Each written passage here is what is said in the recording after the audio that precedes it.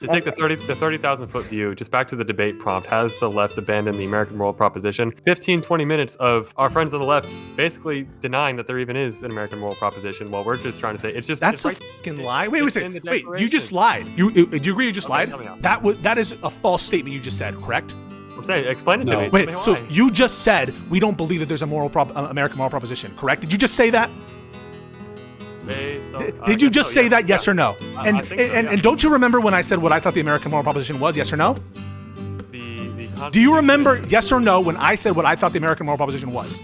Yeah, it's illegal. Yes. So you just said I didn't have it. Wait a second. Let me finish. You just said I didn't believe in the American moral proposition, and you just also said Okay, let me that I amend- did. let me So amend why it. don't you Let me- why don't The you correct why don't you American moral why don't you population. correct Let me your amend statement? it.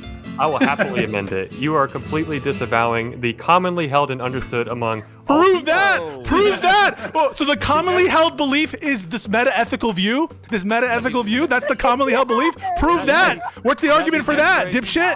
What's the argument for that? Hey folks, please like, comment, and subscribe. And make sure to check out my newsletter. Information is in the description. Good evening, ladies and gentlemen. I am Sarah the Raging Tomato here, bringing to you live another Moderator Monday. This evening, I have with me Ryan Mullaley, Gen Z attorney, Nonfon, and Pisco back for another round. The statement of the evening is the left has abandoned the American moral proposition. Ryan, why don't you kick us off with your opening statement, please? Thanks so much for having me on, Sarah. I'm Ryan Mullaley. I'm a former teacher, a current attorney, and I've litigated at every level of the U.S. legal system, including the U.S. Supreme Court. And I'm arguing for the proposition tonight that the left has abandoned America's moral proposition. So the first question is, for a lot of you probably, what is America's moral proposition? It's a fair question and one you shouldn't have to ask. If you had been properly educated in American philosophy, it's something you would already know, but many of you don't. And many of you don't because our schools don't teach it. And our schools don't teach it, and I should know as a former teacher, because they are primarily dominated by a particular ideology that has rejected the American moral proposition. So what is the American moral proposition? It's not actually up for debate. America's a propositional nation. We were founded on the idea that there's a particular American philosophy. We're not a theocracy. We're not a ethno-state. We are founded on this philosophy, and this philosophy is what binds us. And just like the Constitution tells us what the laws of America are, our moral proposition is found in the other founding document, the Declaration of Independence, which lays out the moral proposition clearly. We hold these truths to be self-evident, that all men are created equal, that they are endowed by their creator with certain unalienable rights, that among these are life, liberty, and the pursuit of happiness, that to secure these rights, governments are instituted among men, deriving their just powers from the consent of the governed, and that whenever any form of government becomes destructive to these ends, it is the right of the people to alter or abolish it and to institute new government. That is the American moral proposition. It's about the fact that we have equal dignity, that we were instilled by God, our creator, with certain natural rights that do not flow from the government, but are moral obligations that are of a higher order than the government. Unfortunately, the modern left has abandoned these principles. Equality has turned into equity. Individual rights has turned into collectivism. And you see this as the left increasingly embraces collectivism in all its forms: Marxism, neo-Marxism, socialism, and even communism. Ironically, in the name of progress, the progressives are moving away from the moral foundation that was what we had all our progress as a nation built on. When Lincoln debated Douglas about slavery, he invoked natural rights as his argument for why slavery was wrong. Ditto Frederick Douglass, ditto Martin Luther King Jr. This is our moral foundation. This is how we've accomplished all we did as a nation. But now, today, it's not good enough. Now equality needs to be abandoned in favor of equity. Now we need the government to ensure equality of outcome rather than preserve our natural rights. This is not a subtle change. It's an obvious change. It's a self-evident change, to use the words of our founders, and one that many people intuit And even if they can't put words on them, it disquiets them. It makes them feel like something has gone deeply wrong. And I would posit it's why the left has been so broadly unpopular of late. Because this is such a clear point, I suspect my opponents will struggle. And I say opponents, these are friends. So, my friends on the other side, I should say. But I think they're going to struggle to discredit that proposition. So instead, I suspect most of our conversation is going to be about fighting over definitions, irrelevant whataboutisms about Trump or MAGA, because truthfully, nothing you can say about the right has any bearing on the proposition we're debating tonight, which is purely about the left, or the always classic maneuver, moving the goalposts and saying yes, it's happening, but in fact, it is a good thing. So I think with that, I'll leave it to my colleagues, and I think we'll work through this argument quickly and easily tonight because it's so obviously true. Thank you, Ryan. And Gen Z attorney, to you, please. Thank you, Sarah, and thank you for having me. My name's Scott, or Scotty O, aka the Gen Z attorney, and me and Ryan, we actually are working on our own project together. We've got a podcast called the Ordered Liberty Podcast, where we talk about all these types of issues, streaming Sunday nights, 8 o'clock on both of our channels. But funnily enough, aside from that, we did not actually coordinate anything tonight other than the thing Ryan brought up about this conversation really has to focus on the left. That's the only thing we said ahead of time. We came in with matching fits, and he basically ripped my entire opening statement that I spent the last 2 hours putting together.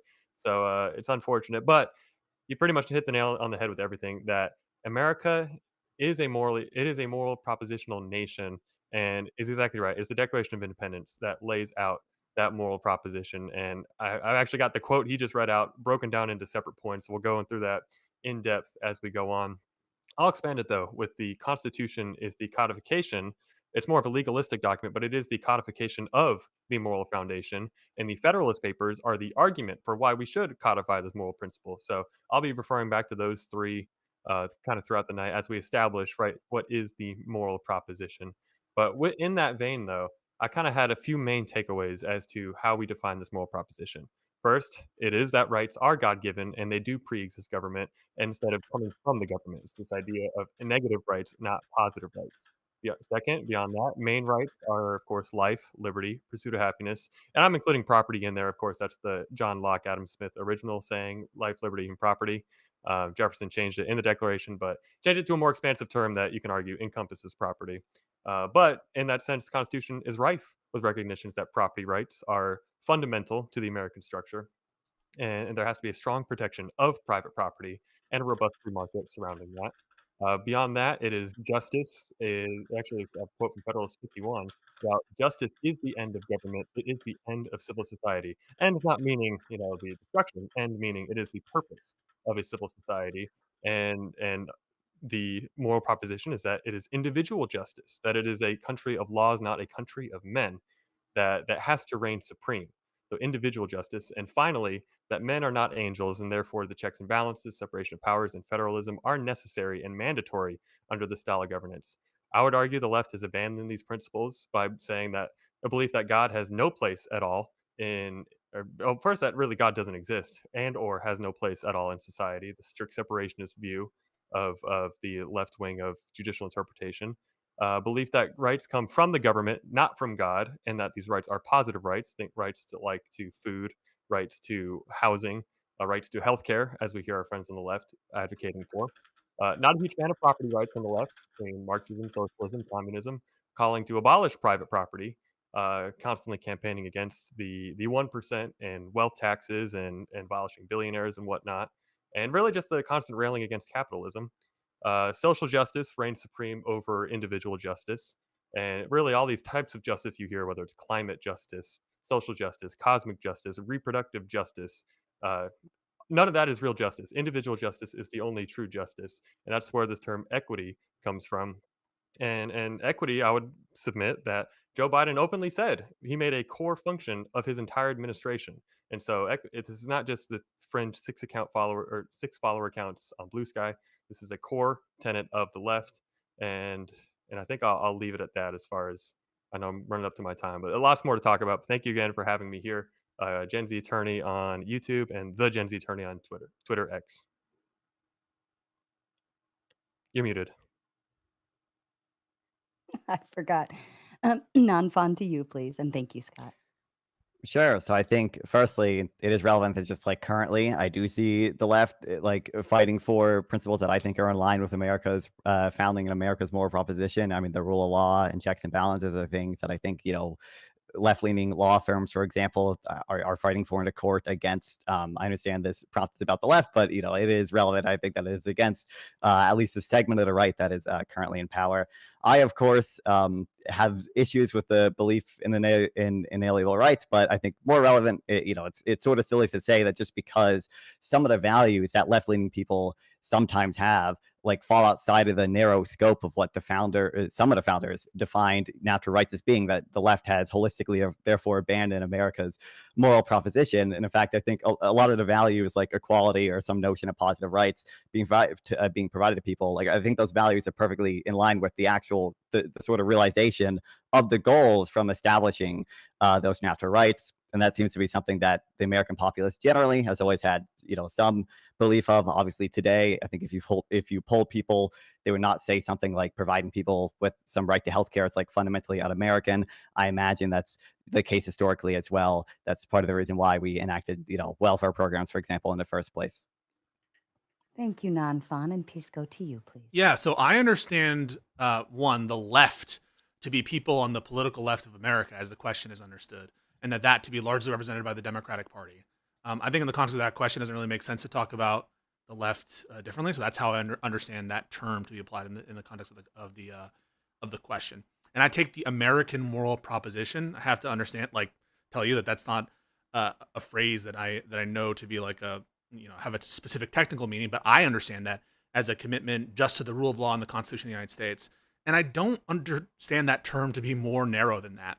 I mean, it's all well and good to reference the natural rights philosophies of the framers and stuff, but they were not in agreement of what those terms that they were talking about even meant, right? Like, so Ryan, for example, cites property as like, what does that mean? Does that include squatters' rights? What is a taking under the takings clause? What are the extent of those property rights? What are, like, for example, like self-defense rules with regard to property? And so it requires a commitment to institute governments to resolve these issues about what these rights or equality before law actually means. And similarly with like the term liberty, right? And when you said the Declaration of Independence, the framers weren't in agreement of whether we should be able to own people.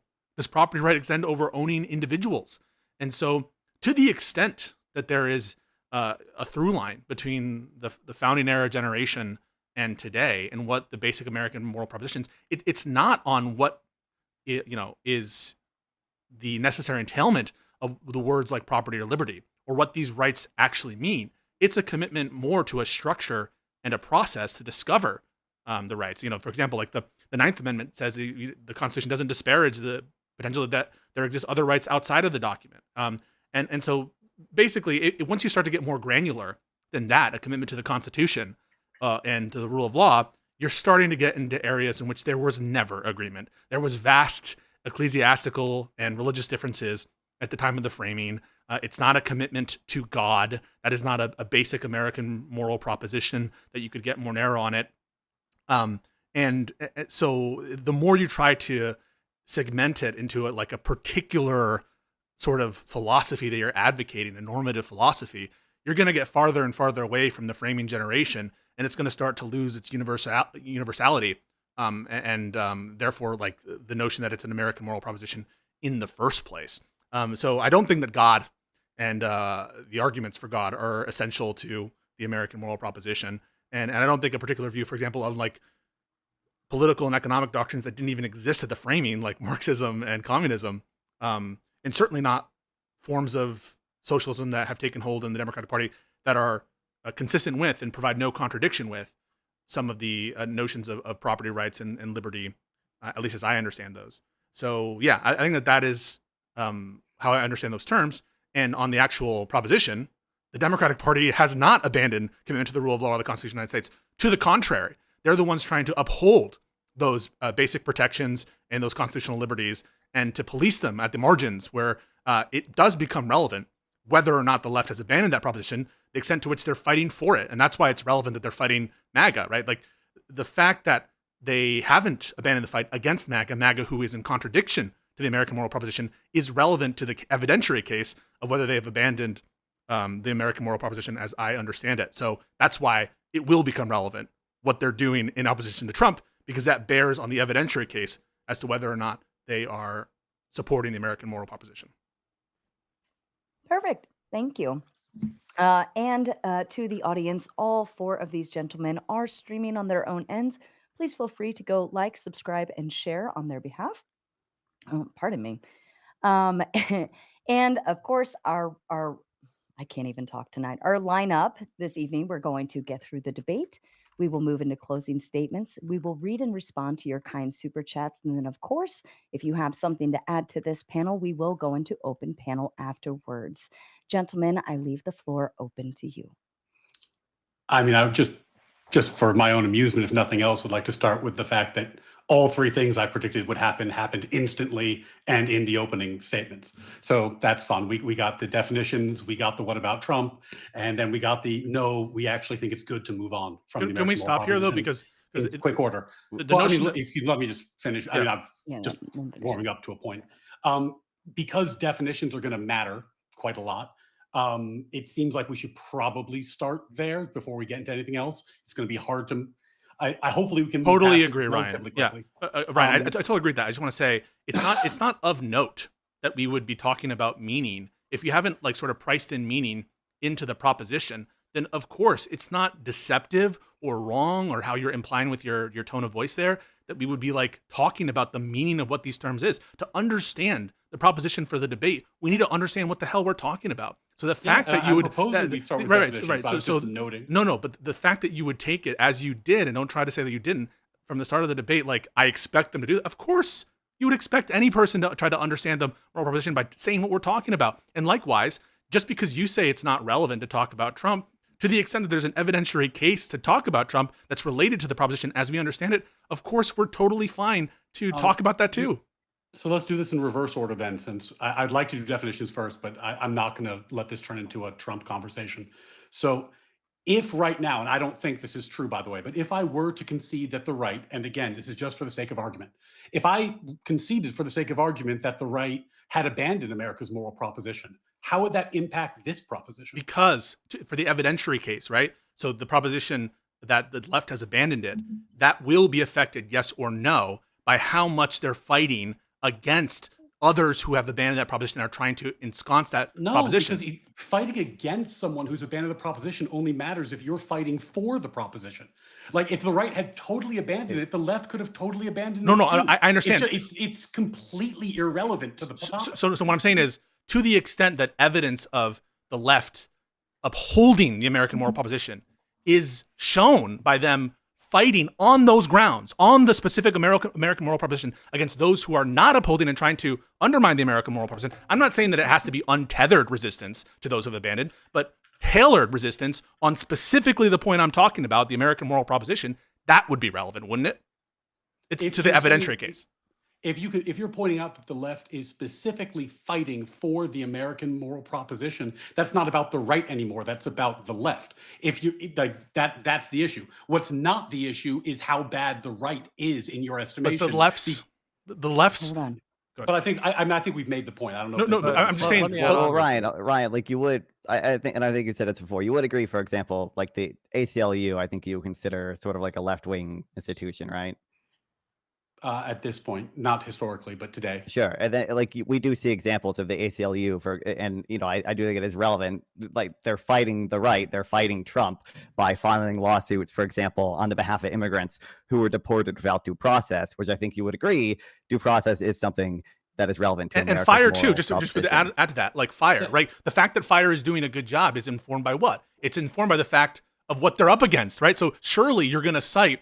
If this were a debate about fire, this is an analogized reasoning. If this were a debate about whether fire were upholding the American moral proposition, you would obviously take into account what they're fighting against. It obviously is part of the evidentiary case. So for you to say it's irrelevant makes no sense. Of course it's relevant. But here's the problem, though. Here's the problem. You can't have it both ways. It can't simultaneously be that the left has not abandoned the moral proposition. They're actually upholding it.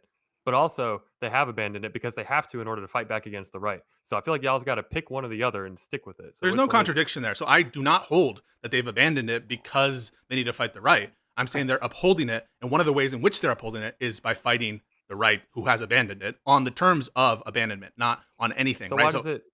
So why does it matter to bring up what the right is doing at all if you're saying the left is upholding it? Let's just focus on what the left is doing and whether or not they're actually Exactly. upholding it. What the left is doing, in part of how they're upholding it, is in resisting the right's efforts to abandon American moral proposition. And that, so the evidence that I would give to say, no, you're wrong that the left is abandoned, because look at what they're doing. Well, part of how I know what they're doing is defending the American moral proposition is to see what they're resisting. That is to say, if the right is pushing to like end the American moral proposition, as I understand it, and the left is trying to prevent that from happening, then knowing what they're trying to prevent from happening obviously is relevant to understanding whether they've abandoned that principle. You must concede that.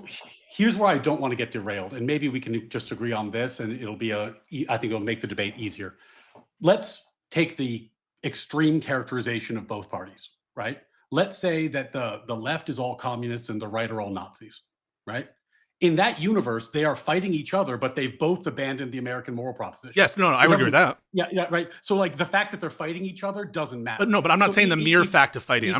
If you want to cite examples of the fact that the left is specifically standing up for things that you believe are part of the American moral proposition, that's obviously fine because you're talking about how the left, in fact, affirms the American moral proposition. What I think is not productive and kind of frankly would just be a whataboutism in this context and derails from the debate is like lengthy discussions about what your problems with the right are, because that's quite frankly just a separate topic. Like if you and I wanted to have a debate about whether the right has abandoned American moral proposition, that would be a fun follow-up debate, but it's just not the one we're having tonight. Ryan, I'm happy to grant that mere opposition is not enough to make the case here. It's not relevant. But I'm not saying, I just want to be clear, I'm not saying that mere opposition is what makes the case. I'm saying opposition with respect to the areas in which the right is abandoning the moral proposition, and specifically to stop that is relevant. And I'll give you an example. You can grant if you think it's responsive. So, for example, if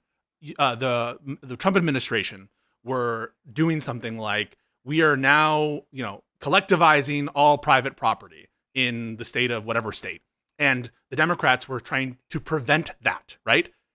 It would be relevant to bring up what Trump was trying to do and that the Democrats are trying to prevent it, correct? Sorry, can you say the example again? So the example, the hypothetical, it didn't happen, but it's a hypothetical, that Trump were trying to collectivize all property in a given area or in a given industry. And that I'm trying to appeal to your sense of the American moral proposition. And price in whatever thing that you think would be blatantly counter to that. And the Democrats were trying to stop that and prevent that from occurring for the purpose of preventing the decay of the American moral proposition. You would say it would then, therefore, be relevant to bring up what Trump was doing, correct? Maybe. It would depend on how you phrased it. But I think we can kind of police that. How would it be maybe? Probably call the ball in the air. I think maybe I want to make sure I'm understanding, because I do see a prompt shift based on ish. But you're saying, Pisco, that the left has not abandoned; they're merely reacting to the right's abandonment. What I'm Is saying, that what I'm understanding? No, I'm not trying to change the proposition at all. What I'm saying is, what's relevant to the evidentiary case of whether it's true, in fact, that the left has abandoned the American moral proposition is the extent to which they're fighting against the end of the American moral proposition. So if they're fighting on every ground, right, to prevent the end of the American moral proposition, then the evidentiary case that they've abandoned it is weaker. So that's why it's relevant to bring up what they're fighting against. If it is in fact connected to the American moral proposition, I would grant, obviously, that mere opposition, or if I would just said Trump is this, Trump is that, Trump is that, without mentioning the ways in which the left are trying to specifically contradict him on those areas, would be irrelevant. So I'm happy to grant that. But there are ways in which, of course, it would be relevant to bring up Trump's conduct to the extent that it bears on the American moral proposition and to the extent that the left is fighting it on those grounds.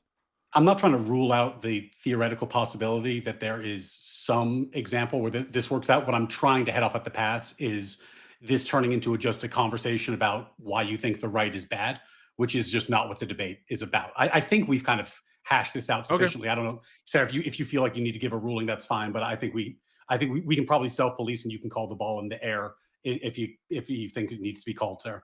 Yeah, I think you're tracking each other, right? Everybody understands where we're Yeah. going with the conversation. I think Ryan's only fear might just be going down the Trump direction too much, or going kind of into blame the right in aspect. I Am hear I that. I understanding that? understand that. It's just very hard to Okay. disentangle the efforts of the Democrats and the left in a context which divorces Trump. I mean, their actions are always going to be seen in like the American context, and the fact that it's the current year, the current problems, and that the fact that they're fighting against a particular administration. And so all of that will bear on like their ideology, on what they want to do, on how they see the world. And it's really hard to divorce that Yeah. from like the current context. As long as you're talking about what they stand for, not merely what they 100%. stand Well, against, I think that's interesting. What they If you're stand talking about what against they, informs what they stand for, right? Like, no, but that this is actually the heart.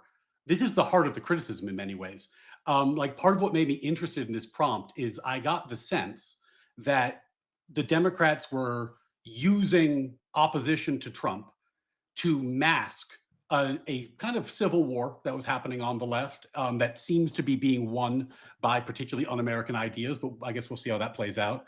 Um, because they are uncomfortable articulating what they stand for. And I think like when you look at even linguistically, the shift from equality to equity, linguistically, you see exactly what I'm talking about, which is anyone who thinks about this for even a couple seconds is going to say, well, equality means one thing, equity must mean something else. That's why they're using that term. And Kamala Harris put it very well. I thought she did a fair job of defining it when she said that equity is when everybody gets to the same place. But of course, if you have liberty, people will not get to the same place. If people are treated equally under law and they have liberty, people will not get to the same place. To get people to the same place, you have to cut against liberty. You have to cut against equality. That's inherent in what it means to get everybody to the same place.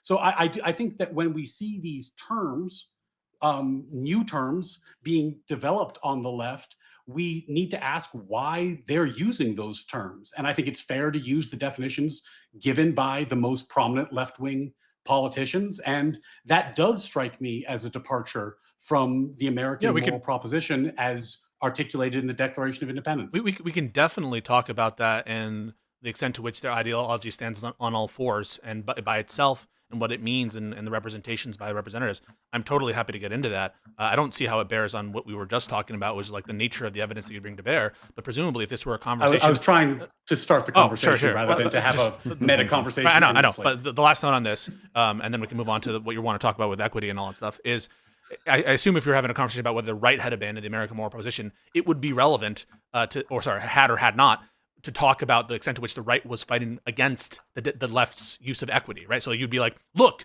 the right wing hasn't abandoned the moral proposition because they're fighting against the Democrats who are trying to implement equity, DEI, all that stuff. And that part of your prior on whether or not the right is standing for the American moral proposition has to deal with like the evidentiary case of what they're doing, and what they're doing is going to be informed by their opposition. And so I think you would grant that would be relevant. I'm happy to move on Just real quick on that. I think everyone can realize, obviously, none of these actions are happening inside of a vacuum. There's always going to be cause of action A, then B, then C, and it's just ping pong back and forth. So I don't think anyone is not able to comprehend that. I think the issue is, like the example you gave earlier, if you say, if Trump were to collectivize all the private property, and now we want to talk about how the Democrats are responding to that, I think that's fine as far as like, okay, there's the factual predicate, just as like to get us to where we're talking about the left's response. Like, the main concern is like, well, we need to talk about exactly why that the collectivization of that private property is just such a terrible thing. Like, I think we can all be mature enough to recognize, like, none of this happens in a vacuum, but the main focus of the conversation is going to be on I'm the with left, you. whether or not they've abandoned. I'm on board. Cool. Okay. And Nonfon, I wanted to make sure you had an opportunity if you needed to chime anything in there. I'm good for now. Okay. I love the Pisco Ryan show, but I'm sure. It sounds like everybody's on board. We're all on the same track. Then I give it back to you. So you want to talk about the equity thing? That's we can start there.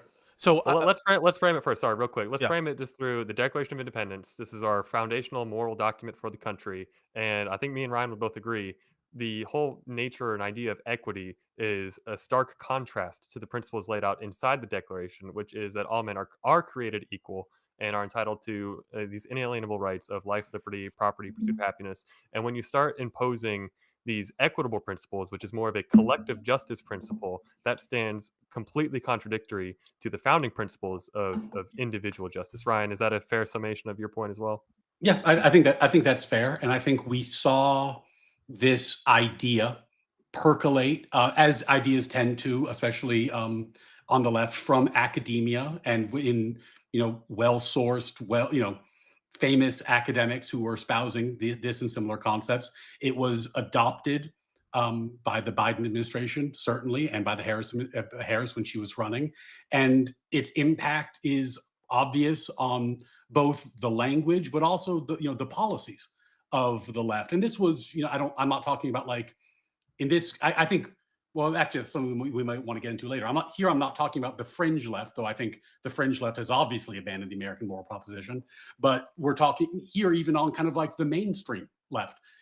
These terms brought in. So to the extent that the audience is convinced that these terms are in fact evidence of a departure from the American moral proposition, I think it's clear as day on the policies of the Biden administration and the Harris administration. Yeah, at that level of granularity, the American moral proposition cannot include the kind of conflict on the term equity that you're talking about. Because remember, it needs to persist across the temporality back to the framers. And the framers' vision of equality understood included slavery and the inclusion of having an entire class of people who weren't really people and property. So you can't get this notion of the American moral proposition that has this level of granularity on DEI and equity once you acknowledge that the framers were fine with slavery in their vision of equality. So it needs to be some level of generality greater than the specifics of what the framers would have approved of and their vision of equality under the law. But see, I have to push back hard because I don't think it's fair to just say as a blanket statement the framers were okay with slavery. I think we can all agree as students of the history, there was a clear conflict, and Jefferson actually had a clause in the Declaration denouncing slavery, but took it out as an effort to try and build a unity, to actually build a revolution. When you're fighting against the largest military superpower on the face of the earth at the time, you kind of got to get off the ground. That's a fight. If you're interested in winning, you got to build some bridges, even with some people you're going to Did disagree Madison with. own slaves? I think the fact that there is disagreement between the founders Right. On that That's is our- also yes, evidence. that's that also you- evidence, that correct. But- No, but no, that no, is- no. but Yes, hold it on, is. wait. 1 second, Ryan. But you would agree then that's a significant distinction from just saying, well, the founders were cool with slavery, to now we're saying, well, it was a little bit, didn't some of them own slaves? Like, that's a completely different statement than they were just They're all different cool with statements. slavery. Wait, no, they're different statements. But when I say that they were okay with slavery, they incorporated that as part of the compromise. When I say okay, I just mean that they were willing to abide a framework that allowed for an ensconced slavery. And all the major framers, or most of the major framers, either approved of that compromise or were outright slave owners. George Washington, major figure in the framing of the Constitution. It was based on, the Washingtonian view of the Constitution, I think, is understudied.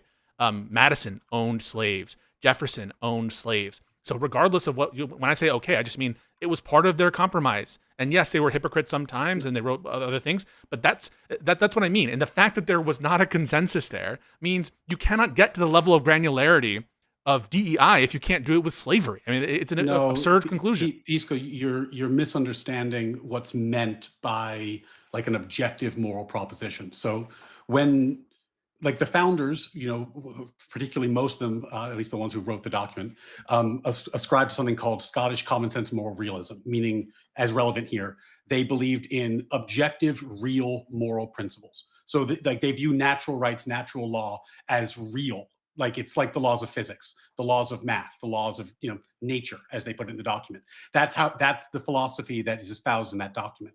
Now, when there's an objective moral standard, it stands to reason that people can be wrong about it. Of course they can be wrong about it. Newton was wrong about physics. He was wrong about physics a lot. He didn't know what Einstein knew. He didn't know about relativity. He doesn't know about quantum mechanics. So a lot of the stuff that Newton said is incorrect in light of our current understanding of the laws of physics, but that doesn't mean physics doesn't exist or that there's nothing there to talk about.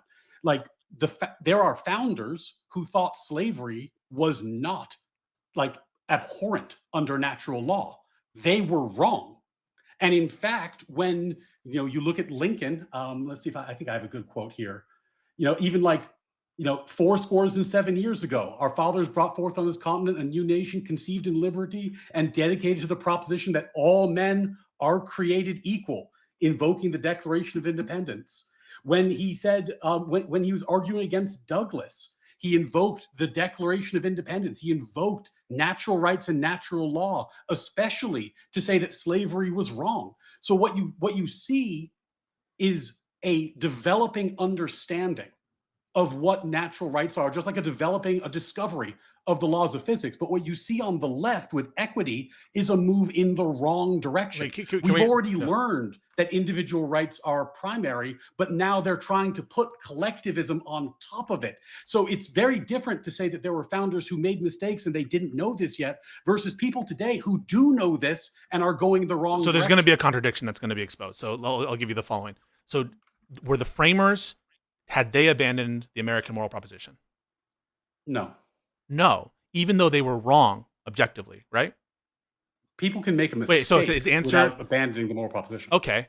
So for if the left, example, so you know where I'm going to get the contradiction. I'm about to go there. Wait, come on. Let me answer the question, Pisco. Hold on. I did want, because Pisco, it sounded like you had some clarification on top of that question. If you don't mind, Ryan, I'd like to at least allow him to clarify the question. So this is where I'm going, and Ryan can answer and rebut it. So where I'm going is, if it's possible for the founders to not have abandoned the American moral position, but by just being objectively wrong about slavery, then why would the left being objectively wrong about DEI entail that they're abandoning the American moral proposition? That's what he needs to explain.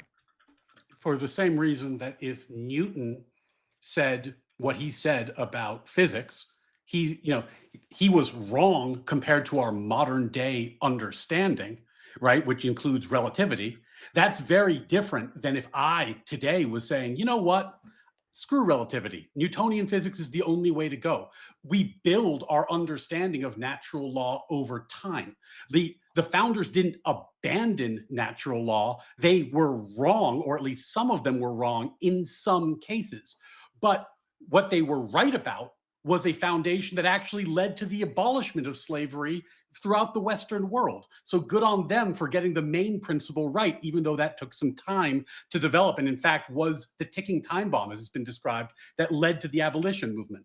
But beyond that, what you see on the left is fundamentally different because they know better. The history exists.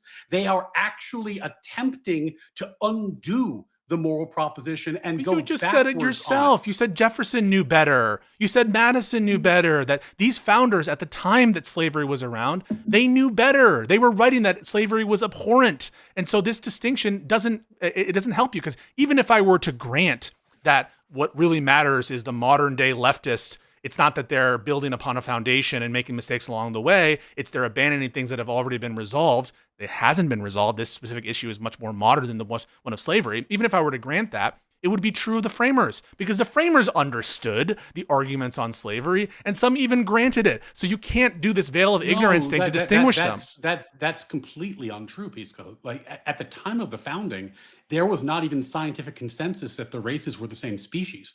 That came later. No, I'm not talking. I'm talking about slavery. Yeah, not about whether they're the same species. Like they're the framers. Well, Pisco, we do enslave other species. That's what pets like. That's like. No, I understand, but what I'm saying is the framers, regardless of their scientific views about whether they're different species, the framers at the time, the ones who Jefferson himself knew enough to know that it was morally wrong to have chattel slavery of black people. Regardless of whether they're different species, he knew enough then. So the veil of ignorance is not going to help you then, because they were aware of those arguments and they talked about it and they thought about it. So that's not going to distinguish the two groups. Like the point I'm making here is, if it's not enough to be morally wrong, objectively wrong about natural rights in the context of slavery and the American framers, then how could it possibly be enough to abandon the American moral proposition for the modern day leftists, if you grant that DEI is against the American moral proposition, for them to just be wrong about that in telling them having abandoned the American moral proposition? Because that's a bigger error, you would agree, right? Being wrong about slavery as respect to the American moral proposition is way bigger than DEI, correct? Jency, were you taking that, or do you want me to take it? I mean, well, I had a thought. I was going to go down, but then you ended it with a question. So I don't know. What was the question So again? the question is, as between, so I'm granting that there are such things as objective moral values. I'm granting that, DEI, I guess, is against those for purposes of this current exchange. I'm not going to grant it later on, but for this purpose, assume that. Wait, Isn't you it? don't grant that there's objective moral I don't even values? know what it means. I think it's incoherent as a concept. Okay, Of but that I don't think you could explain it if I pushed you on it. But let's not get into there. we can get to that, but Okay. we can circle back to that. But that's I don't even know what you mean by objective morality. It's okay, just but like it's that is inherently rejecting the American moral proposition. I don't. I mean, I don't buy that. We but can circle back to it. I don't buy that. But even putting that aside, the question is on offer is assume that DEI is against the objective morality of the American moral proposition, and assume and you just granted. I think Gen Z, you would also grant slavery is against the American moral proposition. Would you grant that? Yeah, it is. I'm still going to object to this lumping in of, well, the framers were cool with it. The framers were okay with it. I just did a quick Google. The 55 delegates Constitutional Convention, 25 to 30 had slaves. So between slightly less than half or slightly more than half. No, So but it's once part of again- their compromise, as part of their whether they're individual slave owners, as part of Yeah, their and I- compromise, they and I accepted think slavery. But I think this is a common trope I see on the left a lot, is because there were individuals that did not uphold individually to the moral proposition. Therefore, the entire moral proposition has to be thrown out. I'm When not we saying look at that. the record, look at the. And I know. Okay, I know you're not saying that right now. Mhm. I'm just saying as a critique of the left generally. But when we're looking at, we have to keep in mind the historical context and circumstance. That yes, there were pragmatic compromises that were made. Like the 3/5 compromise was a pragmatic compromise that actually weakened the South's power and their ability to use their slaves to gain more electoral power. We can look at that objectively in a vacuum and say that's horrible. They're saying black people are 3/5 of a person, but when you actually look at the history of it, it actually was a good compromise that helped accelerate the end of slavery. So I don't like the historical vacuum that we're operating I'm not trying to within do there. that. What I'm saying is merely being wrong about an objective moral proposition related to the American moral proposition isn't enough to know that those people are against the American moral proposition. If you would grant that those people, those framers, are in line with the American moral proposition, notwithstanding the fact that they made the incorrect decision on the American moral proposition at that time, I don't know if you would grant that, then how are we, isn't that a bigger mistake, right? Didn't they make a bigger error relative to the modern day people in favor of DEI? That was my question. Well, Trying to make, I mean, Pisco, I think that's actually a slightly misleading framing.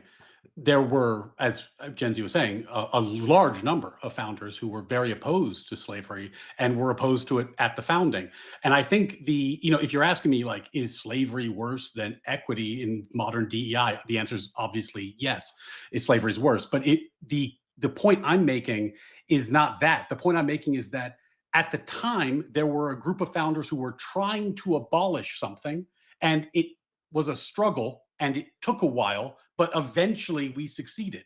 On the left, you see people trying to cut against natural rights. So while the framers were in an imperfect struggle to abolish slavery in the name of natural rights, the modern left is engaged in the project of eliminating natural rights. So the directionality here matters. What the framers were doing was a struggle to do the right thing morally over time. What the left is doing is struggling to impose immorality in real time. no, as relates, I think that's a key difference. as relates these Virginia representatives, the ones that I'm talking about, Madison, Jefferson, and Washington, they were not trying to end slavery.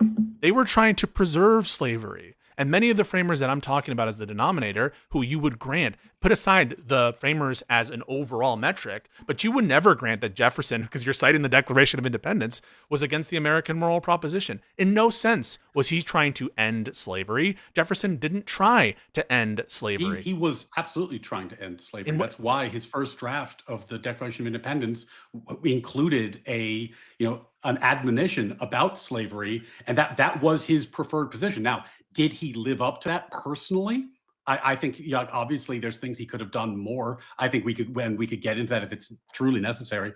The point I'm making is not that the founders were perfect, or that they understood natural law perfectly, or that they lived up to it perfectly. Pisco, the point I'm making is that they were directionally attempting to learn about natural law and to create a society that abided by natural law. No, they Whereas weren't. what the left is doing is attempting to move away from natural law. So the fact that the framers were imperfect and got things wrong isn't the issue. The issue is that the left is going consciously in the other direction on purpose.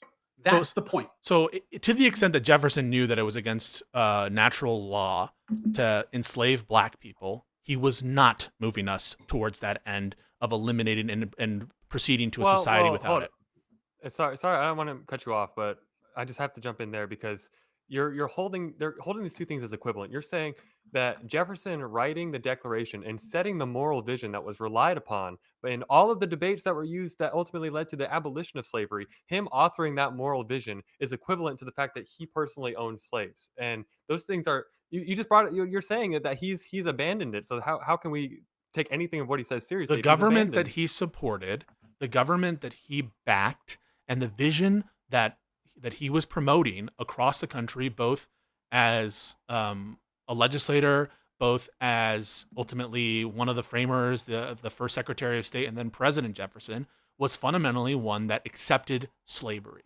That was his, and he was not moving our country in a direction of abandoning slavery. That's not what Jefferson is known for at all, and that's not what Jefferson did. And the whole point I'm doing this is, you can't take the American moral proposition like that to get the level of specificity on policies regarding diversity. Because one thing you seem to implicitly understand is whatever the American moral proposition is needs to exist across our time span. It needs to exist and include the framing generation and also potentially people here, even though there are massive disagreements on the individual policy level or on defining what equity or equality or rule of law, what these things mean.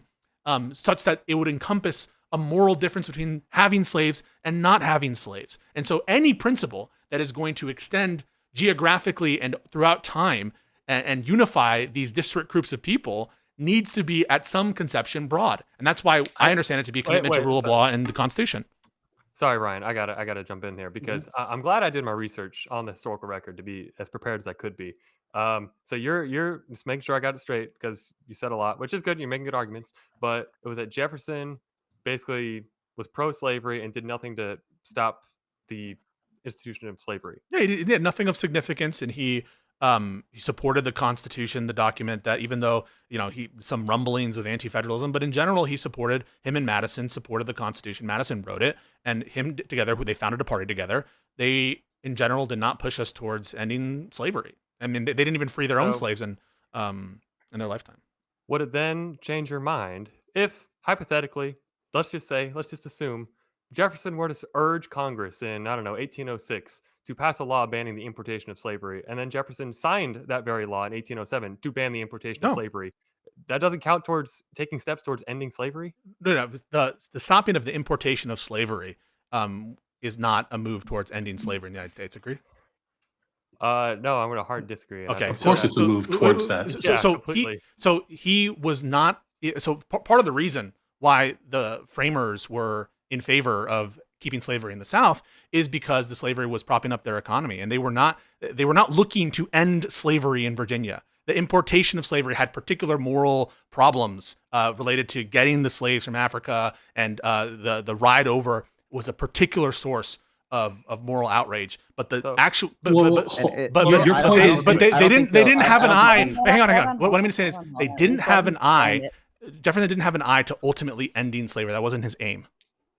Well, I think we can look at the fact that it was a march over time. It was there were the abolitionists that said no, purely has to all go all right now, and they didn't win because this is a thing. It's pretty baked in from the very beginning of the colonies, and this is not something that was just going to be cold turkey cut off. And so I think the pragmatic view was to do the march of progress, the steps over time, one of which is to cut off the supply of new slaves. But Jefferson's intent in doing that was not to end the institution of slavery.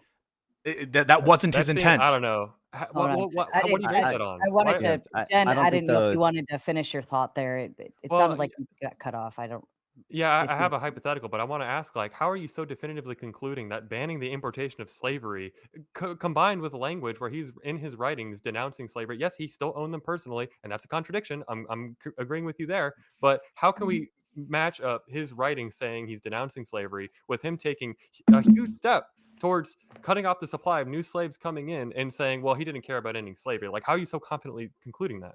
Because you can't point to a writing in which Jefferson is saying that, like, I am trying right now to end the institution of slavery in the United States. Because even though he spoke out morally in his writings, and obviously it was a contradiction, there's a distinction in the minds of the framers between importation of slaves and the maintenance, because there was a particular evil associated with the importation of slaves that isn't present in their minds with the maintenance of slavery in the United States. And there were hundreds of thousands and eventually millions of slaves that they were able to, obviously they're having sex and they're having children, and unborn slaves were happening. And so in no sense was the intent of Jefferson ultimately to end slavery. This just feels like a catch-22. I'm not sure. I'm not sure the degree to which Jefferson himself opposed slavery is relevant to the point overall. The point is simply like, the founders disagreed on natural law to such an extent that many of them did, to varying degrees, support slavery and not extend the supposed founding prospect or whatever to slaves, even though some of them knew, at least enough to say that it was wrong. That is the ultimate point.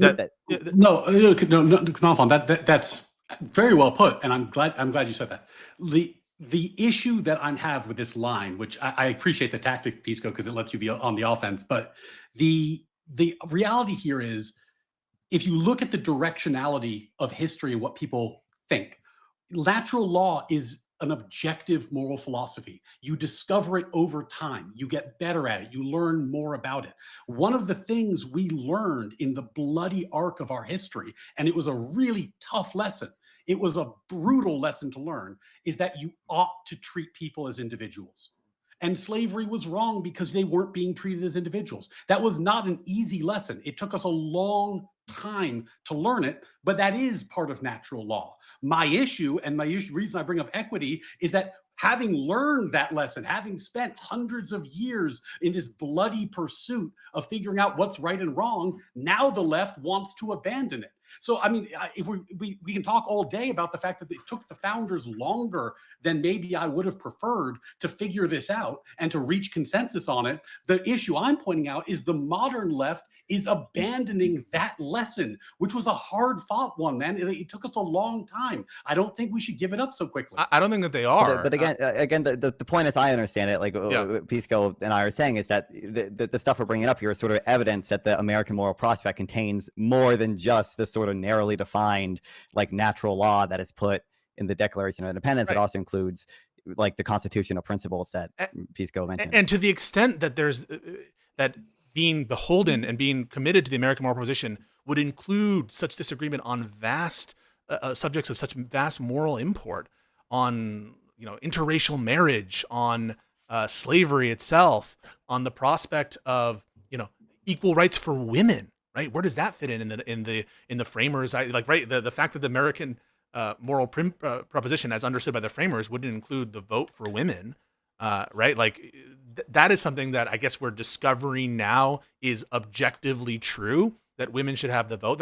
But the whole point is, whatever the American moral proposition contains, if you are able to be committed to the American moral proposition, notwithstanding being objectively wrong on issues of insane moral consequence, presumably to most people, then surely it would include being wrong on, like, DEI or something, especially because, the Constitution itself contains different balances when it comes to, like, collective responsibility and individual rights. The fact that we have, the takings clause, that lets the government eminent domain the fuck out of your private property. But clearly that's a balance that the Constitution struck, that balanced individual rights and the need of the government and the collective need. So I think any kind of granularity that you're trying to impose, that a position on DEI makes it incompatible for modern day people to be committed to the American moral proposition, but a position on slavery, that it's fucking amazing to have slaves, or it's fucking amazing for women not to vote, it's fucking amazing for only landowners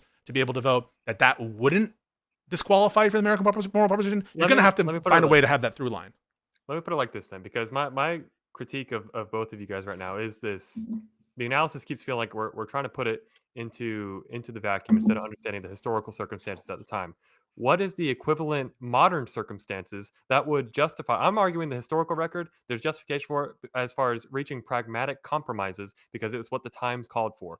What are the pragmatic compromises that are necessary in 2025 that would justify folks on the left embracing DEI and equity, and Joe Biden saying that equity is a centerpiece of his entire administration. Yeah, sure. What's the pragmatic So compromise? even if I bought, which I don't, that this kind of equity DEI stuff is, so this is all assuming your framing of the American moral proposition, which I think is fucking stupid. Sorry, I think it's not. Well, I think it's dumb. But can you expand on that? Why is it dumb?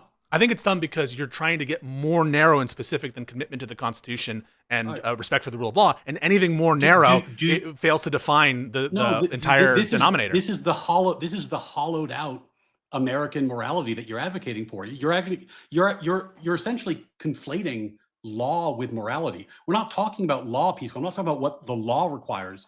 Or what we're saying is that our founders had a vision of what morality is. Now, I know, for example, in Nonfon, I don't mean to call you out and correct me if I'm wrong, but like Nonfon doesn't believe in natural rights. He doesn't believe that they are real objective things because he's a utilitarian. That's a very common view on the left. It's not an uncommon view on the left, but it's expressly rejecting American moral philosophy. I don't think you believe in natural rights, Pisco. I think you believe in a lot of other values, but I don't think you believe in natural rights. And I don't think either of you do. But I'm saying is that I also don't believe in slavery. I also don't believe. So you can point out differences in. Pisco, answer the question. Do you believe in natural rights? It depends what you mean by natural rights. No. It depends what you mean by natural rights. Objective moral principles that are discoverable. I don't know what that is. I think it's incoherent. I don't think you're going to be able to define it. Well, let's just read the declaration. I'm going to read the passage. But no, we grant that some of the framers were natural rights philosophers. We grant that. No, we're saying, do you agree with the proposition that is laid out in the declaration? Just going to quote it verbatim. Yeah. We hold these truths to be self-evident that all men are created equal, that they're endowed by the Creator with certain unalienable rights, and that among these rights are life, liberty, and the pursuit of happiness. On some readings, what those mean, yeah, it depends on what I understand it to mean, but I agree with what I think is the substance of that, based on not what I take to be natural rights philosophy that I don't adhere to. But of course, that's not the proposition, is whether I adhere to natural rights philosophy. It's what the American moral proposition is. Now, if you're saying that natural rights philosophy is the American moral proposition, if that's just how you define it, I mean, you're going to get a lot of language that sounds like that from Democrats these days and from the left wing. And so I'm not, you're going to have to make an empirical case that the left has abandoned natural rights philosophy to that extent, or that, you know, the right has embraced natural rights philosophy. And again, just to be 100% clear, what we're talking about, Gen Z attorney said one of the necessary conditions, or I guess one of the main ways to know that you're a part of the American moral proposition and natural rights or whatever, is belief in God. And if belief in God is necessary to the American moral proposition, then we just have a different notion of what that is.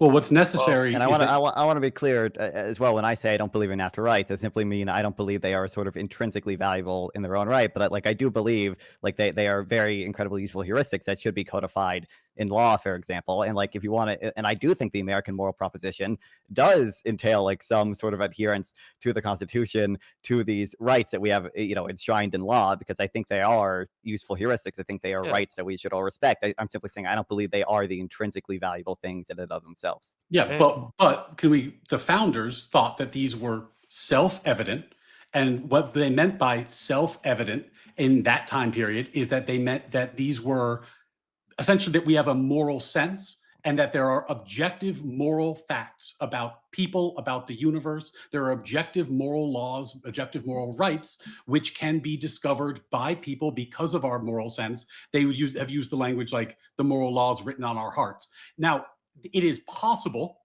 to get to that position without belief in God. It is philosophically somewhat difficult. I've met people who attempt to do it, but it's a bit more complicated.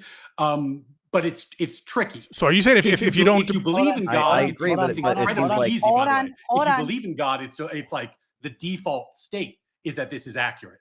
But if you don't believe in God, I don't think it's impossible for an atheist to get there, but I think it's really hard. The philosophy is difficult. So are you saying that unless you believe in objective morality, you don't stand for the American moral proposition?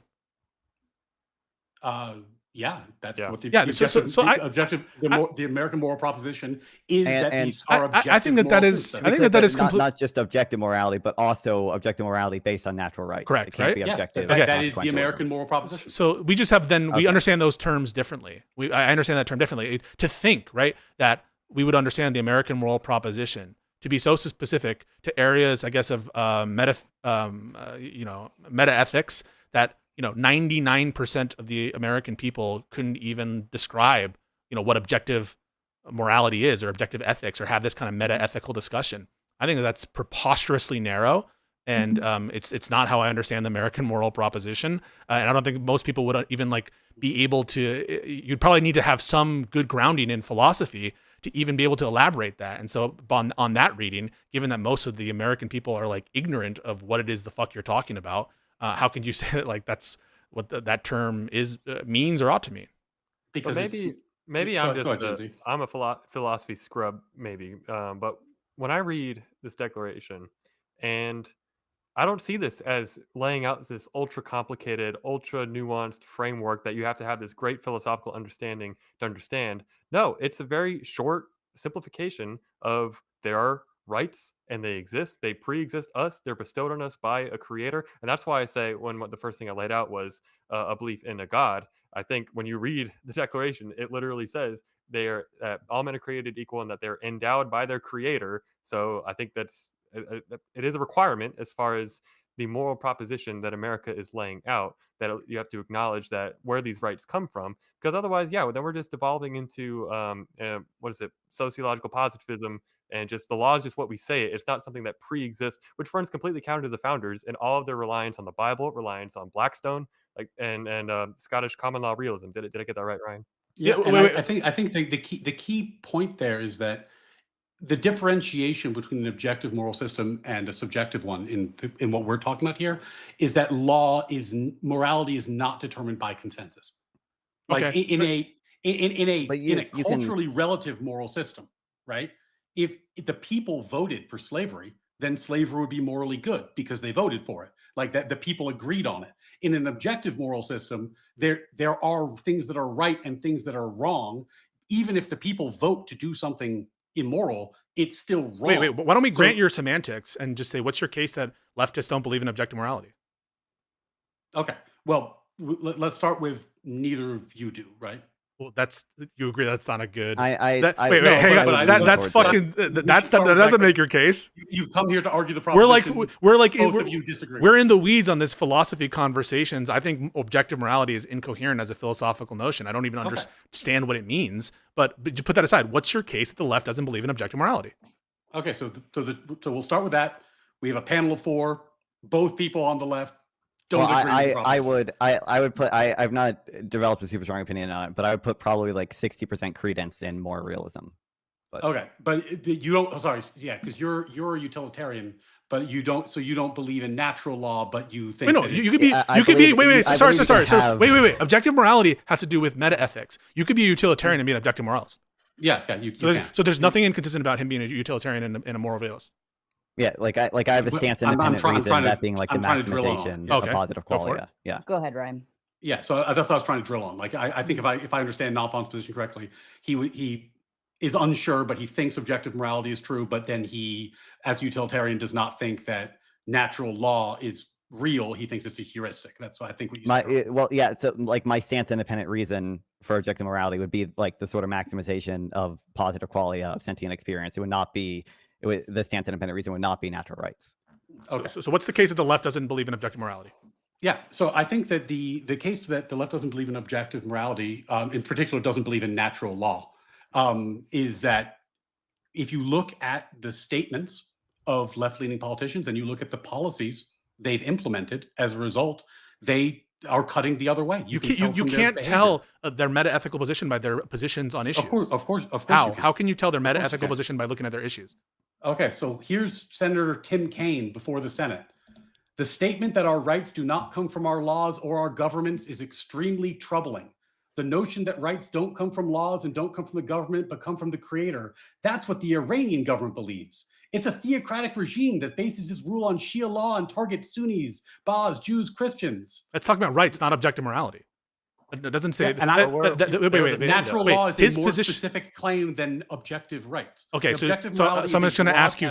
So first, I'm going to ask you: do you have a case? It's okay if you don't have a case, and maybe it's more specific than natural rights. Do you have a case that the left doesn't believe in objective morality? I don't think that's the case we're making. No. Okay. Natural law. So natural law, which to you means what? An objective moral truth It is objective, discoverable moral truths about humans and human natures. Objective. Okay, that sounds like it's grounded back down to objective morality. No, because in Nonfon's system, there are no laws. Like a utilitarian, like for example, I'm not trying to pick on you, Nonfon, but to a utilitarian, for example, if you said, if we abolished the right to property, in fact, this came up in my debate with the Common Boy. If we abolished the right to property, but I could make an empirical case that everyone would be happier and their lives would be better and they would just be like smiling in sunshines. Basically, I could guarantee that utility would increase by abolishing property. They would do it for the right to property. That's his normative ethical view, not his meta-ethical view. So he could be a Yeah. utilitarian and be an objective moralist. Yeah, but again, he's not a natural rights theorist. I know, but you Because grounded down natural rights into objective morality, and so it's circular. You're saying No, that it's not. the natural rights is A objective. natural rights theorist would say you have a right to property. The utility is irrelevant to me. Like the fact that you were trying to abolish property is morally wrong, flat stop. It is against natural law. Therefore, we ought not do it regardless of the outcome. It sounds like what you're that's- suggesting is that utilitarianism is counter to natural rights philosophy, some kind of like Yes. okay, but then it just sounds like is. it's excising the objectiveness of it. That the meta No, ethical. utilitarianism is a school of objective philosophy that is wrong, and natural law is a theory of objective moral philosophy that is correct. That's the point I'm making. Okay. Like they're both within the same umbrella term of objective moral philosophies. One is just wrong and the other is right. But it's the fact that he's within the same umbrella framework doesn't mean that I'm not going to quibble about that. Okay, but then I don't understand. Like, there's you could take a threshold utilitarian view or some kind of like some kind of rule utilitarian view that recognizes rights as or like a threshold deontological view. And the framers would like all understand that, right? Like the framers would understand that, for example, in the takings clause, that when there's particular need arises, you can take people's property. When particular need arises, you can draft them into the military. When particular needs arises, you can, fucking go lower on rights. And so any kind of view of, that utilitarianism or some kind of threshold system, that deontological system is incompatible with natural rights would just like, you just face and crash in that the framers all understood that sometimes governments needed to intrude on rights, if for no other reason, right? Like the Declaration of Independence, they were willing to abide a lot of rights infringements from the king. It wasn't until it reached a certain threshold that they said no. So yeah, I think anything that you're going to say that like a threshold normative view is incompatible with natural rights is going to run into the practice and belief of the framers, which was to establish systems to bring back rights in times of emergency. Well, I think we're getting kind of a feel to the prompt. I want to try and narrow this in specific question. So obviously we've read the Declaration. I'm not going to read the passage again, but I think we can all agree, according to the founders, that our rights they pre-exist government and they come from God. We all agree that's at least what they were saying, right? Yeah, the framers had a bunch of beliefs, Yeah. some of which we agree with and some of which we don't. Okay, and so, but now we're saying that, well, let me just ask this. If rights don't come from a creator, for you guys, you two, both, where do they come from? Why is that relevant to the proposition? Because in the moral proposition, the affirmative case that's made is that rights pre-exist government, and the government is constituted to protect those rights. They are negative rights. Oh, no, The right. modern So left view. Oh, wait, real quick. Let The him modern finish. left view is that there are a bunch of positive rights, whether it's food, housing, healthcare, anything you can name is a right now, according to the left. I made a tweet the other day. The left declares rights like Michael Scott declares bankruptcy. And so if that's what the left is doing now, declaring all these positive rights, is that a contradiction with the founders' view of negative rights? wait, what's the contradiction between negative and positive rights? Because the government is constituted to protect these inalienable negative rights, things that they're abstract. It's not a tangible physical thing. It is my right to not be killed. No, I'm just my right asking to what own you private said it was a property. contradiction. What is the proposition in its negation that's entailed by that view? Yes, because a negative right, that's what I was saying. Negative right is abstract, something that just is, I have a right to not be killed. I have a right to not be stolen from, a right to not be stabbed, et cetera, et cetera, et cetera. The right to healthcare necessarily requires that you are mandating, compelling someone else to provide a service. When you say necessarily, you mean logically necessarily entails? honestly, I don't even know what the distinction is there. I Wait, don't want to so I'm asking, when you say necessarily guaranteeing healthcare infringes on someone's rights, I'm asking, when you say it necessarily does, you mean logically it entails it? Directly or indirectly, I guess. Yeah, I mean, Pisco, this is maximum quibbling. He's saying that if you have a right to healthcare, the government must provide it to you, which means the government must be able to get someone to give you the healthcare. Like, no, I'm asking whether. So that's not logically. Hang on. That's so. He said that there was a contradiction. I take that to be a logical contradiction between espousing positive rights and espousing negative rights at the same time. And I'm asking what that contradiction is. And he brings up an example, which is healthcare. And he says, if you promise healthcare to people, that means that you're violating some right. I'm asking, where is that logical entailment? And does he mean that it's not logically required? And if he doesn't mean that, then there's no contradiction. So the way I interpret this entire issue is the negative right is the right to be protected from. The positive right is the right to. Yeah, I understand that. Yes. Something. Agreed. Okay. And I'm saying that is a contradiction. What's the contradiction? Hold on, let him finish. Go ahead. I guess the really best way I can explain it is that if you're providing an affirmative right to something, what if no one wants to give it? How do you then provide that right? That's a question. That's not a contradiction. I'm asking you what the contradiction is. I'm saying the answer to that question is the contradiction. You have to compel it. You don't have to. I don't have to be compelled to not be killed. Yeah, so if I give you a possibility in which it like where it's all voluntary, then there's no rights violation, correct? So it's not. There's no necessary contradiction, correct? If you can create that system, is that a real system that's going to get created, though? I'm asking what the contradiction is, and I'm asking in that example there would not be any kind of right separation, correct? In a hypothetical, that's yes. impossible So when you say there's a contradiction, that's incorrect, right? No, I'm still going to disagree because I'm not going to grant a hypothetical that's impossible to exist. It's impossible to guarantee a healthcare right where all the transactions by which the government guarantees healthcare are voluntary. That's impossible. Yeah, I would say so. What's the logical contradiction entailed by that world? I think we're getting bogged down. Wait, when you say it's impossible, do you mean it's logically impossible? We can go down. Well, you use these words like contradiction, and it's I'm like, what's the contradiction? And you're mad that I'm like following down this line because there's no contradiction. You could hold to negative rights and positive rights. There's no contradiction there. My question was, where do rights come from? I'm asking. No, why is that relevant? Why is that relevant to the proposition? No, our belief. It's deeply relevant because when you sorry, Nonfon, did I interrupt you? Go ahead. No. Just for Gen Z, I want to be clear. For one, I think that if pushed far enough, both of you would probably subscribe to some type of threshold position where you would say, there would be a threshold at which some minor rights violation is acceptable in order to, have some overwhelming benefit to the rest of the population or whatever. Easily. And secondly, I think, again, the disagreement is over what the American moral prospect is, whether or not it's so narrow as to only include God-given inalienable rights, which is something, as Pisco said, I don't even think 99% of the population could even lay out fully, and I think if you push them far enough, they probably would have some utilitarian. But yeah, of course, if there was an alien invasion, we would be okay in restricting your right to go outside. And of course, if there were a fucking China invaded, you could do a bunch of stuff. Everyone would immediately subscribe to it. So would the framers, by the way. Just be honest. The Constitution is more of the fact that you want a government at all. Right. I wanted to let Ryan go ahead, Ryan. What you're getting at is a distinction between our framers' philosophy and an ANCAP philosophy, right? So if you believe that there can be no infringement of natural rights at all, you end up being an ANCAP or an anarcho-objectivist because the government itself is an infringement.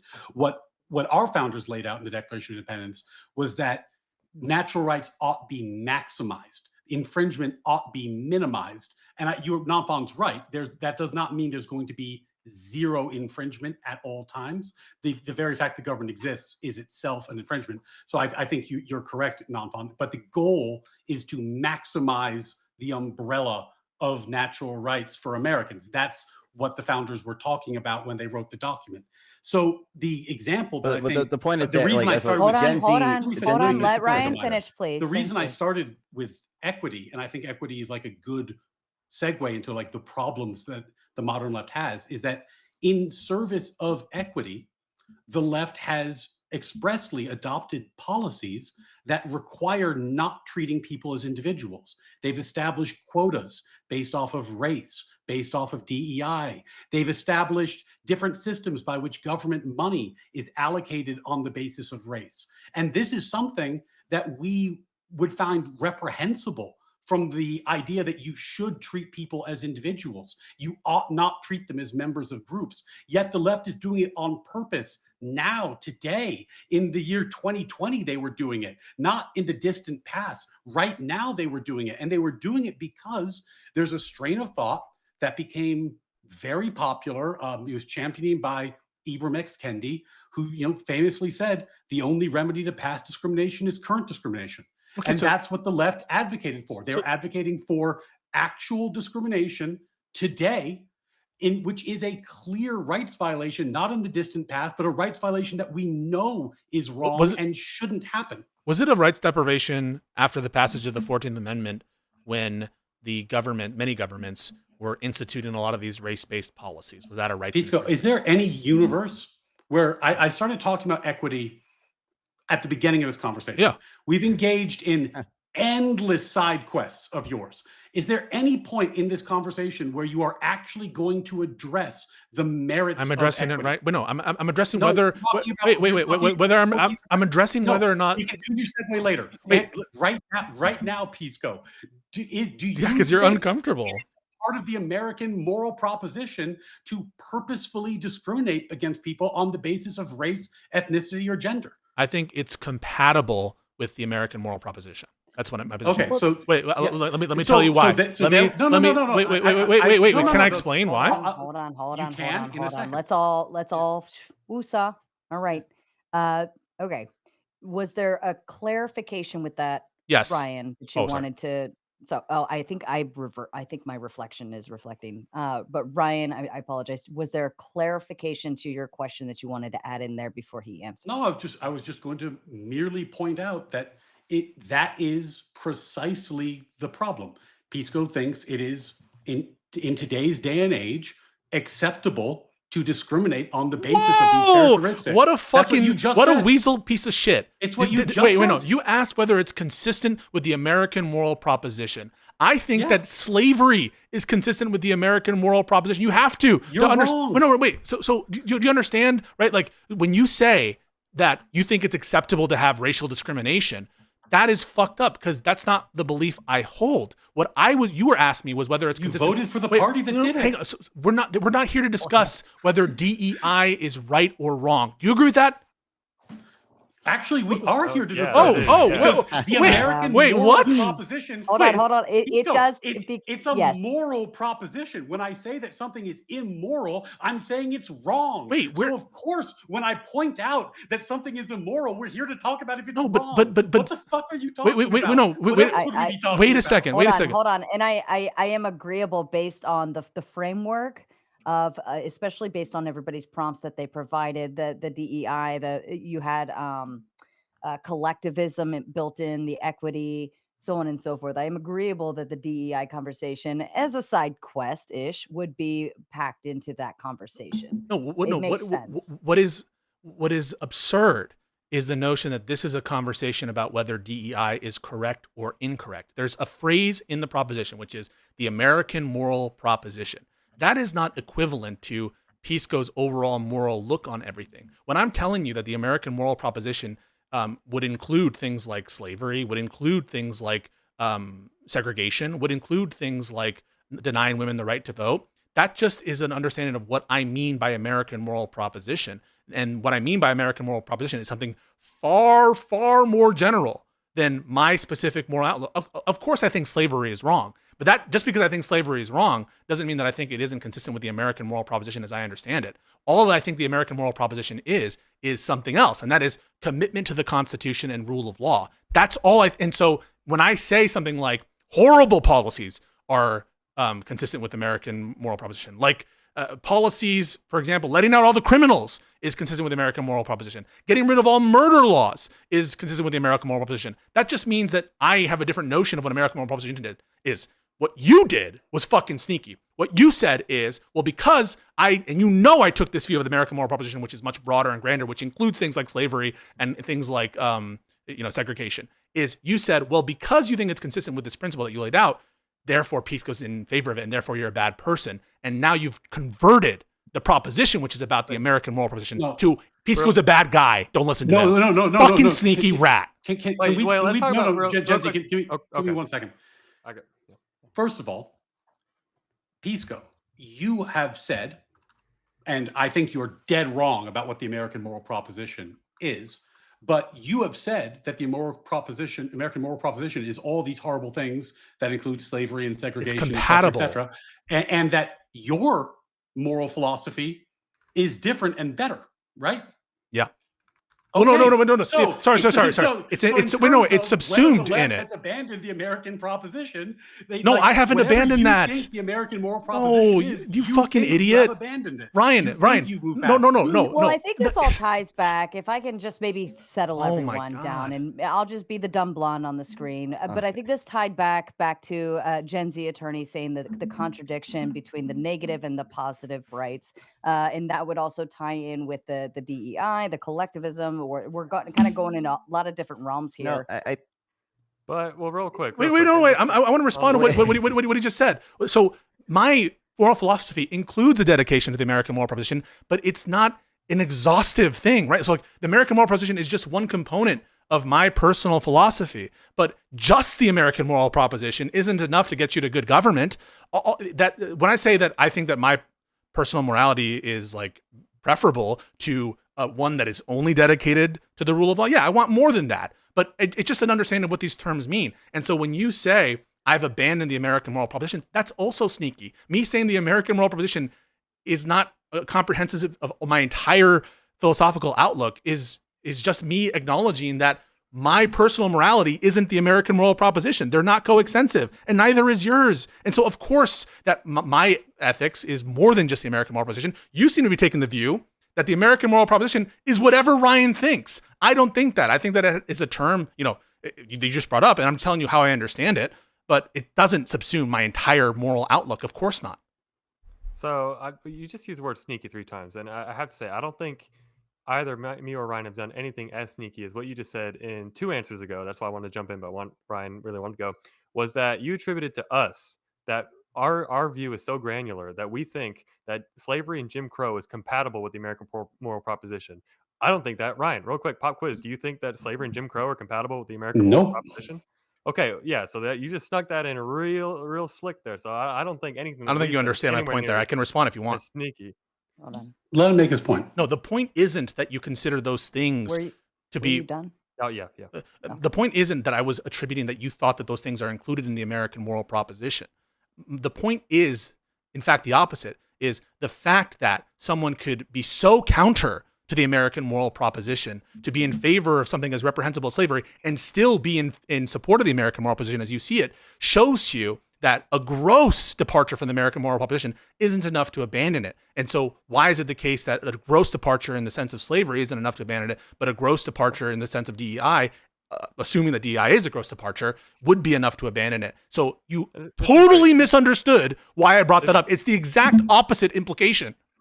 This brings me back to a question I had earlier. We pivoted away from it, but this is my same critique. I'm going to make it again. You keep making this criticism of the founders when I'm saying it's a pragmatic compromise that was made at the time that you can be both in support of the American moral proposition and also be personally inconsistent with it. I don't think that's a hard pill to swallow at all. I think it's completely consistent with the historical record. I've yet to hear from you how the people that we're saying, things like DEI, things like equity, once again, Joe Biden placing at the center of his administration, openly saying so, equity will run through everything that he does. What is the pragmatic compromise of the evolution of understanding that would justify that flagrant opposition? So you're basically saying like they had an excuse, right? The founders had an excuse that it was pragmatically needed at the time.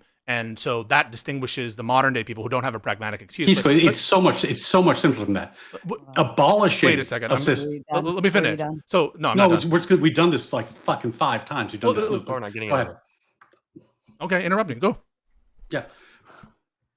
It is obviously different to attempt to abolish slavery even if it takes a long time, even if it's imperfect, even if I wish it would have gone faster. But that movement, the directionality towards abolishing slavery, is very different than if somebody tried to institute slavery today.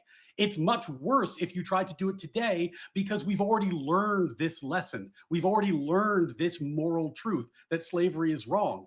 The problem, as I explained earlier, with the modern left and the equity movement is that we've learned we have an obligation to treat each other as individuals, and the left is now treating people on the basis of group identity. And they're doing it openly, and they're trying to institute it into law. So yes, that is a huge problem. I've noticed you've never defended it because it's a tough fucking thing to defend. But if you'd like to defend it, now is your opportunity to do so. So is the proposition, is DEI right or wrong under my lights? Do you understand that to be? So why would it be? Why would it be relevant? Wait. Let me respond to that. Let Pisco ask.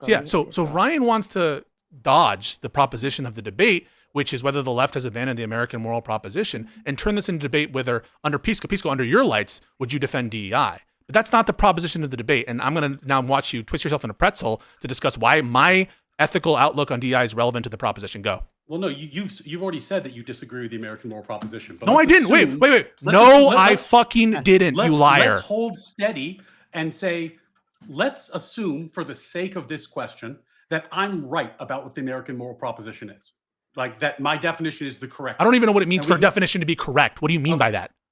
The moral proposition. What do you mean by definition to be correct? I don't know what you mean when you say assume my definition is correct. True. It is the correct. How can definitions be true? Definitions are not propositions. Definitions are not truth apt. A definition is not truth apt. Hold up. So it's okay to accept for purposes of moving the conversation. We just accept his definition of these things and work with those words and terms. No, I can understand your argument on your own lights and what you mean by the term, American moral proposition, but it doesn't mean that your definition is correct. I don't even understand what that means. But because I don't have this realist view that like the objective meaning of words is there to be discovered. But if what you mean is something by American moral proposition, I've been doing that this entire time. I don't grant that what you mean is correct. I've been trying to use your own logic as an internal critique. Okay. The question Jesus, it's pulling teeth to even get you to the point where I can ask you a question. But assuming that the version of the American proposition that Gen Z and I have presented tonight is the correct one, for the sake of argument, for the sake of this question, would equity be a rights violation, therefore wrong, under that view? It's a tautology. You're asking if my definition is correct, which includes equity not being under natural rights, then, would it be the case? It's tautologically correct. It's trivially true that if your view is... So you're saying, because the part that I said that it's a violation of is that we have a moral obligation to treat each other as individuals, not as members of groups. And you're saying that tautologically, equity is a violation of that principle. No, taking on your view of natural rights and your view as expressive natural rights, it just follows tautologically that you're correct. You're assuming you're correct in your premise. And so you're like, no, I'm not. Yes, you are. What I'm asking is, if we assume that we have a moral obligation to treat each other as individuals, which I believe is true, but I think that's true. But if we assume that's true, is the modern day... and if that's all you assume? If that's all you assume? If you have an obligation to treat each other as individuals, is it then wrong to discriminate on the basis of race? Not necessarily, no, because I think under your lights, you would accept... Wait. I think I'm answering your question. Okay, so I think taking your view that it's not necessarily, by necessarily I mean logically necessary, that it would entail some rights deprivation because you're committed to allowing racial discrimination in some contexts. Pisco, if you have a moral obligation to treat someone as an individual, you're saying it is then acceptable to then treat them differently on the basis of race. On your view, in some cases, yes. And that's why I was you soyed out, but that's why I was going to the 1860s, because on your view, you think it is acceptable sometimes, correct?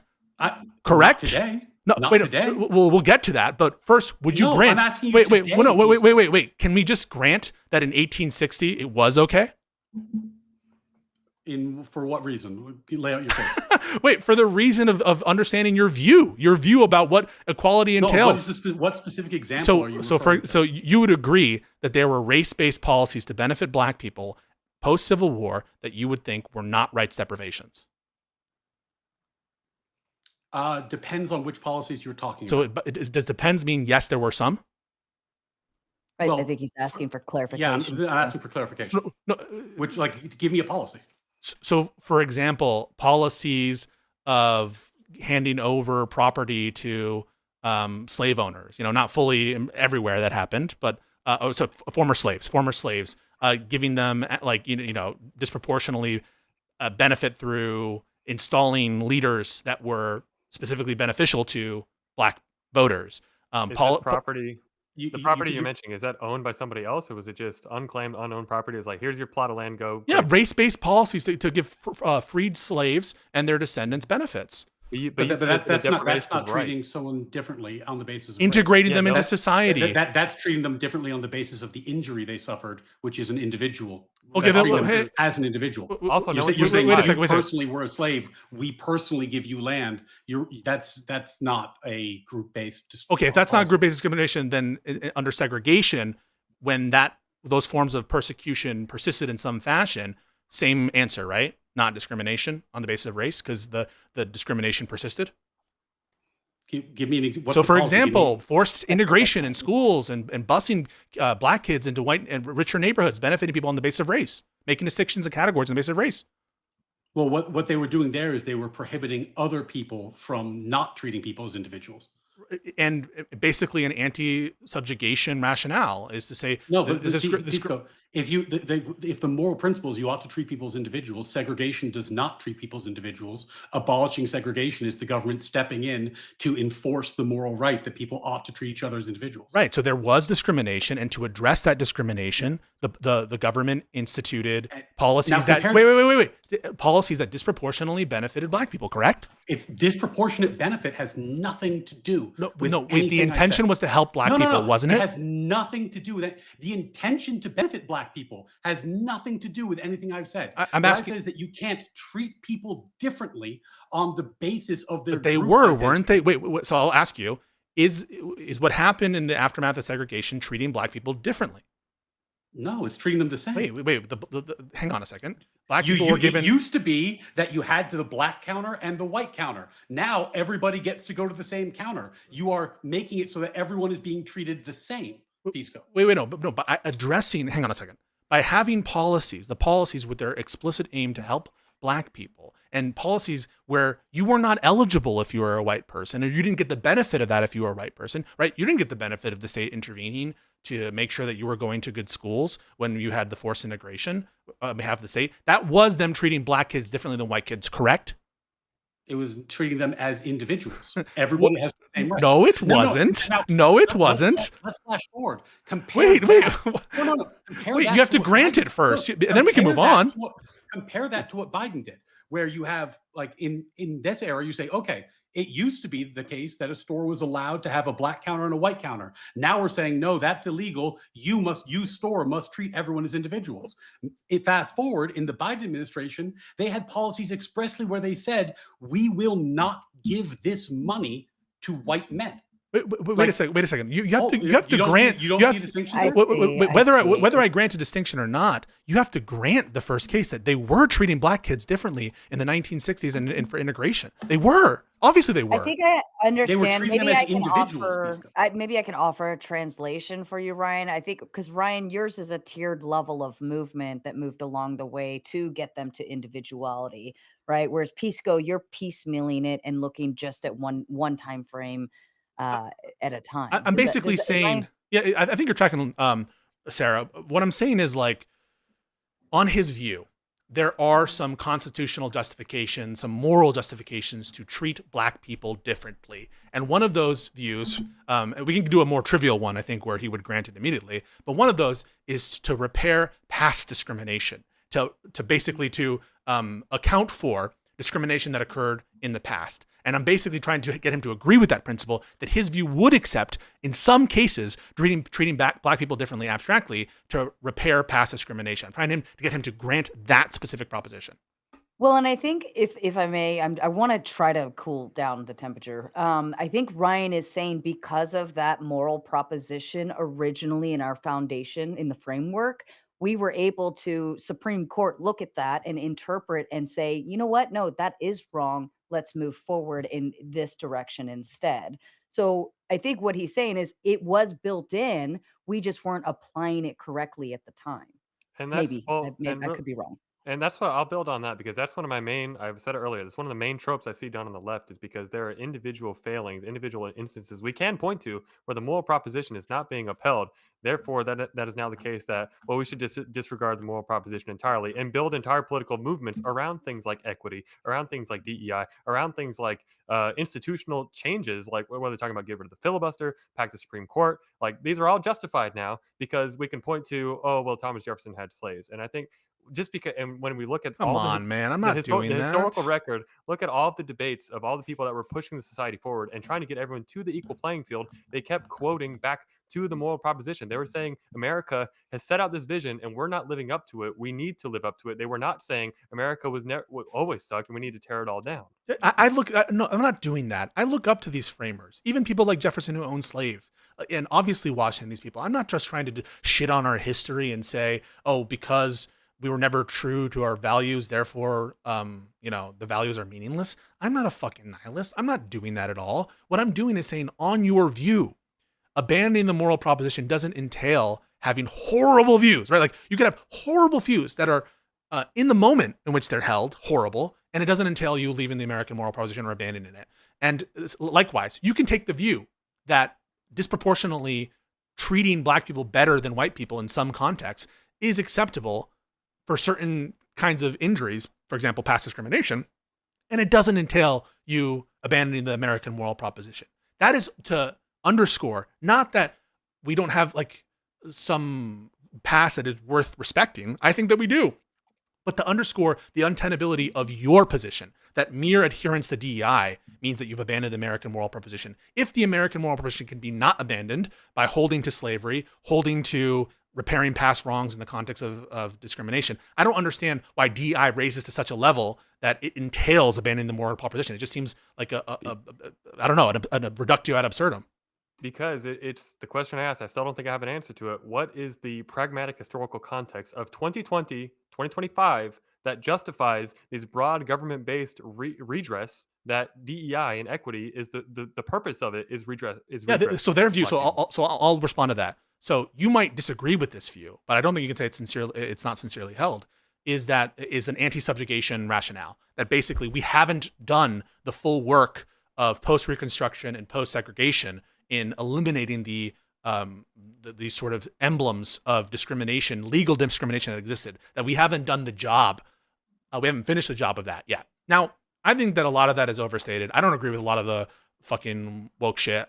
I actually lost some friends in college because I was saying, you should be able to wear a sombrero if you're a white guy. You should be able to fucking I don't go full on the way. But like, what I don't see is how that position, the position that like black people are still suffering under the legacy of discrimination that you would grant in the 60s, you would grant post-Reconstruction, that entails that you're abandoning the moral proposition, but like slavery, owning people at a time when people knew it was wrong, where the people who framed the Constitution knew it was wrong, that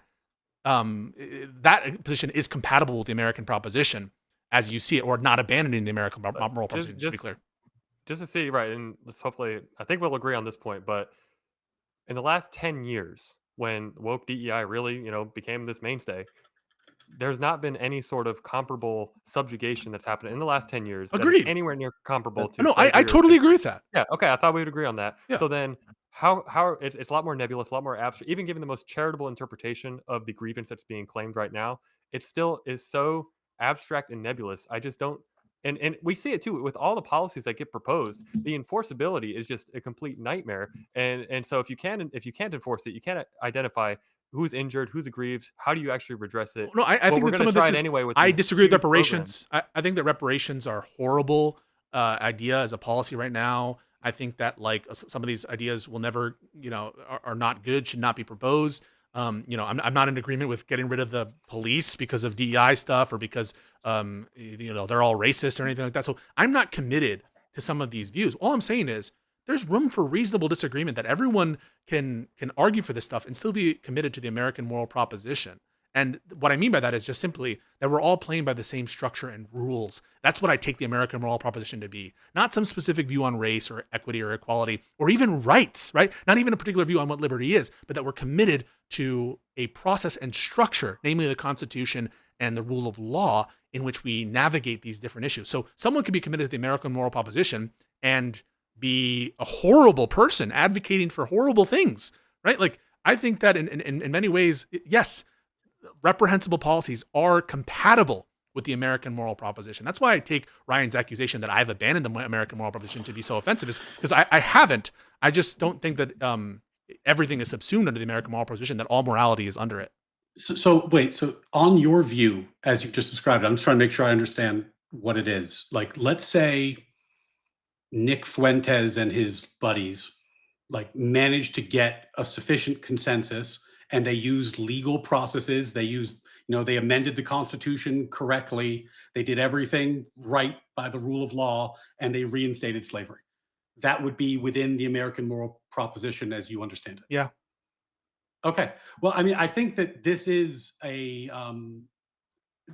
think, why we have this core division right now within our society, because if you view the American proposition as this kind of like hollow legalistic thing, which is like operate by the instruction manual, follow the Constitution, with no actual moral guidance, no moral framework, no actually understanding of what ordered liberty would be, or why we're doing this. Like, the whole point of having liberty is to have people do the right thing, is to give them the opportunity to do the right thing. There is a moral framework to our nation. And my frustration is that when people abandon it, they always think that they get to decide what comes next, right? Like, whenever I talk to like a really like extreme far left, like communist type, they'll say like, we need to get rid of American history. We need to get rid of all this stuff so that we can get the utopian. But when you talk to like a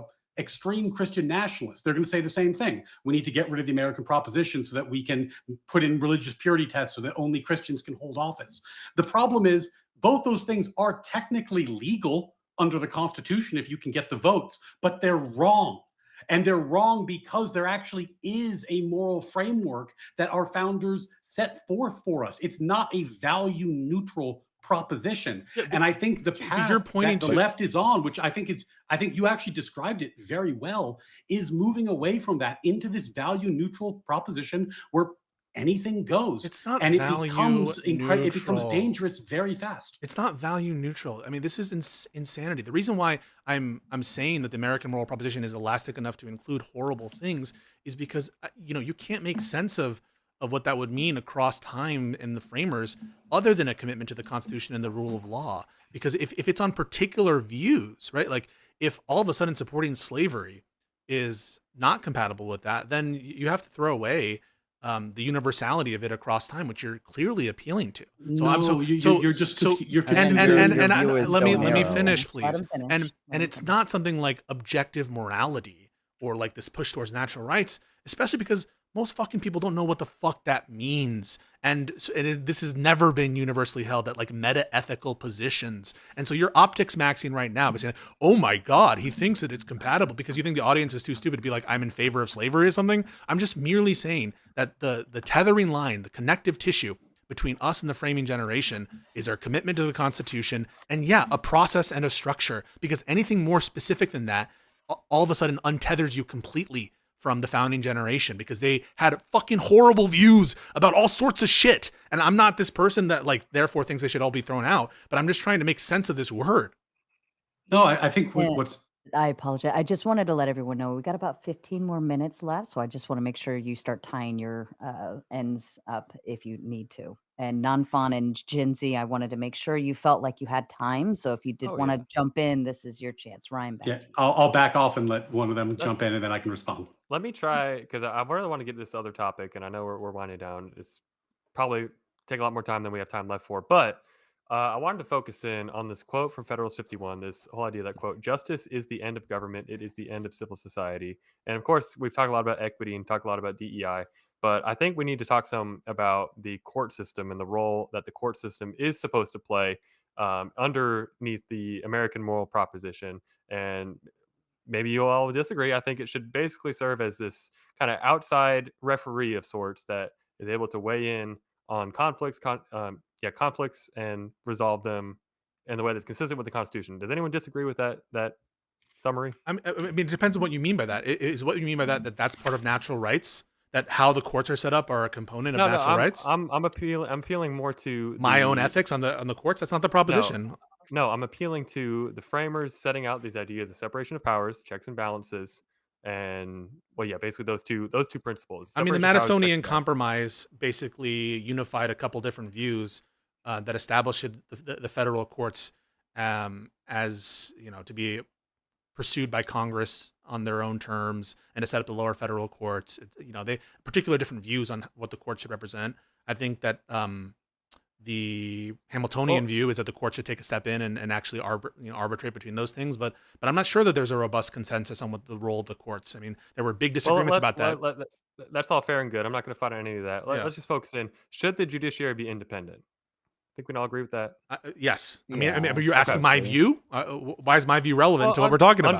under the constitutional framework, under the moral proposition. I don't know about that. I mean, it depends what you mean by independent. Independent to the extent that the Constitution makes it independent, but of course there are checks and balances. Congress can close all the federal courts besides the Supreme Court. Congress can make exceptions to the appellate jurisdiction. The president nominates the federal judges, and so in some sense they're independent to some extent.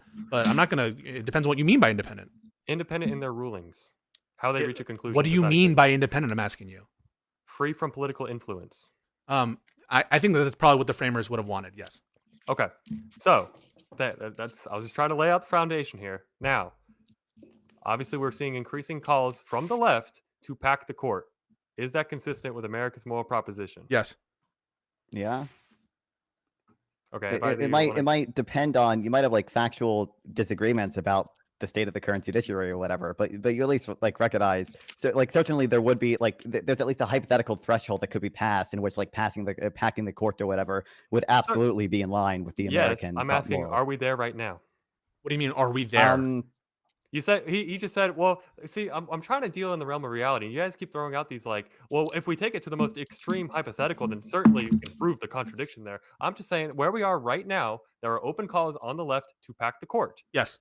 We are arguing Well- that is not consistent with the moral proposition of America. think it is not consistent. with the Constitution. I'm saying So- that's not sufficient to like not be in line with the moral And also proposition. agree with that, And yeah. I mean, Adams did this shit. Fucking Madison, and they fucked with the courts. They fucked with the judges, and these people fucking wrote the documents. So I don't know. Like, I think it's total. Like your view, it seems like what you're trying to do is bootstrap American moral proposition to be like what I agree with, and to give it this like imprimatur of my policy agreements. I'm going to suss those out in terms of the American moral proposition. But it just you're being way too fucking narrow. And if that term means anything, it needs to be more general than what your specific view is of specific policy points. No, I'm quoting to the Constitution and the Federalist Papers this entire idea and doctrine of separation of powers, which is not specifically enumerated, but everyone agrees it is the binding principle of the Constitution, binding the three branches together, that they all have independence, but they all have stuff where they can check each other. But at the end of the day, the court's rulings, Supreme Court's rulings, are meant to be independent, free from political Yeah, but the influence. Constitution provides constitutionally for Congress to be able to expand the seats of courts. But And so here's the what thing. sense could it be? Well, sorry. Why can something that's like constitutional, something that's allowed under the current framework of the Constitution, how could you take a view that that's against the American moral proposition, especially a provision that's not one of these new amendments? It's like the Madisonian Compromise that was in place at the very framing. So how can you say that exercising a power specifically delegated to Congress by the founding generation is counter to the American moral proposition? Because you're making the procedural legalistic argument. Well, they can. It's legally allowable under the Constitution, but we're starting with baser principles in that. We're starting with the Declaration. We're starting with the moral proposition. It's the moral argument. Not everything legal. Just because something is legal and you can do it doesn't mean you should do it. Just like me and Ryan have the same agreement here. Just because you can constitutionally burn an American flag, that doesn't mean you should do it. It's a crappy thing to do. So do you think your natural rights philosophy means we have to have exactly 9 justices? I don't think that's insane. No, but why are you adding more? That's the question. No, but why would it be contradictory to the American moral principle to have more? You have to make that case. Because if there's a political party that is saying that we don't like the way this court is ruling for our own political reasons, not based on constitutional analysis, not based on the actual analysis of the rulings themselves, just based on we don't like the political outcomes, and therefore we are going to add enough justices to get our majority back to get the rulings that we like, politically speaking, regardless of the Constitution. Why is that a good thing? Well, whether it's good or bad isn't relevant. Whether it's good or bad, Why is it moral? Whether it's moral Nonfon, isn't. did you want to? Sure, I was going to say again, like you're supposing that the moral prospect like is as narrow as you define it, and then you're supposing that like the left is, you know, packing the court in service of going further away from the moral prospect as you define it. I don't think that's fair. I think we have again disagreements over what the moral prospect actually is, and obviously, like it seems like in principle you even agree, like you can pack the court in service of maintaining the let's moral take prospect. Pisco's broad definition of the moral proposition. What is it? Commitment to the Constitution and the rule of law, right? Yes, that's correct. And you think politically partisan packing of the Supreme Court is consistent with the rule of law? Yes, it is, because the Constitution puts in the hands of the amount of judges in the hands of the political branches. Agreed? Yes or no? They do, yes. Yeah. So wait. So if it does, then you would agree that a commitment to the Constitution, that is acceptable under the Constitution. They specifically delegated to the political branches. But see, this is where I'm going to keep pushing back, because a focus on the legalistic procedure of we're not focused on the legalistic procedure. We're focused on what it is, the moral proposition. It is not the American legal proposition. It is the moral. It is what is the foundation for the country, for the institutions, stuff like checks and balances, separation of powers. These are all laid out. They're all there, all in the founding as these broad guiding lights for us to follow. Just because, like Ryan's example earlier, just because you can get a supermajority together and a president that can come together and abolish the 14th, or at least amend it to be able to reinstitute slavery, doesn't mean that's so I'll ask you a question. This is hold on. I wanted to. It sounded. Ryan, did you want to add on to that? Yeah. You look like you were trying. No, I think Gen Z got where So I want to make go. Sorry, go ahead. an argument by analogy. So would you say that Mitch McConnell, there's an argument by analogy, Mitch McConnell, given that it was his complete power to refuse to have a hearing on Merrick Garland when that seat was up for consideration, Scalia's old seat, that it was consistent with the American moral proposition for him to use his discretion as majority leader not to put him up for even a hearing? So with the American moral proposition, can you answer that first, and then you can explain? Yes, I think yes it can be, if we're talking about the checks and balances and the separation of powers. If you have the authority, because he has the authority to, but you agree Congress has the authority to, right? Yes, I do. Okay, so then what's the here's analogy? the thing, though. Even though he can, I'm saying he should not have. I think they should have held. I'm not asking your overall ought. I'm asking whether or not it's consistent with the American moral proposition. You said yes for McConnell, no for Congress, both hands of branches of government. How could you possibly justify that? I'm saying they under the moral proposition. Well, under the legal framework, they could do it. Under the moral proposition, no, I don't think they should have done it. No, I'm not asking whether you should have. Not under my personal. I'm not asking. So I just want to be clear about something. So I'm going to say it 3 times. I'm not asking your personal. I'm not asking your personal. I'm not asking your personal. I'm asking under the American moral proposition. You just said that it was consistent, that it could be consistent for McConnell to withhold the hearings for the Merrick Garland nomination, that would be consistent with the American moral proposition. And I changed my answer. Oh, you changed your answer. Okay. Yes. So you're saying it's not consistent with the American moral proposition for McConnell to withhold that seat? Yeah, I think he should have held the hearing. I'm not asking whether you should have. Is you're saying it is consistent? Should is he's using moral language. Should meaning it's We don't need to nitpick every single word. Objective morality that he was speaking to earlier. So yeah, go ahead. Sorry. Well, I think that my view is, in the exercise of that at this level of generality, that if we're trying to across time and across space talk about some consistent principle that is true across time, it's not going to be something incredibly narrow. It needs to be something very general. Are you familiar with like the difference between ontology and epistemology? Loosely, I think epistemology relates to what we know and how we know it, and ontology is what is. I bring it up because when people say that like natural law is objectively true, that's an ontological claim. You're making like a metaphysical claim about the universe, about reality. You're saying that natural law exists, it's real. Epistemology are the question of like, how do we know what natural law is? How do we increase our understanding it over time is a different thing. It's not inconsistent for people to be wrong about an objective principle. In fact, I'm not saying if it you is. have an objective principle, it follows that people will be wrong often. The problem that I'm having, and I don't think you've ever really been able to explain, though you've artfully moved into other areas, is that the left today wants to go the wrong direction. The left today is purposefully attempting to say that membership in groups should grant you rights. You should have more legal rights because of your membership in specific identity groups. For example, just to like name a few because we're getting to the end here, the Biden administration attempted to put DEI quotas on every company that was listed on NASDAQ on their board membership. The SEC passed a rule in the Biden era to do that. The Biden era money was given by the government expressly on the basis of membership in various identity groups. The Biden administration championed, and I know you and I debated this already, but we told him to go deep in the weeds, but what I consider at least to be de facto race quotas in the affirmative action context. And that's saying nothing of the local policies, like in California and Oregon, where money was given expressly on the basis of race, where COVID medication was given expressly on the basis of race.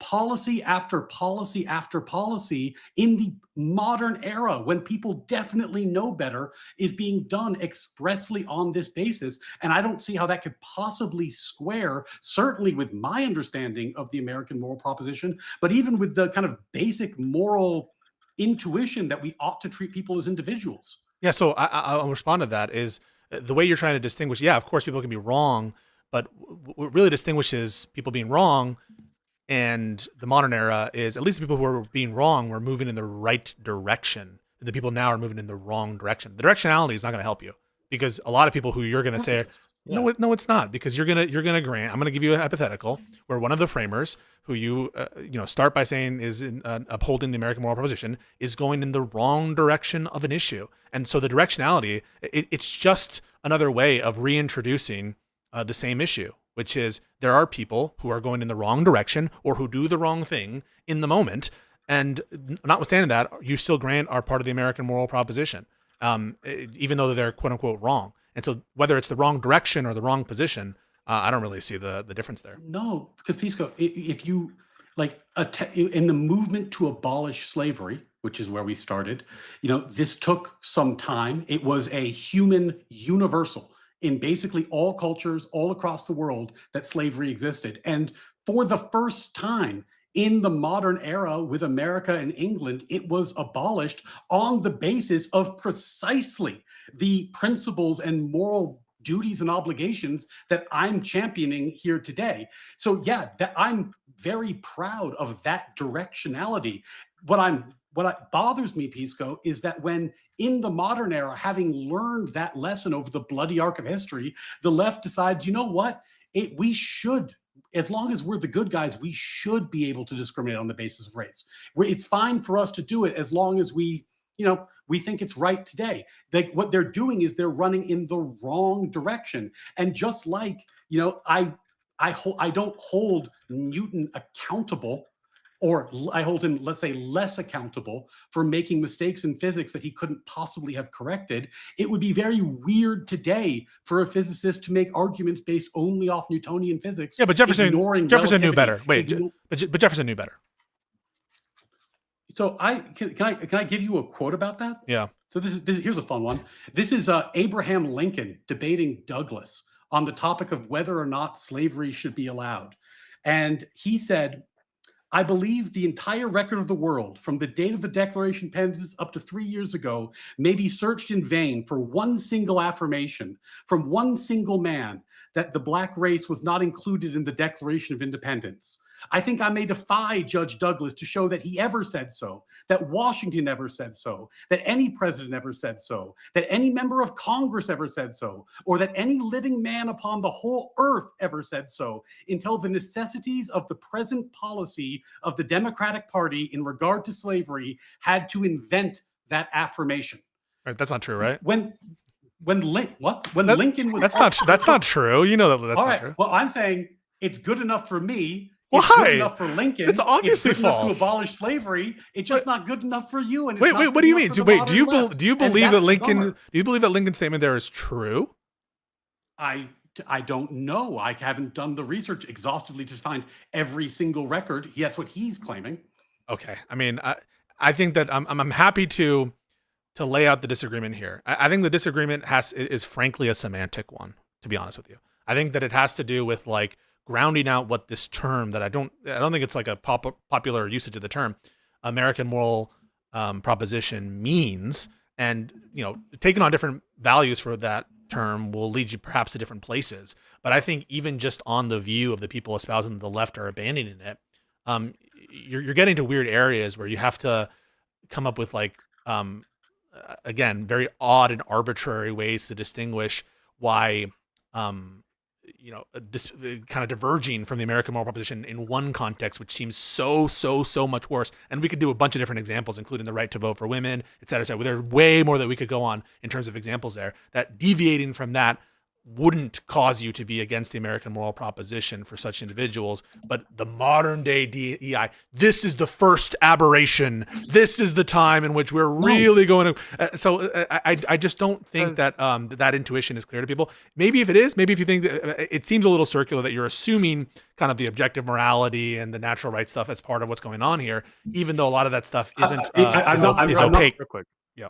The problem is, you keep making these comparisons, and the issue is all these examples you're giving of the historical record are the bringing people in to the American equation, the moral proposition that we are advocating for here. Every example you've listed, slavery, Jim Crow, women's right to vote, everything you've listed is about bringing people into the equation. The modern iteration of equity and DEI is we've now entered the realm of where things are now a zero-sum game. If you're talking about college admissions, only one person gets the seat. If you're talking about board member seats, only one person gets that seat. If we're talking about, Ryan doesn't bring this one up, but it's one I bring up, in Hollywood, that they've instituted these diversity requirements for on-screen and behind the screen in order to even qualify for the award season. So these are zero-sum I'm not games. wait, I just want to make sure you understand. I'm not comparing being pro-DEI with being pro-abolition of slavery. What I'm saying is someone who has the grant the wrong position on DEI is not compatible with the American moral proposition, but someone who has the wrong opinion on slavery is compatible. That's the kind of distinction. What about abolishing property rights? We talk about DEI law. What about the left's flirtation with socialism and communism? It depends in what sense. I think to totally eliminate just 2 more minutes and then we'll shut. I think to totally eliminate all property rights, as many communists want to do, I think that is in some sense inconsistent with the American moral proposition. So I do agree with that. But they did it legally. Yeah, no, because I think that the rule of law in the Constitution. Well, I guess you're saying, I think there's a trouble in that the principle you could do a certain amount of disfigurement to the structure of the Constitution. So let's say you constitutionally pass an amendment that you can do anything that gets rid of all the branches of government and just makes it a unitary system where there's a king for life. I would say that there is, and I don't have to define it in like particular granularity, that there's a sufficient amount of disfigurement that you could do to the Constitution that would, now there's some separate principle here, which is you've done sufficient disfigurement of the Constitution that it's really not in keeping with the same vision. But where would you draw that principle from? No, I don't have to. Yeah, it's like a Sortes paradox that I don't know exactly. I can't define it exactly. No. It's not, because in our country, we have a separate document, the Declaration of Independence, which was expressly our founders sat down and they said, what is America's moral claim to existence? Because we're not, like, if you look at Ireland's Declaration of Independence, it just says, we, the Irish, are a different people and the English have been dominating us, therefore we should be free. Their claim to existence was ethnic, but America didn't do that. America laid out a philosophic principle. They said, we find these truths to be self-evident. You might think they're wrong today, but they're saying they're. But did the property rights include human beings in the Declaration of Independence? And that the violation of these rights is why we are justified in our revolution, in our existence as a country. So did the property rights? I'm fucking making it up. It's not like my proprietary definition. It's in our founding documents. No. I agree that our constitutional dedication involves rights at some level of granularity, right? Like liberty, like property, like the pursuit of happiness. These are all things that I agree are part of the constitutional tradition, that are part of the American moral proposition. But what those things mean, there's a lot of play on the joints to be consistent with the basic American moral proposition as I understand it. Because it must include disagreements on, does liberty include the right to own people? Does your property right extend as far as people? Does liberty include the right to vote? Does the direct right to vote, or the right for women, or the right for people under the age of 18? So I agree that the Declaration of Independence contains values in it that are absolutely part of that are irrevocable with respect to the American constitutional tradition. But at what level of granularity is the question. And what the framers understood that they were doing, that property for them at the time of the enactment of the Constitution and before that with the Declaration of Independence included the right to own human beings. It just did. Last thought from Ryan or Gen Z, and then we'll move into closing statements if you had one in response to that. You can go ahead if you want. I think probably going to closing statements is fine, because that essentially was a closing statement. Okay. I'll Kip Pisco, if you wanted to go ahead and go into your closing statement officially. I'll just say that I'm probably sympathetic to a lot of the views on like woke stuff. I often will bring up bona fides because I voted for Bernie Sanders or I did this, but one of the things I bring up is I was like against a lot of the identity politics in the 2015, 16, 17 era, and I lost friends because of my position on some of those things. And so I'm sympathetic to some of the attitudes with respect to identity politics that have been expressed. But the problem I have is like the terminology here.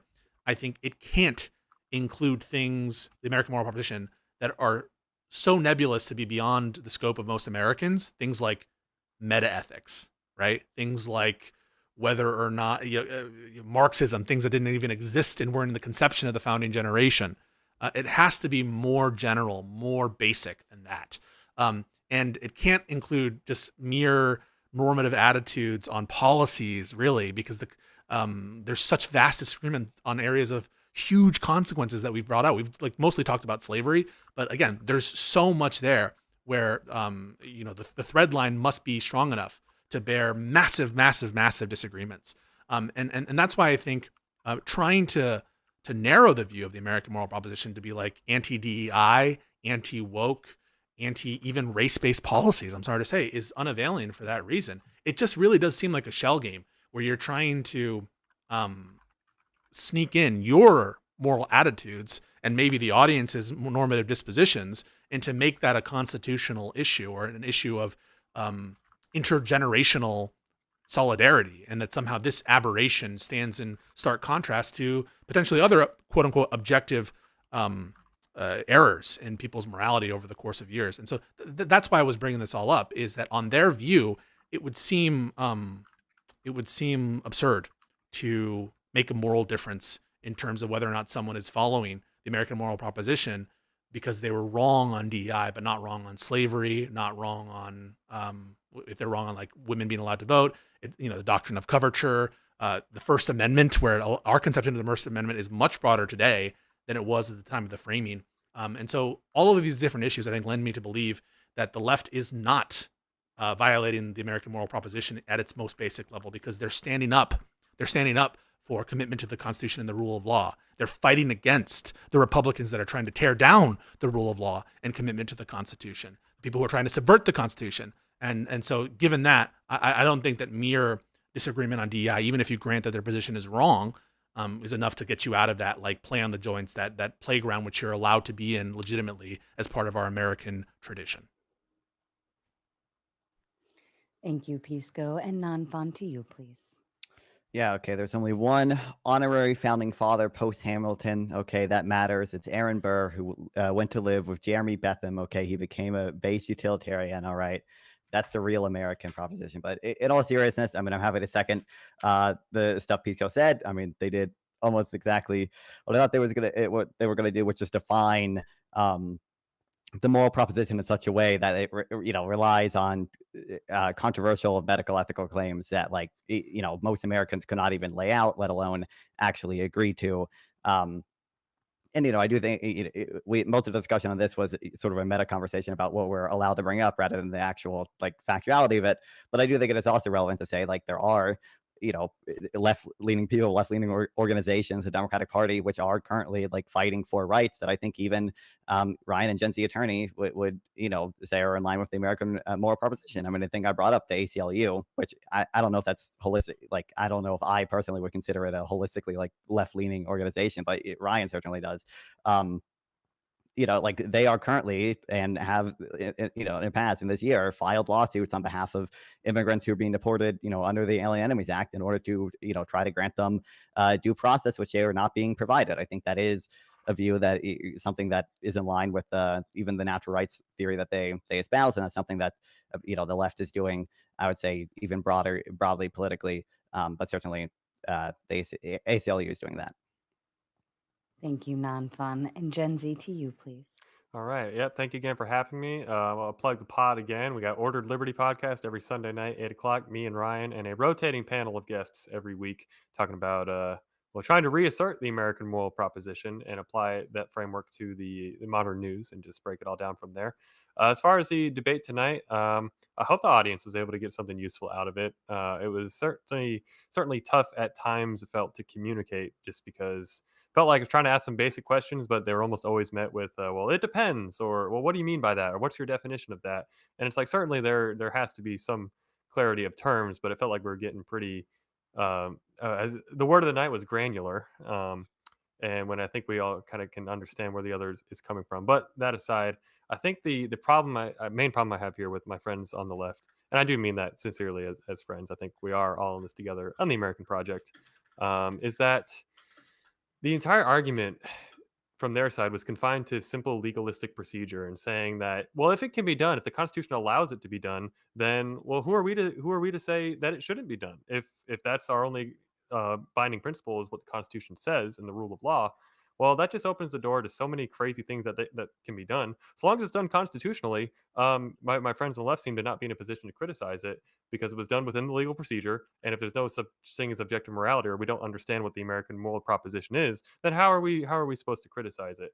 But yeah, that logic leads to just a whole cavalcade of horrible things that could be done. We're saying just because something can be done constitutionally doesn't mean it should be done morally, or be inconsistent with the American moral proposition. So an amendment reinstituting slavery would be inconsistent with the Declaration's promise of not having slavery or protecting the liberty of everyone in this country. So I think to the audience, I would just ask, which system do you find more consistent, more compatible with this country?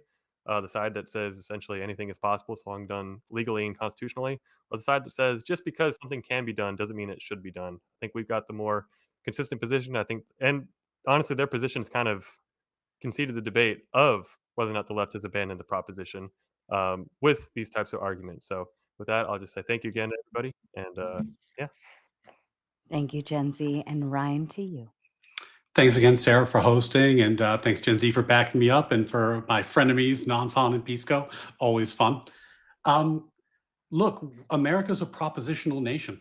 This is who we are, and it's very important that we learn about this and we talk about this, because my friends across the aisle here are right. Most people don't know anything about American founding philosophy. Most people don't know anything about the American moral proposition. And that's our failure.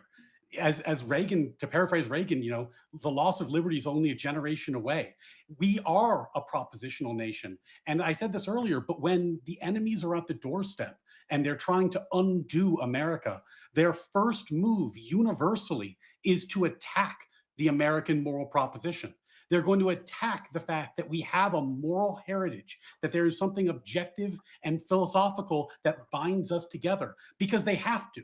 They always have to, because communism is incompatible with the American moral proposition. Slavery is incompatible with the moral proposition. A theocracy is incompatible with the moral proposition. So in order to institute any of those things, you would have to convince the people that this didn't exist first. And unfortunately, that's what's happening right now. Our children are not taught about this in schools. Our children are not taught that our founders believed in Scottish common sense moral realism, that they believed that these truths were axiomatic, that there was a grounding epistemology, a grounding philosophy on which they made the claims in the Declaration of Independence. They're not taught enough that What made slavery go away? What led to its abolishment? It was this moral proposition. It was good enough for Lincoln. It was good enough for Douglas. It was good enough for MLK. It was good enough for the women's suffrage movement. They all expressly cited the American moral proposition as stated in the Declaration of Independence as the justification for those movements. And yet today, even amongst my learned friends, it seems like it's a confusing, or what did Nonfon call it, controversial claim. That's sad. That's something that we ought to fix. We ought to have an education system that solves these problems. But instead, we have the 1619 Project. Instead, we have a consistent attempt to undermine this. And I do put that on the footsteps of the left, because as a former teacher, I can tell you there are no conservatives in teachers' colleges. There are no conservatives, or barely any, in the education system. This is a left-created problem. Unfortunately, as a result, people don't have a grounding in this philosophy, and predictably, collectivism is on the rise. Authoritarianism is on the rise. You even see some people arguing for a ethno-state or a theocracy on the rise. Pisco, I love you, buddy. You host your show with a communist, an open communist. There is a clear abandonment of these principles that would lead to understanding what is outside the bounds for us as Americans. And unfortunately, that's going away. I think it was clearly demonstrated in our conversation tonight. And unfortunately, I think it leaves us hollow, empty, with what I think it leaves us with exactly what Pisco described: a legalistic rather than a moral foundation that is insufficient to armor us against assaults from more convincing and more powerful ideologies. And I think we can do better. But in any case, I really enjoyed this. It was a great conversation. Thank you so much. I'm Ryan C. Mullaley. You can follow me on X or on YouTube at those places. And thank you again, Sarah. Absolutely. I thought this was a wonderful debate. Even my dad's in the chat saying how informative it was. Oh, that's great. So congratulations to all of you. If you can impress my dad, I'll take that as a win. We're picking up the level. We're going. Now, mom's in the chat too. She probably thought it was boring, but that's just mom. Okay, so Mr. and Mrs. Tomato. yes. I had a question, and maybe I'm completely off base in my thought process, but if the left sits more utilitarian and in these other like morality departments of things, then would they have even been on the same basis to take ownership of the moral proposition? If Ryan and Gen Z, you say it's objective morality, but I don't think the left even agrees with objective morality. I'm not So- sure. There's I want to respond to that. I think it's an interesting question. Like, because there's multiple layers to it.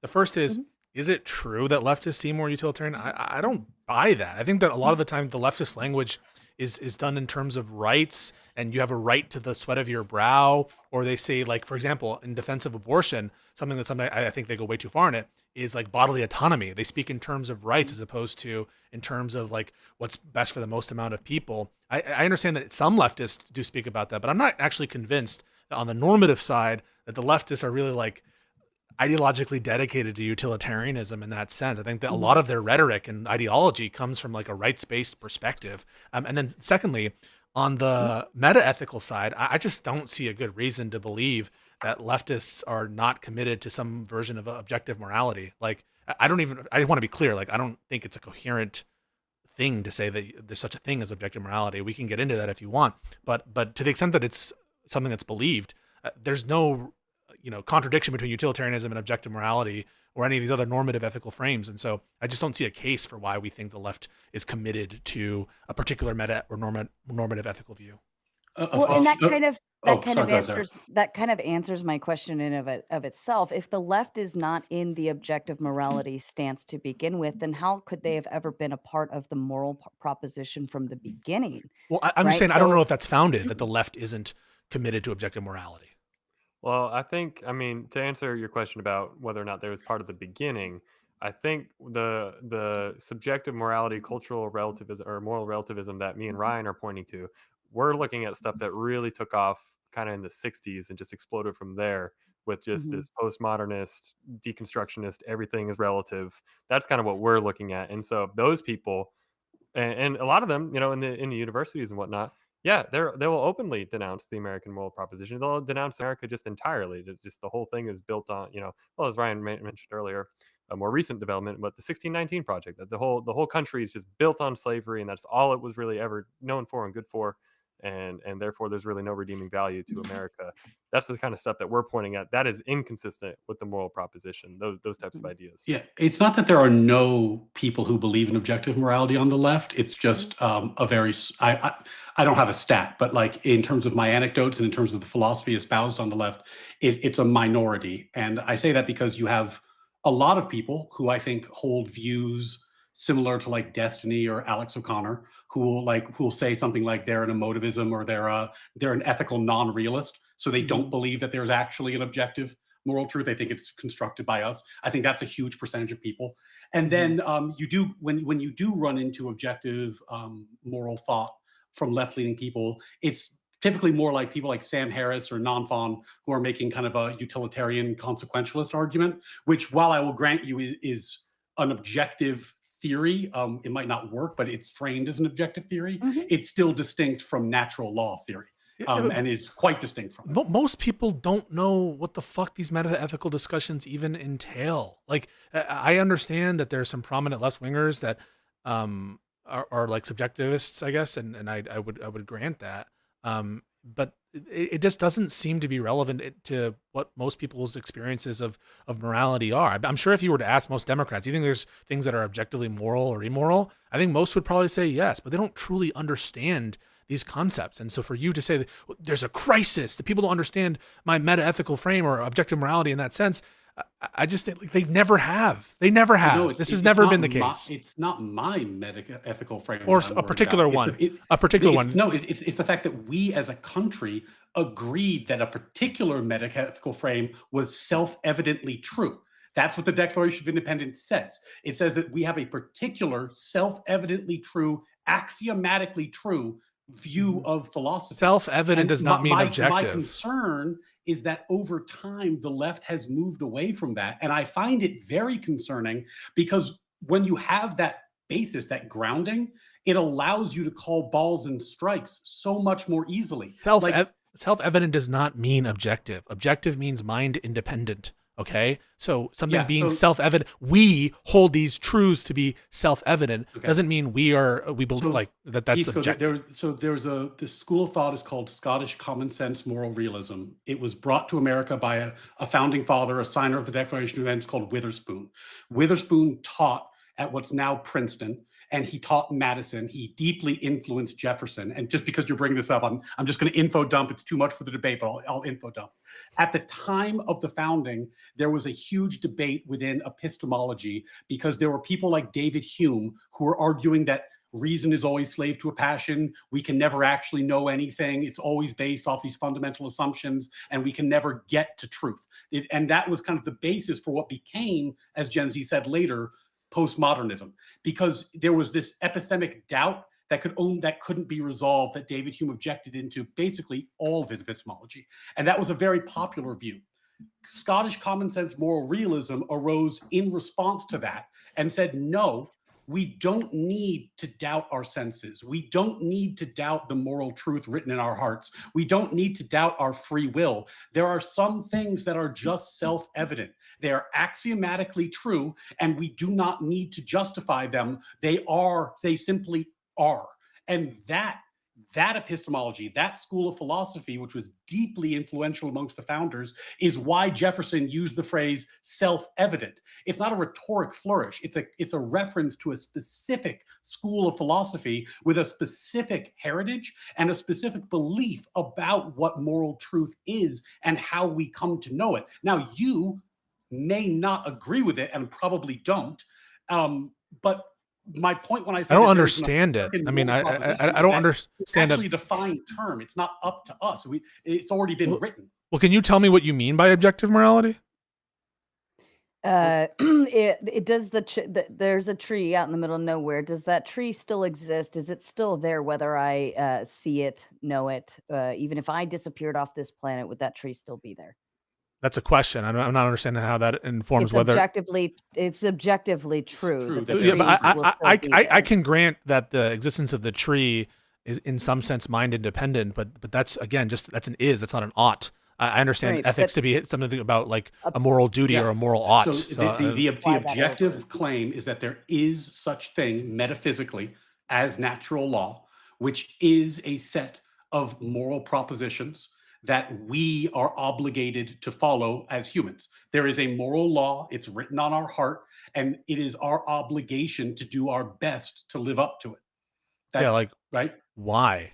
Think about it as like platonic form. Why? That's fair, right? And a really interesting debate is why. But keep in mind, I don't even the know what moral it is. Yeah. proposition is that it's self-evident, right? No, but like the thing is like, can you communicate? Okay, it's a set of moral propositions, and but like, what makes them objective? Well, are you asking me? Yeah. What makes them objective? Oh, if you're asking me personally, Yeah. I think they're objective because they reflect our connection to God. They reflect our connection to God. We have the moral law written on our heart. We know what's right and wrong. We are connected to ultimate truth in that way. But I've heard other people isn't that describe them isn't as the in connection different to ways? But God is a mind, right? So God is ultimately but- that's subjective. That's mind dependent on the nature of God and God's mind, isn't it? When we say mind independent, we mean independent of human minds. Oh, independent of human minds. That's all you mean by objective morality? Pisco, this is like 101 moral philosophy. Like this is what everybody Dude, means. can you not be such a fucking arrogant piece of shit all the time? It is crazy Go ahead how and much read a you super talk chat. shit Wait, all I the do wanna- Jesus I wanna Christ. ask, We'll 'cause get into Ryan- open panel. I'm gonna squish that one right there, just like that. We can get into objective morality in open panel, and you guys can do the Dookie thing a little more there. Well, But as for I want to ask Ryan one, not on objective morality, but on something you mentioned earlier, as well as something I've seen him mention like in other videos. I just don't buy that. For example, we're taught about the Declaration of Independence. We're taught about natural rights. Not that they don't necessarily always use those terms or whatever, but people, we go over that stuff in middle school, right? Like, and it's not as if we're exposing children to Jeremy Bethan and John Stuart Mills and going over utilitarianism with them. Like I'm in college right now. Like last semester, I had an ethics class. I was obviously they go over utilitarian philosophies there, but like even amongst left-leaning people in my class, like I was the only one defending some strong version of utilitarianism. There were left-leaning people who critiqued on my discussion forum of why I support utilitarianism, like their belief in rights, and like they were concerned that there'd be rights violations under my philosophy, even though that they were clearly left-leaning. Like they believed in positive rights. Like, So why wasn't Jefferson's the morals that are propositions that are written on his heart? Why didn't that include a stronger condemnation of slavery? Oh, I mean, to the extent that he didn't have one, and I think that you've made some points, and we've made some counterpoints. So there's the record there is mixed. To the extent he didn't, it's because he was wrong. But that's God's fault, right? No. Why is it that's not his God's? fault. Wait, why didn't God write it more clearly on his heart? Well, I think this is inviting a whole lot more New debate, but on it's- free will. Here's, and- here's free- let me and I know there are plenty of people out there who could jump on open panel and actually have that full blown out conversation for 10 hours. Okay. And just as a record to anybody watching on anybody's end, I've dropped the open panel link into my chat. It is pinned. Gentlemen, if you want to drop that StreamYard link to anyone in your chat, you're more than welcome to as well. We welcome all. Tom Carpenter says, it's amazing how feeling like crud can make you no longer care what unintelligent people who think they are intelligent say. Shots fired from Tom. He follows up to say, felt the same way when I listened in on a bit of the Dusty cast today with He Who Shall Not Be Named. Ruh-roh. Thank you, Tom. Trib says, I think this should dissolve or evolve into a meta-ethics debate unless we are just accepting that one side's morality is the just morality because it's clearly split on political lines currently. And I think I was kind of tapping into that originally. But if anybody wants to respond, you're more than Can I welcome. respond to that? Yeah, Mhm. I think that's right. It would devolve into a meta-ethics debate, but for the fact that our founders told us which meta-ethical view is correct. My point isn't, I don't need to argue that they were right to have that meta-ethical view. I'm merely saying that is the American moral proposition, is their view, and they wrote it down. So when people say, even now when people saying, questioning, oh, does that make sense? Is that right? That's a departure from the meta-ethical view. And like that's, I'm not saying that people can't depart for it, but they shouldn't, because it's true and American and just. But that is the departure, right? When you say that it's not good enough, I want to unwind this, that actually is the departure. I think there's a problem here of proprietary and private language. If what you're saying is that the American moral proposition entails your meta-ethical worldview, then you're just using words in a way that's particular to you, but I don't think it would map on to most people's or the academy's like understanding it, to the extent that there is an understanding of this term. You're just like defining a term. Absolutely is. You're defining a term that necessitates your meta-ethical worldview. And like, I guess there are a bunch of entailments from that you think but it just really seems tautological and trivial if you're just accepting your definition that entails your own. I'm not defining the term. It was defined in the Declaration of Independence. I gave you the term isn't found there, right? Yeah. I gave you the pedigree of what that term meant. I explained to you what the founders believed and the philosophy that informed their decision, what the term felt self-evident meant, and why they wrote what they wrote, and they didn't write something is else. the term in the Declaration of Independence, is the term American? It's not. Okay, it's not so then the term is not, you would agree the term is not defined in the Declaration of Independence? No, I would disagree with that because context exists, Pisco. What context leads you to believe that the term American moral proposition? More importantly, the very fact that you want to argue that this is not the American moral proposition is actually the point we're trying to make. Like if you went back and you looked at Lincoln when he freed the slaves, what was the American moral proposition? It was crystal clear. It was the Declaration of Independence. When Martin Luther King was talking about America's broken promises, the promise wasn't the Constitution. The promise was made in the Declaration of Independence. That's what he cited. No, but not for the meta-ethical position. Of course it was. Oh, okay. You'd have to be willing to accept the objective morality in order to accept everything else that Ryan is saying, and because you're not wanting to do that, like everything else kind of goes out the window. Well, no, I just don't. He doesn't have to accept my it. You don't have to accept Our it, founders did, and the proposition relies on it. And when you reject it, I think that's pretty good evidence of what exactly we're talking about when we say there's been an abandonment. You're basically arguing that this term American moral proposition has some historical pedigree, but you haven't cited any dictionary usage of that term, any usage by the framers that would say that it entails the normative view. So you're jumping from, well, the American founders, a lot of them were moral objectivists and natural rights holders, and therefore this term American moral proposition entails that view. And I just don't know how you're getting that jump in terms of your semantic. We wrote a document to the King of England explaining our moral justification for existence as a nation. It's not responsive to what I just said.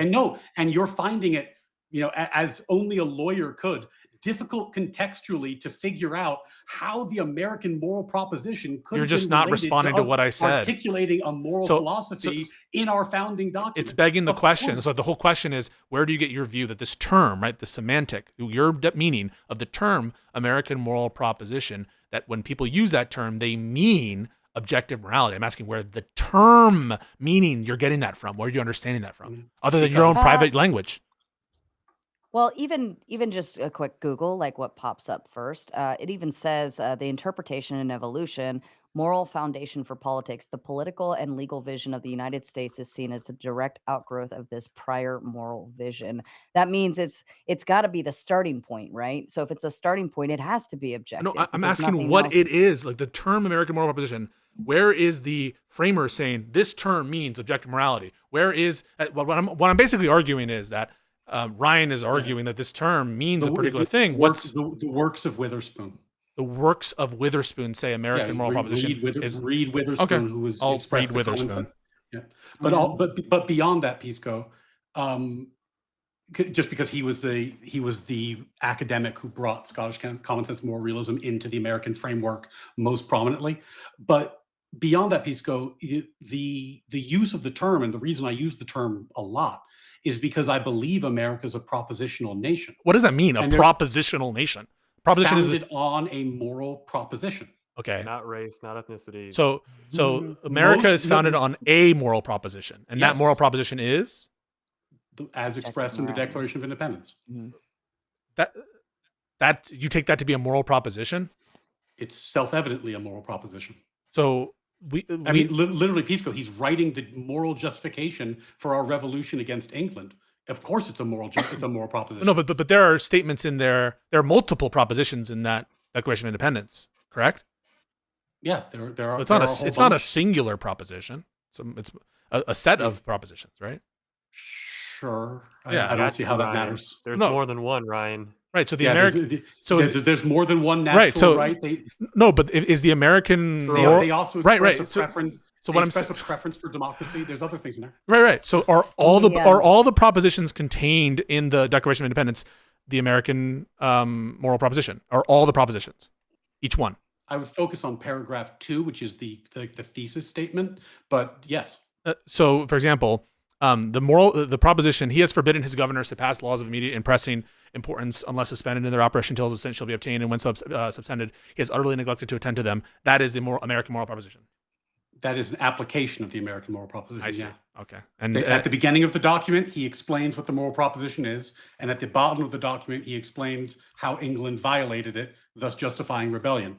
Based on the principle you gave earlier, by the way, which is that it can't be just casual disregard for natural law. There has to be some kind of sustained long-term harm to natural law because stability is a good thing. And he expresses that in the second paragraph as well. And let's just ask the inverse. Pisco, do you not think the Declaration is the American moral proposition? I think it's a set of propositions. Okay, propositions. Right, Do you think so? You think it is? I think it's a set of propositions, but I mean, yeah, the founding of the country is related in some sense to people's understanding and belief in a set of propositions. But I don't take every proposition expounded in the Declaration of Independence to be, quote, the American proposition. I think that's far too wide at that point. It's too specific, right? Like it must mean something paragraph more 2. general. The one we focused on the whole time, Yeah. because I understand you're trying to like broaden it out and try and obfuscate with that. We focused this entire time on paragraph 2. We both read it verbatim in our openings. That's what we understand is the American moral proposition. That's what the entire debate, anyone who discusses the moral proposition, points to that as the font head that everything else flows from. We focus on that the whole time. That specific paragraph, do you think that is not a moral proposition for the country? Well, first of all, it is literally not if you mean literally, right? So I'm just answering your question. Literally, it is not a moral proposition. Literally, so I'm just saying literally. I think it suggests that that they believe that there's a moral proposition, but it says we hold these truths to be self-evident. That's a proposition about their doxastic state, their state of mind. So literally, it's not a moral proposition, right? Agree with that literally, right? Pisco, do you think they were writing just on behalf of themselves? Can you just answer that question first? Literally, you would agree it's not a moral proposition, correct? I'm trying to. Why can't you grant that? I grant shit that are fucking bullet bites all the time. Hold on. Because I don't want to play into the crazy. philosophical pedantics of. You're the one bringing us here. Time. No, I'm asking you, what do you think it is then? If you're saying it's not literally, a I moral just proposition, told you what I thought it was. it is literally a moral proposition. Pisco. Okay, so when I say I think I'm hungry, is that a moral proposition? No, When I say I think that this is true, is that a moral proposition? no. Okay, so moral proposition depending what you're referencing is true. I'm assuming it's something. yeah, this not is a moral. state about this is a state of belief. Correct? Yeah, this is the epistemology ontology distinction. Is it a Pisco. statement of Yes, their belief? The founders, as people, had beliefs, and they wrote as a nation on behalf This of a is new crazy. nation, Just grant it. We think these things are self-evidently true. Not true to me, not my subjective opinion, but self-evidently true that all men are created equal. This is that insane. They were endowed by the Creator. So with you certain can't even inalienable grant. rights. So I'm about to grant you that It is obviously a Oh moral my proposition. God! Just like Pisco, if someone says if you're talking to someone and they say communism is good, that's also a moral proposition. No, It's that a wrong moral proposition, no. but Hang it on a is second. moral Wait, no. proposition. That is a moral proposition. Saying communism is a moral proposition is Yeah, I think. saying Wait. Sorry. natural law is true is another moral Sorry. I'm just being super specific here. I'm totally willing to grant that they believed in moral propositions. I was trying to give you like a baseline. Do you agree? You would agree that on its face, literally, it's not. So, for example, I'll give you. No, I don't agree. It's okay, literally a moral proposition, Pisco. So when someone says, for example, Paul thinks that slavery is bad, is that a moral proposition? Paul Subjective. thinks slavery is bad? Subjective. Yeah. It's a description of Paul. Yeah. So when you say Paul holds that slavery is immoral, same thing, right? That's the belief of Paul. Right. We hold that slavery is immoral. Is that a belief of we? Pisco. Why don't you What- grant it? can I go- Holy can I go up- fuck! can I go This up the- can I go slippery up the shit. chain? Oh my No, God. it's Just slippery. answer It's- it. I'm just trying to get you up the chain. They're saying. No, I'm what they're asking for saying your is position here. We can move on. self-evidently True. Okay, Pisco, what they are saying is not we hold on our personal beliefs. They're saying we hold because it is a true aspect of ourselves and our creator. Dude. That's what they're saying. Even in the first paragraph above, when they reference nature's law and nature's God, they are referring to an objective state of affairs. I'm about their to belief in their God. in Ryan, God, I'm their going to belief in grant. their creator. I'm going to grant that these individuals had Yes. moral propositions in them, And but who were they but speaking you for, but Pisco? you won't but you Pisco, won't wait who were they but speaking you for? won't even Hold on. you won't even Hold grant on. you won't even grant. Oh, sorry. You're looking for subjectivity in that aspect, but that's where the disconnect is, because if it's objective, there is no, when he says we, he doesn't mean me, you, Nonfon, Scott, and Ryan all got together and said we believe this. What they did was they applied it as it was given to them.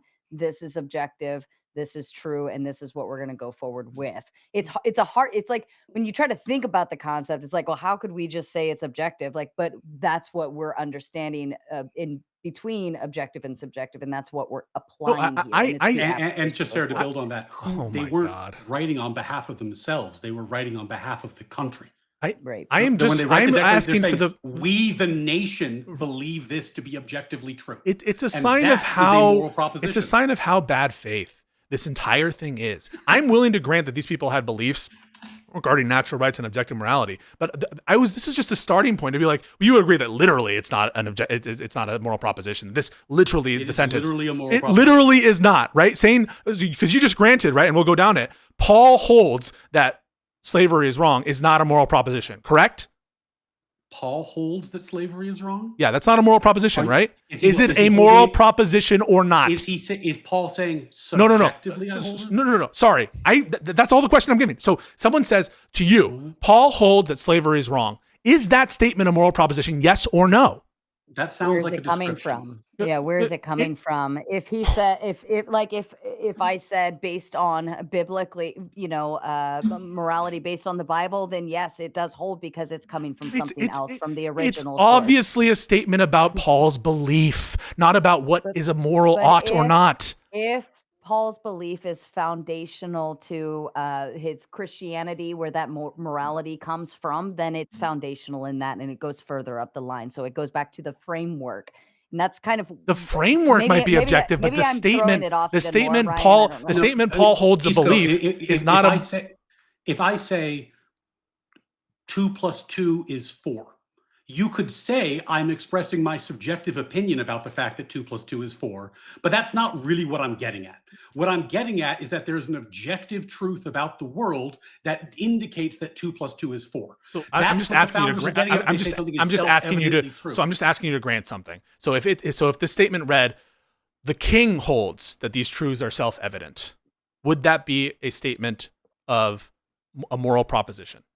Depending on where it I comes think it has from. to depend on the truth. What do you? It What, depends on where what they're talking about. okay, I mean, So we that's we why- just that's are why not I speaking the said- same language. I mean, No, it I- really is I crazy. hear what you're saying. Yeah. Hold You on, keep hold on. talking Let me tie epistemology, the and bow I'm up. aiming at ontology, and that's the distinction. Yeah, it depends on who the person's belief system, where it's coming from. Is it coming from an objective truth based on Christianity, or is it coming from a subject truth based on something else? And that's why it's important to understand that that's where the grounding was and the foundation was. Because if you that's why I said if you didn't accept it, if you don't accept objective morality, then nothing else matters. I feel like I'm about to step into like presuppositional hell in a second, but It is. I it's understand. I it's understand fucking. you, Pisco. I I understand really what you're hope saying. that you guys I aren't fucking understand buying where into Ryan's coming Darth from, Dawkins bullshit. But I also see where you're coming from, and I'm I- hoping I'm connecting the two. This is crazy. So this is That's a great clip. Pisco just described our founding philosophy as, quote, Darth Dawkins bullshit. no.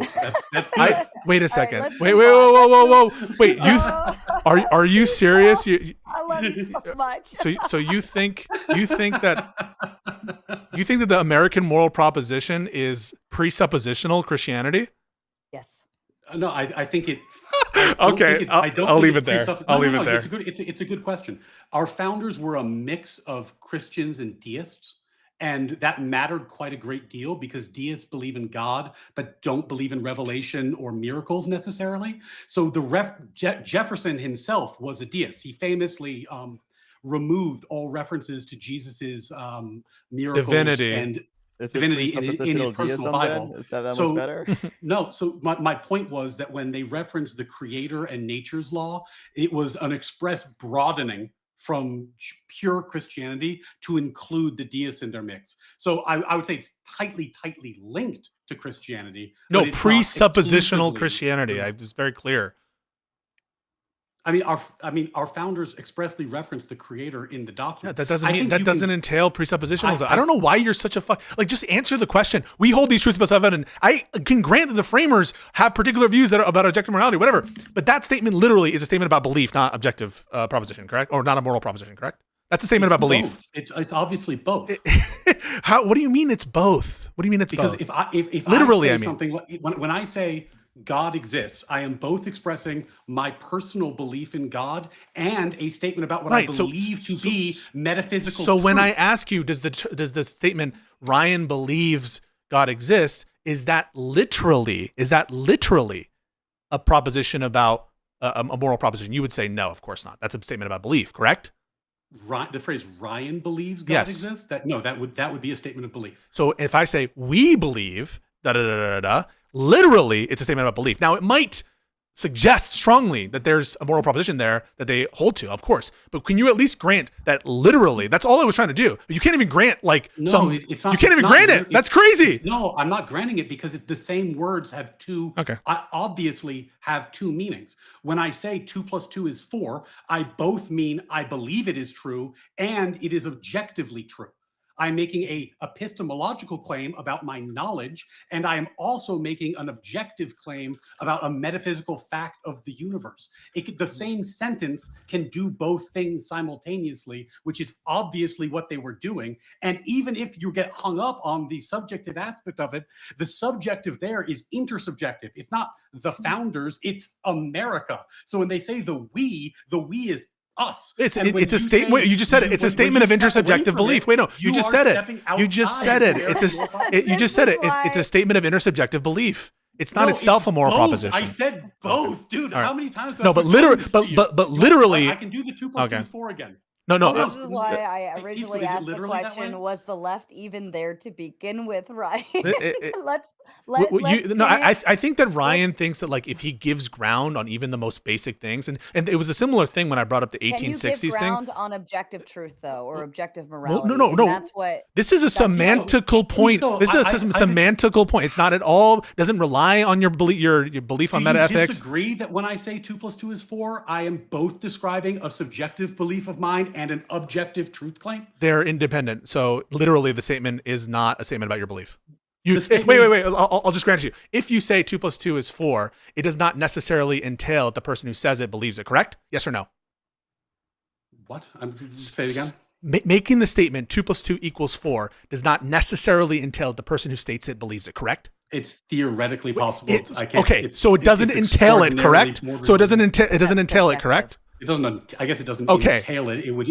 All right. Be what Perfect. the person That's is my point. saying Move on. In generally, That's every my context. point. That's my fucking point. They're different Okay. things. That statements about beliefs aren't the propositions themselves about the relative moral statements. They're not the same. Not always, and but this it was a one is. minor. It was a minor point to be like, well, you agree. First of all, like literally, they're not. And you wouldn't even grant it because you can't give Because ground this because your one ego's in the is. way. Your ego's in the way. You can't give any This ground. one is But Pisco. that- This one that- obviously is both.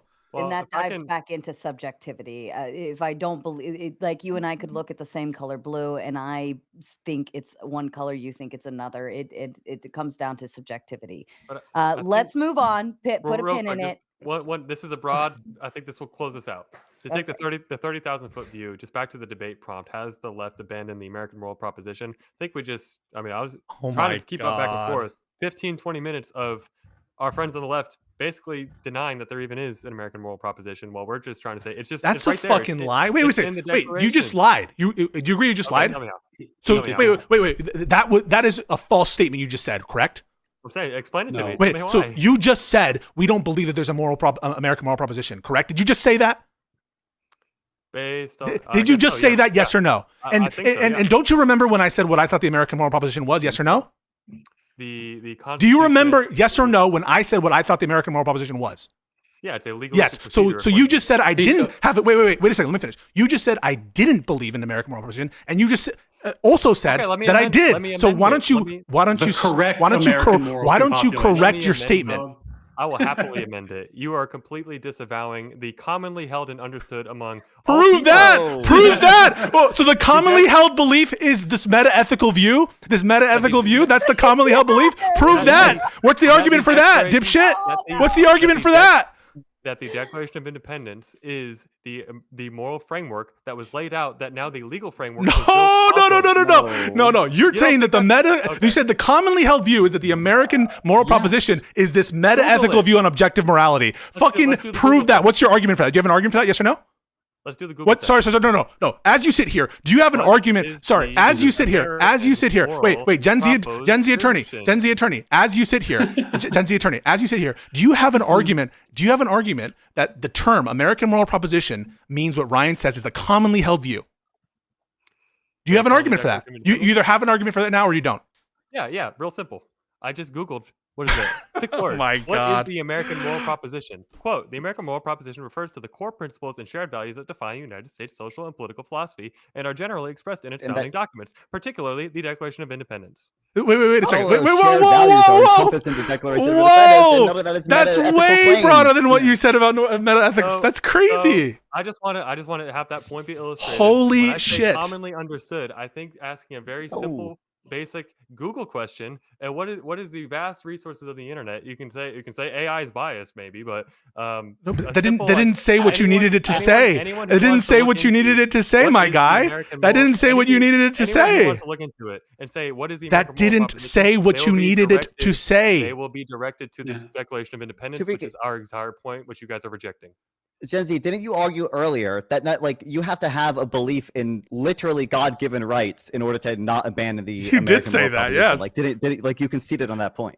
Yeah, I don't know how else. So like this is like So if you you're a moral conceded on the subjectivist, religious belief you're angle? God, if you're an atheist, you're that's like No, where it- the historical pieces come into play in terms of how it was written, why it was written, the interpretation, so on and so forth. and I this is like maybe too in the weeds, but for this, but like it is technically possible without believing God. Like I know he was a great follow, but he left for Blue Sky, so he's not on X anymore. A guy called Secular Outpost, and he was an atheist, but he believed in like essentially Platonic forms, and Platonic forms are almost a one-to-one match for natural law.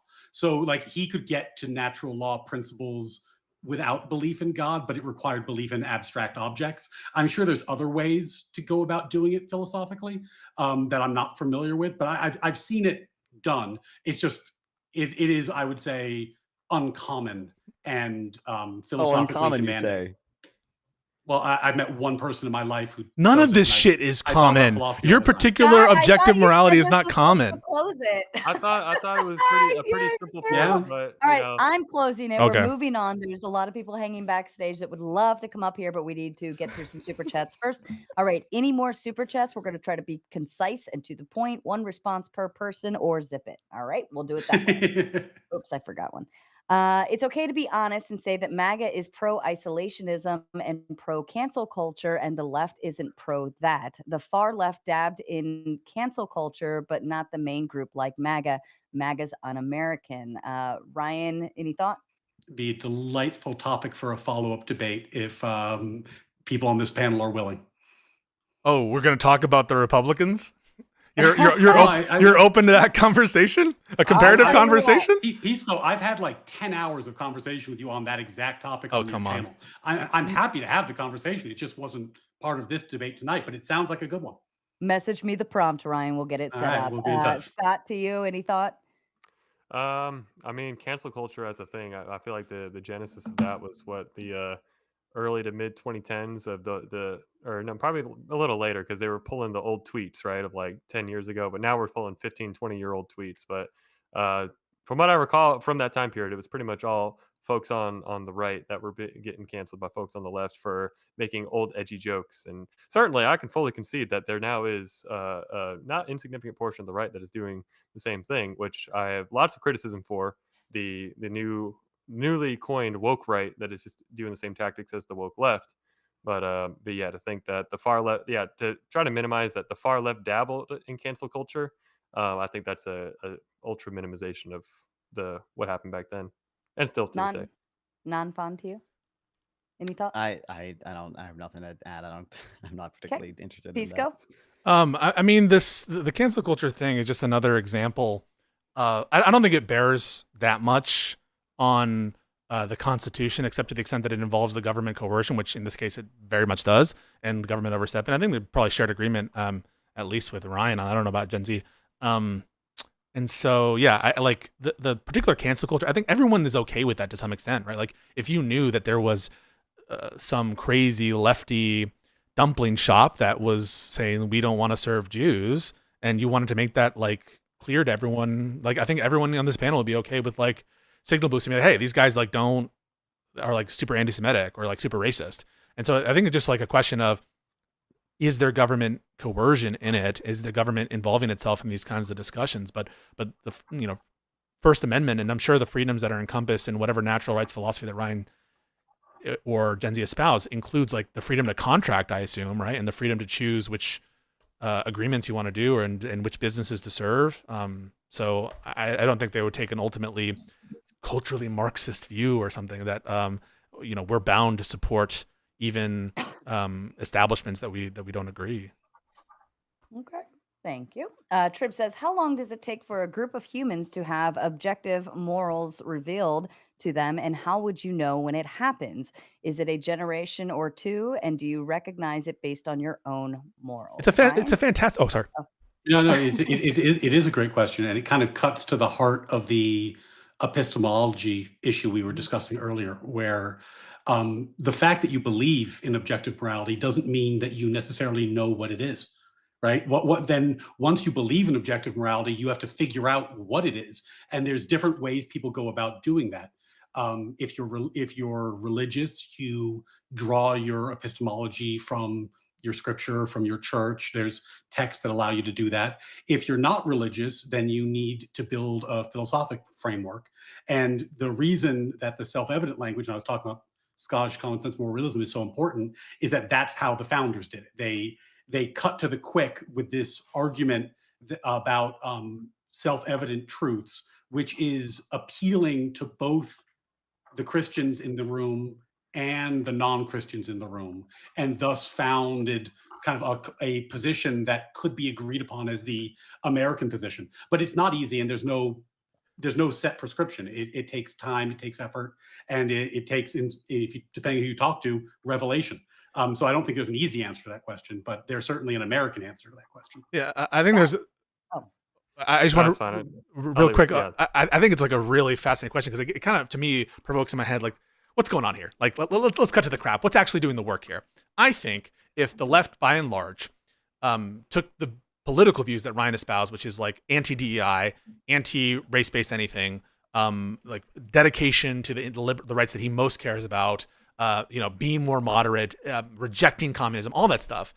But they're like, we're subjectivists, but we believe all this stuff. Ryan wouldn't be sounding the alarm and be like, oh no, we're fucking losing our culture. So like, what's actually doing the work here? What's actually motivating people to do this or that? And really, I think it has to do with the political views, frankly. I mean, I think that's what's doing the work here. That's what's causing all the concern is the views themselves, not the like the moral, meta-ethical framing or grounding of the views themselves. And so that's what I think this question gets at. And it's also the hardness of operationalizing it. Like there is have you heard him give a single objective moral proposition contained within the set that he knows to be true and he knows is actually accurate? And given that the fucking framers, who were all smart people, God fuck, they were like they were wrong on a bunch of really, really fucking important shit. So how do we operationalize? How do we actually work with this set of moral propositions that are there to be found? Have we found any of them? How do we know? And to the extent that we're relying on revelation, how do we know that God wouldn't lie to us, or that the revealed, like ground out that the thing that would cause the revelation isn't itself untrue, or like what grounds that revelation is itself true? All of these questions, I think, have no good answers, and the system that they're promoting doesn't really help us operationalize and isn't actually what's motivating, I think, a lot of the commentary and dissent. I think what's motivating it is the political positions and the effect in the real world. Which literally, I said this earlier, but I know you got to move faster, so I'm going to do this as quickly as possible.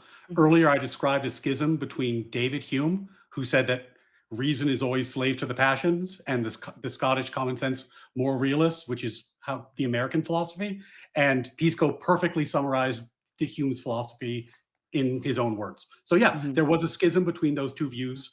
One was rejected, one became the American philosophy. That's fair. What group in America's history fit the American moral proposition the most, and were they ever the majority? If they were, then how did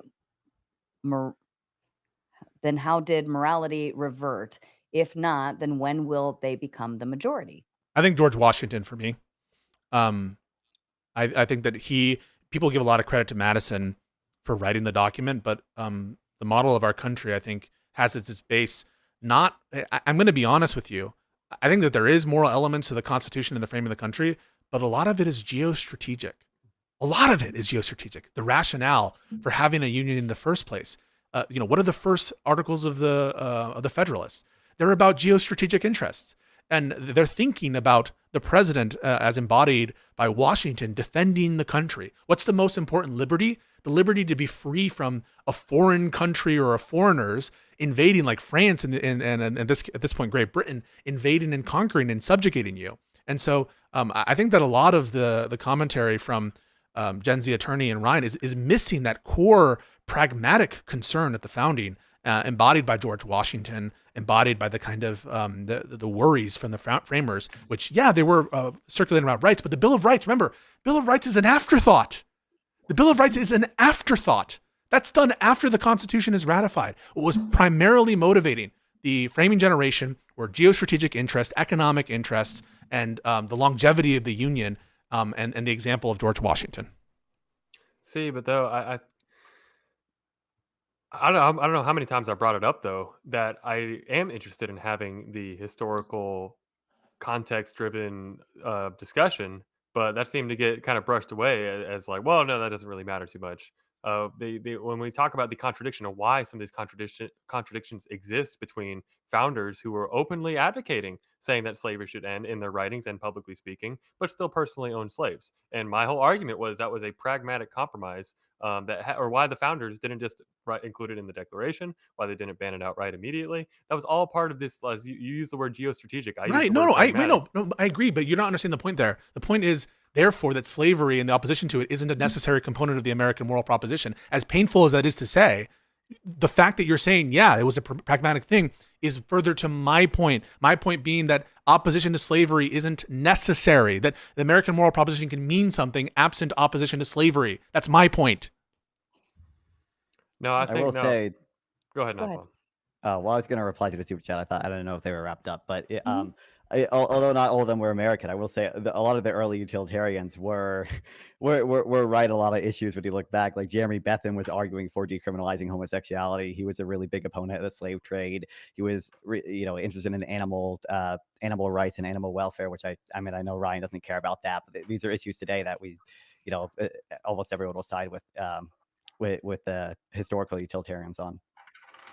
I think also to answer the question directly, I agree Washington's a good example. I put Lincoln up there too, as far as, he could have just sat back and said, yeah, okay, the cost will not be worth it to march south and ensure the abolition of slavery. But he said, no, this violates our moral principle of slavery as an institution, violates the American moral principle. So we are going to literally declare war, the bloodiest war in American history, the most amount of American lives lost in the Civil War, because everyone who died was American. And so to take on that cost to preserve the Union, to bring the country back together and abolish slavery, I think, yeah, that's But understand what was happening there, right? Like I also respect Lincoln a great deal. I think he's certainly in the top 3 presidents, and all his failings notwithstanding, he suspended habeas corpus. He, with the Declaration of Independence, those words were cited by the Confederates as promoting, a lot of the founding generation's descendants, including I think some of Washington's descendants and Jefferson's descendants, supported the Confederacy on the basis of the terms of things like the Declaration of Independence. And so I understand that we are taking this view and we're upholding some of our most cherished historical figures. And I'm not one of these people who wants to rain on everyone's parade. I'll pick and choose some of these people who I'll venerate, and I'll topple a couple of statues here and there, right? But in general, I'm against the ultimately culturally relativistic, or sorry, I should say the view that thinks that we shouldn't judge these people relative to their time. But there are a lot of potential contradictions and pitfalls for you who are venerating the Declaration of Independence in justifying why you think the Confederates weren't upholding that. And maybe it's just their, support of slavery, but is there something else? But I think Sarah's head is going to explode if we keep giving $50 answers to $10 super chats. Thank you. So I have an interesting response, and I invite the listeners to imagine how clever and articulate it was so that Sarah can get paid. good answer, Ryan. That's fair. Yeah, short and precise. We do have a $50 in here that you can expound on a little more. Tom says, left winning by not talking about the left. Good strategy. It But is then a he- good strategy. It is. But then he says, no offense intended. And keep in mind, I'm usually loaded. But I bet if it was Gen Z and Nonfon only, we'd actually be hearing a debate on the prompt. Round Uh, 2, set it up. Kuzium says, for all, if MAGA reps and libs continue being the main groups, what would you do? Would you abolish the two-party system, ditch democracy, remove big donors from it, keep it steady, whatever floats boats? One answer per person, please. Ryan, kick us off. I think our founders were rightly concerned about faction capture, and that political parties would inevitably lead to sort of narcissistic corruption and manipulation of the system. I think they have turned out to be right. So yeah, abolish political parties would be high on my list of priorities. What? No, Wait, how could you possibly interesting. say that and hold to like free speech and freedom of association? Abolish political parties? What the fuck? Yeah, she's asking me. I'm being asked a moral question, Pisco, not a legal question. Oh no, but morally, yeah, I'm Because my conception of morality is not the same as legality. I know you've expressed I'm not- clearly that yours is tightly aligned. But no, earlier, I but- understand a moral question to be what we ought do. Do you agree with that? What we ought do Yeah, and I think Okay. we ought eliminate political parties. Yeah, through the force of law or not? I didn't say that. No. Okay, but that's what I understand. We should ban political parties. I understand that to be a reference There's to. no universe in which I can give a clear and precise answer that will not Nope. trigger Pisco into debate mode. Sarah, I swear I'm trying to get you paid. You're I'm doing dropping what I these can. bombs. You're dropping these bombs. Save it for open panel. Write it Okay. down. Put a If pin you've in ever it. watched me and Pisco stream together, you can imagine last the hours. fucking hell that is unleashed when there's no moderation. There's no moderation. Oh my there's more of a God. guest. I'll bet there's It's like just- no stopping point either. Oh my No, God, no. we just yell at Uh, each other for like I'll give you the 3 best hours and then example. get tired.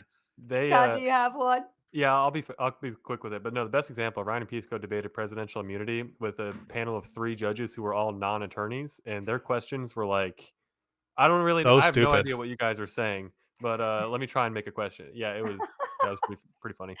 To this question, I guess the only contribution I'll have is I don't think MAGA is here to stay. I think, me and Ryan, one of our main goals in our podcast and political project is kind of what comes next, what's post 2028 or 2028 and beyond.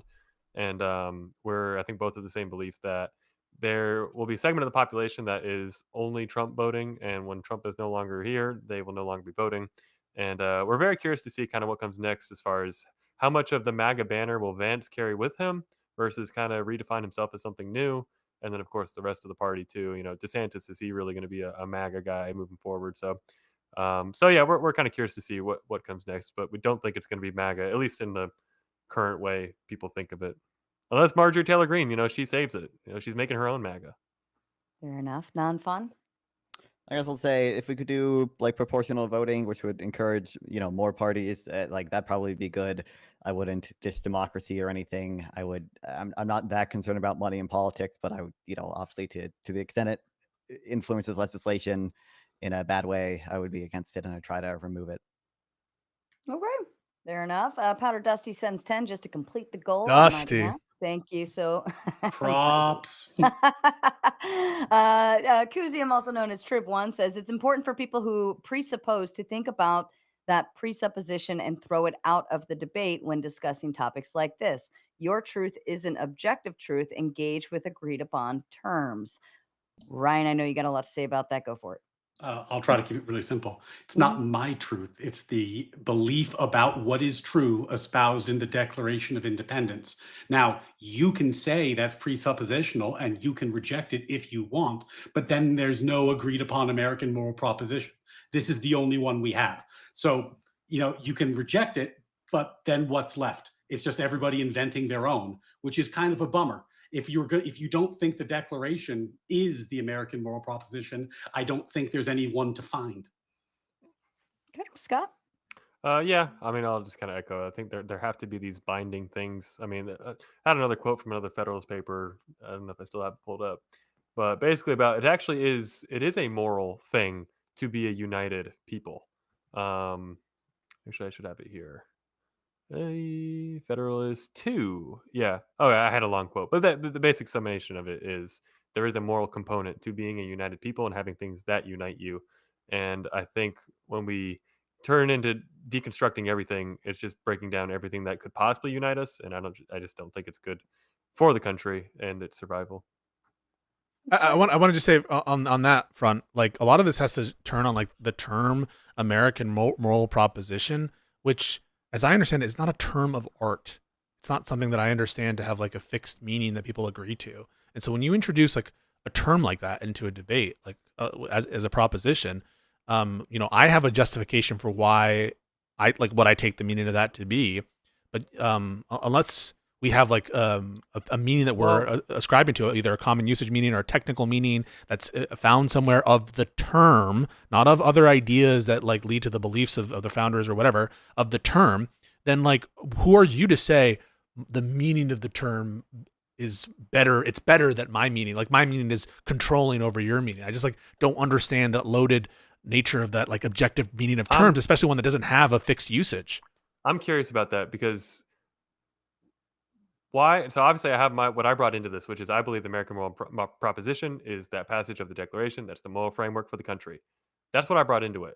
I had not even looked it up to see what would other people define as the American moral proposition. But when I did my 6-word Google search, all the sources I found were all pointing to the same thing that I was pointing to. So I'm curious, why do you think I'm the one with the proprietary definition, and it's not you that has a different definition than what the I think we both to be clear, I think that we both have like, because this is a term of art. Sorry, this is not a term of art. It's not one in which there's like a widespread usage, and it's like introduced to just bootstrap your own moral intuitions. And so to be clear, I don't think that like my definition is quote unquote better than yours. My explanation for like my usage of the term is like I'm thinking about a set of like attitudes or dispositions that is consistent across time, space, and geography within America. And I'm like, whatever the thing is that binds America is going to have to be, both in time and in history, needs to be quite broad. Otherwise, it's not going to capture this kind of like a broad coalition that I think is being hinted at with the nature of the question. Because, right, the nature of the question is abandoning something that has existed, right, for a while. And so that's my explanation for why I get on, because that's the only like through line that I can look temporally and geographically throughout the country's history that I point to. Now you can, in the vain hope that we can do this faster, I asked to come up with this prompt. I asked myself the question: is America a propositional nation? To which the answer is yes. And then I said, what is the proposition? The obvious answer is the Declaration of Independence. So that's the logical line that brought me to this place. And I don't want to belabor the point, but I just want to I just kind of want to bring up again, it's like just a quick skim of all these links and sources I can look to. They are all referring to the same thing, and it's what I'm talking about. So I just don't understand why I'm the one with the proprietary definition here. No, because you haven't pointed to a usage of the specific term. You can point to AI summaries or something. No, I'm just scrolling like What? There's a whole panel backstage, and I know one particularly who will give you that answer probably. Nonfon, I wanted to give you the opportunity if you wanted to add something. I have nothing to add. Move on. Fair enough. Patrick Please, let's, says, debate itself is predicated on the objective moral ought to keep ourselves and each other honest. Honesty is an objective moral enterprise, and you can't be accountable to space and matter. You can only be accountable to a person. Truth is a person. Ryan, go ahead. Gibberish. I mean, I'm obviously not inclined to disagree with that point given my particular beliefs. But again, I think it's enough for the purpose of this debate to say that there is an American moral proposition and that it's located in a specific document without having to do the full justification. But I certainly am not inclined to disagree with this. Scott? Yeah, yes, everything Ryan says, I agree with. Move on. Nonfon? It seems almost meaningless to me. I don't even know what he's trying to get across, really. Gibberish, pure gibberish, word salad. Oh, that's well. okay. We can do a debate on ontological arguments another time. The $50 super chat, everybody's just like, quick answers. Sarah, what we're doing here is we're trying to come up with a scheme to cost you money. We're executing it as perfectly as possible. Like low dollars, huge responses. High dollars, fuck it. We're here to screw you over, Sarah. That is our shared moral proposition. You wouldn't know it to look at him, but Nonfon's going to just drop some slurs and get you demonetized any second. It's coming. Oh, Jason says AMP is the idea that human beings are born free and equal and inherent rights that no government can legitimately take away. It's the moral foundation that underpins the whole American experiment. Yeah, but what does that mean, and why is it inconsistent with DEI objectively? Right, like that's the problem. Is if it's inconsistent with DEI, you need an account for that also accounts for all the other horrible fucking ideas that are consistent with it. That goes back to what Scott was saying earlier, the negative and the positive rights and how they are contradicting each other because you are impeding on mine by me giving to yours. Yeah, and I didn't think that was super convincing that there actually was a contradiction there. And we went over that, but we can move on. But I don't want to relitigate the directionality argument because I think we did it to death. But I'll echo that this is I agree with this wholeheartedly. And if you look at like Alexander Solzhenitsyn, who wrote about his experiences in the gulags in the USSR, one of the things that he expressly calls out is that when people believe that your rights are from the government, there's no higher standard against which the government can be judged, and in that circumstance, terrible oppression is a certainty. So I think that it is important that we think there's a standard higher than even our constitutional framework, that there is a standard against which right and wrong can be judged. Scott? Yeah, real quick on that. I mean, it's the whole basis for, why were we able to prosecute the Nazis in Nuremberg? It's if they adopted everything they did, they adopted through their political process. And certainly you can say Hitler took it too far with the way he used the political process. But at the end of the day, if stuff is done illegally in accordance with the procedures, then what's the basis for criticism if that's the entire moral framework that we're operating with? And the reason that we're able to proceed at Nuremberg is because they can appeal to a higher standard that says, yes, what you did might have been legal under your laws, but it still violated the laws of nature, and therefore we can prosecute you for that. Nonfon? I mean, I feel like the whole debate has been us laying out our issues with that. Obviously, it's like it's overly narrow. I think you're what the American moral proposition is should not include sort of meta-ethical claims about like natural rights, like being intrinsic. I think that's way too narrow. I think it should also include some adherence to the documents we actually have and some of the values that American society like generally has, both now and at the time. Pisco? Yeah, I think it also needs to make sense to add on to that, and then I want to just ping Gen Z real quick. Add on to that, I think it can't just be the framing generation. It also needs to include like the development over time that has existed, and how we've added on to that. and make sense of some kind of unity across time and geography. And if the point is like that the thing that does that is the Declaration of Independence as understood by Ryan and Gen Z, then I just think that like that wasn't a universally held view, the way in which they're presenting it. And there are ways in which their vision of the Declaration of Independence or how they view it was inconsistent by like everyone in the founding generation. And the only thing left to distinguish the DEI people from the Thomas J's is this like vague notion of directionality, which I don't even think makes sense. To Gen Z real quick, the one thing I'll say is we look back at the Nazis and we're like, horrible, horrible fucking people. You knew it was wrong when you did it. Fuck you. You like, you weren't holding anything. Why don't you have that moral attitude towards the slave holders? So, sorry, could you rephrase Yeah, so you look back, you referenced Nuremberg, at the Nazis who instituted that, and you're like, fucking pieces of shit. These are evil people that deserved what they got because they did something wrong. Why don't you have that attitude towards the founders of America, given slavery is a moral blight in your eyes? I could give a long answer. I think I would just give it short and point once again, I think, to pragmatic decisions that are being made as a consequence of the time you were in. And I don't know what the Nazis thought it was pragmatic. Yeah, they thought that killing the Jews. I would appeal to a law of nature and objective morality that says I don't care what if they thought it was pragmatic, it was still. Well, yeah. So just because Jefferson thought it was pragmatic, same thing. No, here's the difference. I don't see the Nazis as having any sort of pragmatic compromise on the table of why they. In their mind, they did.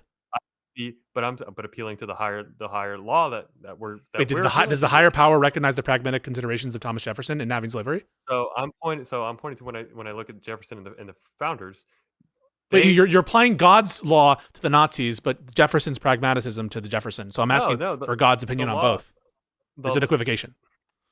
The law applies, of course, God's law applies to everybody. The difference that we're dealing with here is if you're going to strictly apply it to the founders, then you're putting the entire American political project at risk, which is a project. Yeah, the Nazis thought the Jews were putting the German project at risk too. They literally thought that killing the Jews was a war aim. This is going to be the directionality thing over and over and over again. Okay. So just to point it out, at the time that the Nazis did what they did, we already knew that you had a moral obligation to treat people as individuals, and they violated it and put people in ovens. Anyway. And we didn't in the time of the founding of the country. We didn't know that we needed to treat them as individuals.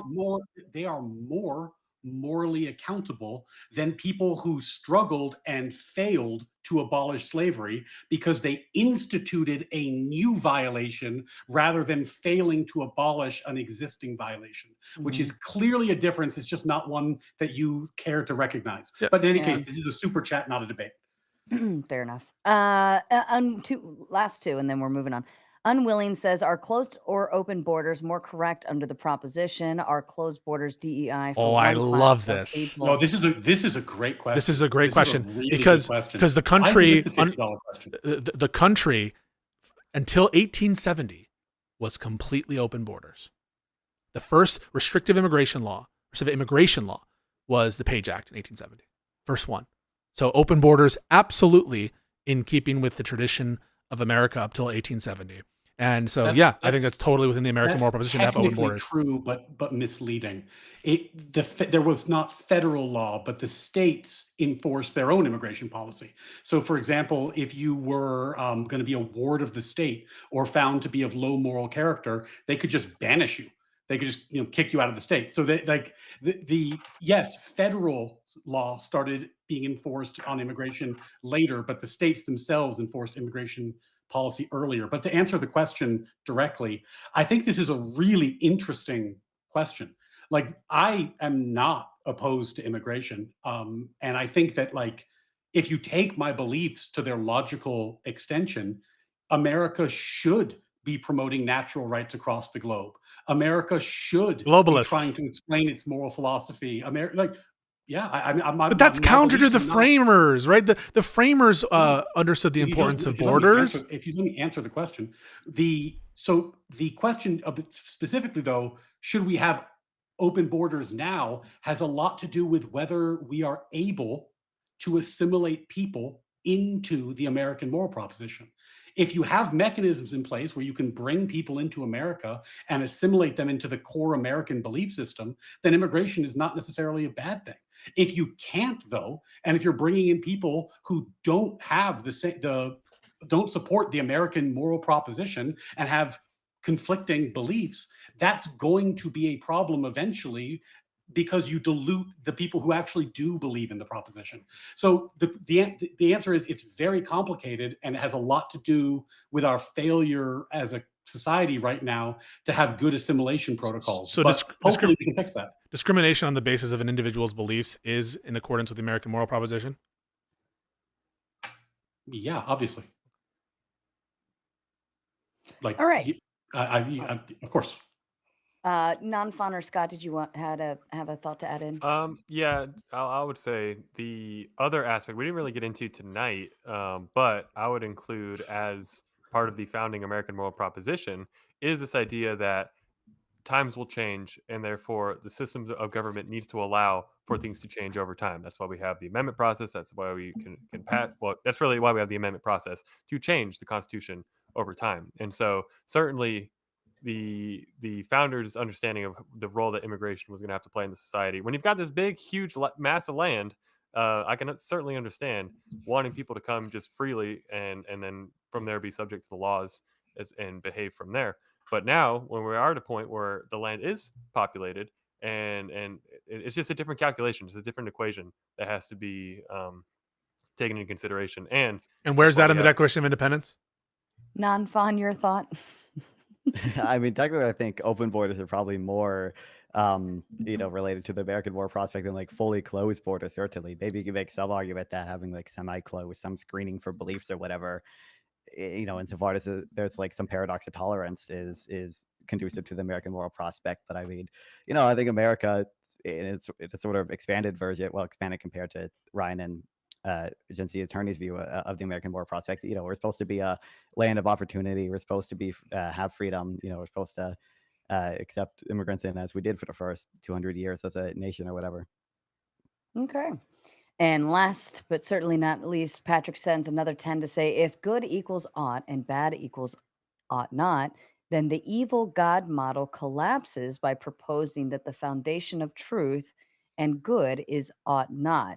No one needs to worry about self-defeating evil God. It's just model. gibberish. No, it's not an argument. Right. It's not a valid argument. It's gibberish. No, he's right. Because if you presuppose an evil God who is completely controlling your reality and tricking you and doing all sorts of terrible things to you, then you have reason to doubt every truth, every process, every statement you make could be the influence of this. Wait, isn't in your view that God is? Let me finish the fucking thought. Oh my God! And including the thought that God is tricking you, which is why it becomes viciously self-defeating. If you take the premise God is evil and deceiving me, you end with a reason to reject the premise God is evil and deceiving me, because and as a result, you have nothing to believe in left. So Patrick, it's logically invalid gibberish. And isn't the whole view of these presuppositionals that God defines what good is in the first place? And so in what sense could lying be that God is what's good? Wait. So is God good? Hang on. Yeah. So is God adhering to some third party standard then? No, God is good. Because there's a unity of identity between God and right. So whatever God does and whatever God's nature is by definition good, correct? If God does it, is by definition good, yes. Okay, so if God lies, it's by definition good. So you can't say evil things that he's doing like lying. Lying, if God lies, it would be good, correct? God wouldn't lie. But I'm not asking if you would lie. I'm asking if God did lie, would it be good? No, that's like asking God. That's like asking, can God create a rock so heavy? Or what's the logical contradiction? What's the logical contradiction? In him lying, in God lying, what's the logical contradiction entailed by God lying? If we're assuming that there's a moral law that says lying is wrong in all instances, which I don't actually think there is, then the contradiction would have been that God is doing something evil. I don't think that's a moral law, and right, so if there's no contradiction. Then he wouldn't do it because it's a contradiction. Wait, no. You just said you just said that. So that wouldn't be God. That's what he's trying to say. Wait. Why? So that's just restating the conclusion. The conclusion is God won't lie, and I'm asking you to justify that conclusion, which is God won't lie. And your response to that is, well, God wouldn't do that. That's just restating the conclusion. I'm asking for an argument to justify it. It's the same argument as when people. It's not an argument. You're restating the conclusion. It's like when people say, "Can God create a rock so heavy he can't lift it?" The response is that God doesn't do things that can't or won't do things that are logically. I'm asking you, what is the logical contradiction in God lying? Your question assumes that lying is a moral wrong in all instances. So if that is true, then it would be a contradiction. Well, okay. No, I'm not assuming that lying is not morally wrong. Then God lied because it was good. Wait, but I don't. Right. So there's nothing. So you just admitted. So you just admitted that there is no logical contradiction entailed in God lying. If we assume that lying is not morally wrong. Well, I'm not assuming that. I'm not assuming anything about whether lying is morally good or not. I'm asking you whether or not there's a contradiction in God lying, and you just said, there's no contradiction. Yes. I would say yes, there is. What's the contradiction? I think lying is morally wrong, but that's why I was asking. How do you define what moral wrong is? We have to bake in morality into lying. No, but you define you define lying based on God's nature and what He does. But the basic answer is that's not God. No, but I'm asking. That's just repeating. Wait, Sarah, that's just repeating. That's just repeating the claim. That's just repeating the claim. The claim is God won't lie. I'm asking. Hold on. This is ultimately why the founders rejected. Oh my God, meta performance. Embraced Scottish common sense. Dude, because you're caught and you don't have an answer for this. Because what happens is the David Humes and the Kants endlessly dissect what morality is. Who asked about Hume? Who asked? There is no morality left. Who asked about Hume? Who asked? No one cares. Address the proposition. Common sense point that we do know what right and wrong is. Address the point. No one's asking for a history lesson. Address the point. Why? What is the contradiction? No, you haven't. You just restated the claim. You're like, God wouldn't lie. And I'm asking, like, well, why? What's the contradiction entailed by God lying? And you're like, well, if you assume that God is God is good and deceiving us would be bad. Why is lying is bad? Is defined in your worldview under your lights by what God would do. Unlike God's nature, which is right. True. No, but I'm asking. So you're defining what is good or bad based on God's nature, and you say that God's nature is that He can't lie. I'm not defining it. I am describing it. But you're describing God's nature as what is. Have you never had a conversation with a hang on a second. before? Wait, no. You're defining. I feel like you're defining. I can tell Pisco you're defining. Had this conversation before. Yeah, it's totally obvious that I'm totally familiar with these conversations, right? Ryan, you would admit that the fact that I'm engaging on this level and addressing the Euthyphro dilemma and addressing these arguments, it's clear that I've had these conversations before, correct? Well, no, I think I think what's happening is that you're kind of running this flowchart, and there's a reality that these flowcharts terminate, and where they end with the Euthyphro's dilemma is like Thomas Aquinas's identity solution, which is God and good are the same thing. And people have been debating this philosophically. So why is lying bad? Hundreds and hundreds of years. So the idea that you and I are going to resolve it in this conversation, it's irresolvable. This is presuppositional Darth Dawkins garbage. As is the Declaration of Independence, according to Pisco. No, I didn't say that. Let's go ahead and bring our panel up, and we can hopefully get some more conclusive things from then. Here you go.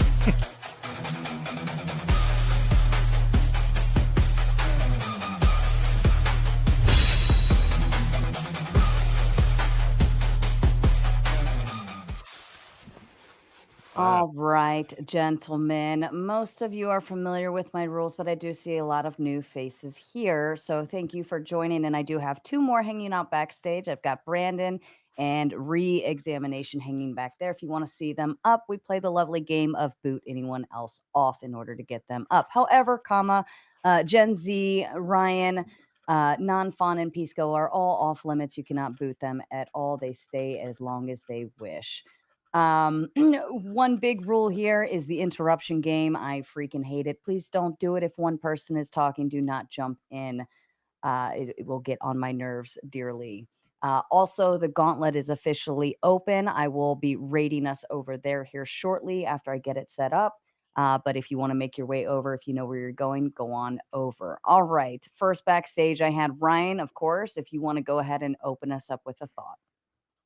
Yeah, I just want to say, first of all, after this, I will be opening a petition where we can all sign up to make sure that Ryan changes his name, because he's clearly the false Ryan here. As the one true Ryan, I first wanted to point out that equity, which was constantly misdefined throughout this, is about opportunity, or equality of opportunity of outcome, not just opportunity of, not just equality of outcome, right? This is constantly misused by people who talk about equity. I don't know why. I mean, I have theories of why, but in reality, when people are talking about equity, they're talking about removing barriers to people being having opportunities, right? So it doesn't mean that everyone has to end up in the same position, right? It just means that if there are barriers that exist that are preventing them from accessing those opportunities, that those should be alleviated. That's the whole goal of equity. So how is that inconsistent with the goals of equality and the American moral proposition? No, this is a fun game. I'm going to quote one of my favorite professors, Steven Pinker, who said,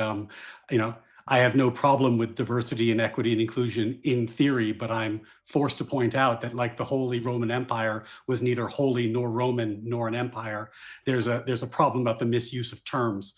Like I have seen people describe equity in the way that you're describing it. The problem is that the programs that are instituted on the basis of equity do not do what you describe.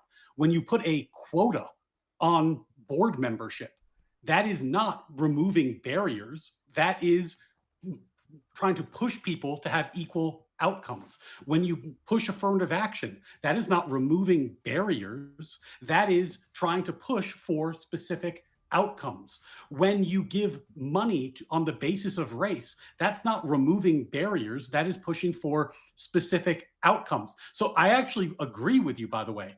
If equity was what it should be, which is, hey, we've done a really good job achieving legal equality. Know what we should do? We should try to find a way to make society better. And we should do it while still treating everybody as individuals and while holding to our moral principles.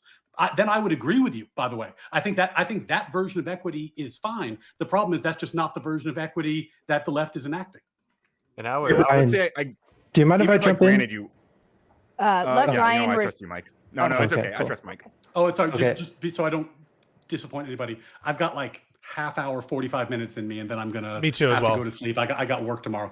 Sure. Yeah, and Ryan, Gen Z, good to see you again. Hey, buddy. What's up?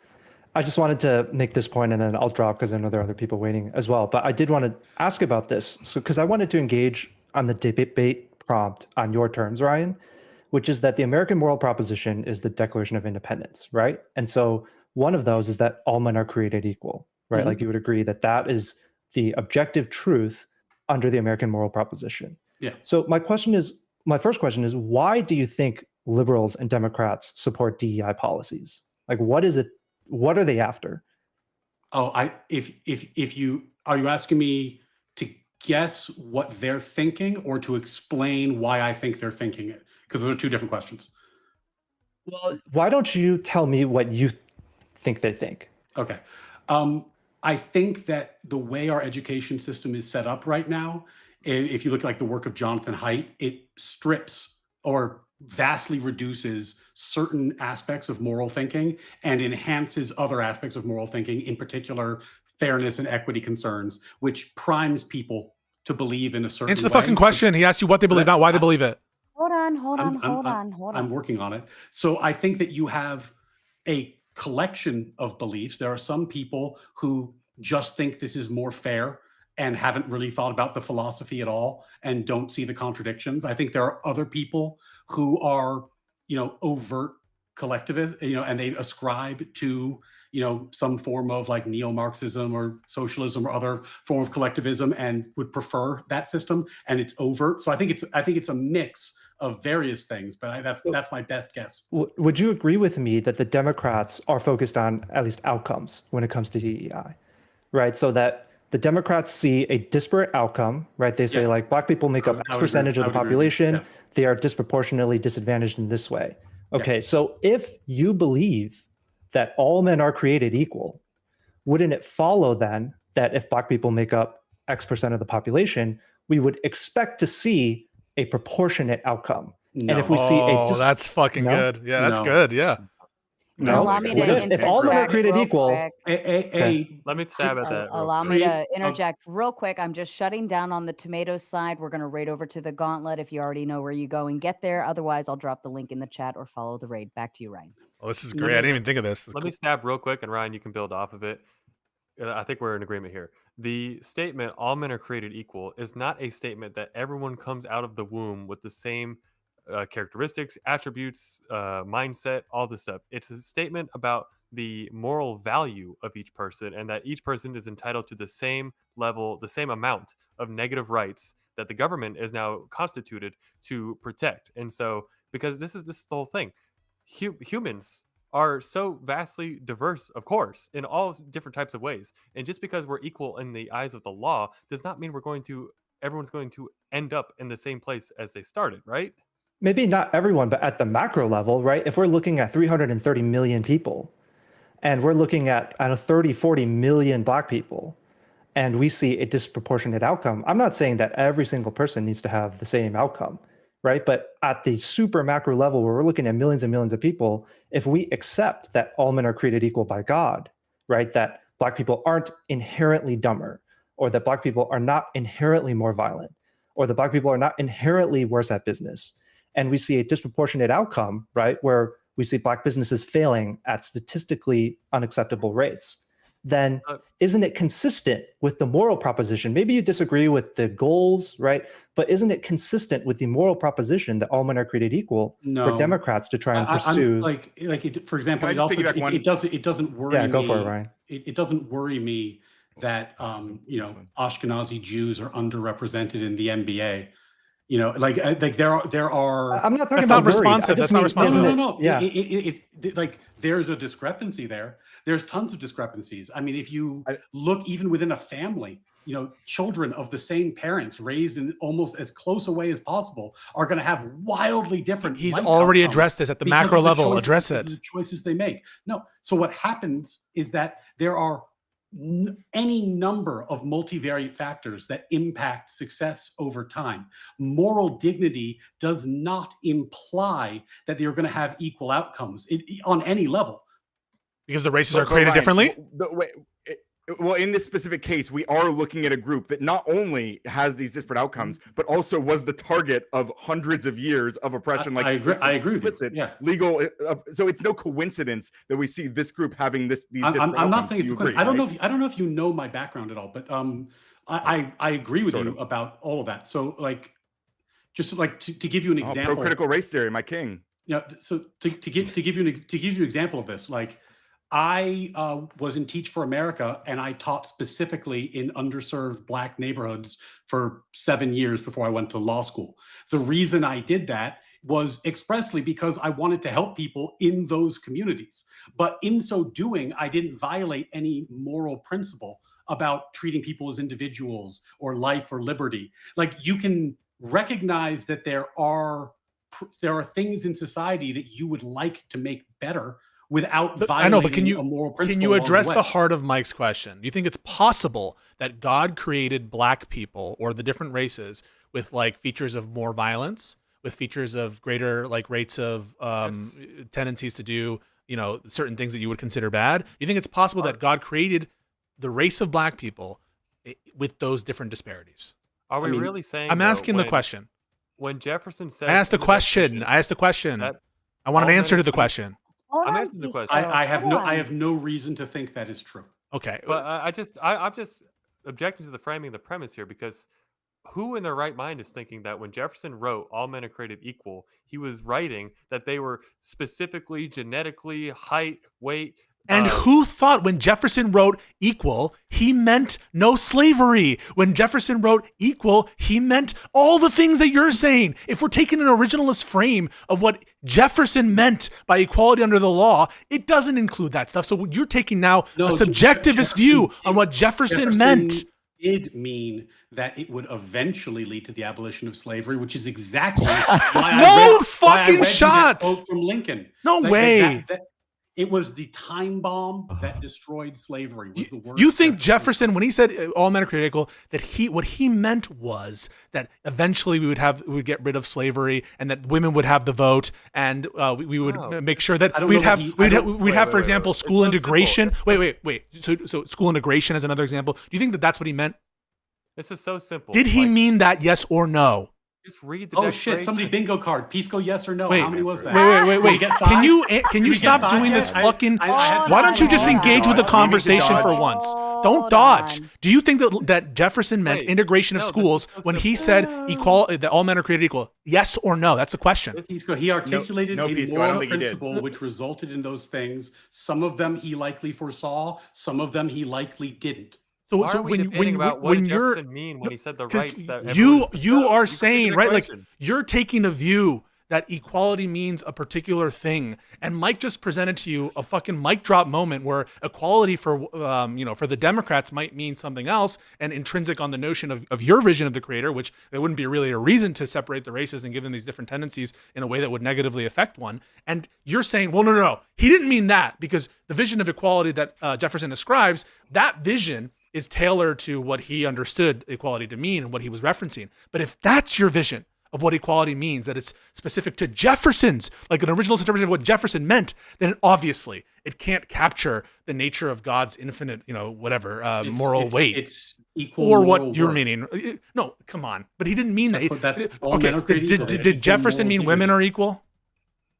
I certainly don't know. I've never read anything about what Jefferson thought about women. Well, this goes back to what I was saying a little earlier. It's the applicability of that framework, right? So we have the framework instilled that's based on that objective morality, but the applicability became better and better each time. Each tier got better, right? In terms of how we read it, and we say, oh, I think we messed up here. Sarah, let's reapply. This is a great, I think that you're right there. But then what the Democrats' responsibility, yes, every time we make it better. We add to it. And this is how we feel that we're making it better. And the question is, who are you to say that they're wrong about that? If this notion of equality is elastic enough to start to subsume things that the people who wrote those words never in their wildest imaginations would include it, who's to say that the DEI people are wrong? Unless you're ascribing a position of God on DEI policy, and God has a position on whether or not we should have like quotas, and in boardrooms. Do you think that that's part of moral law from God, that he's against as a moral law?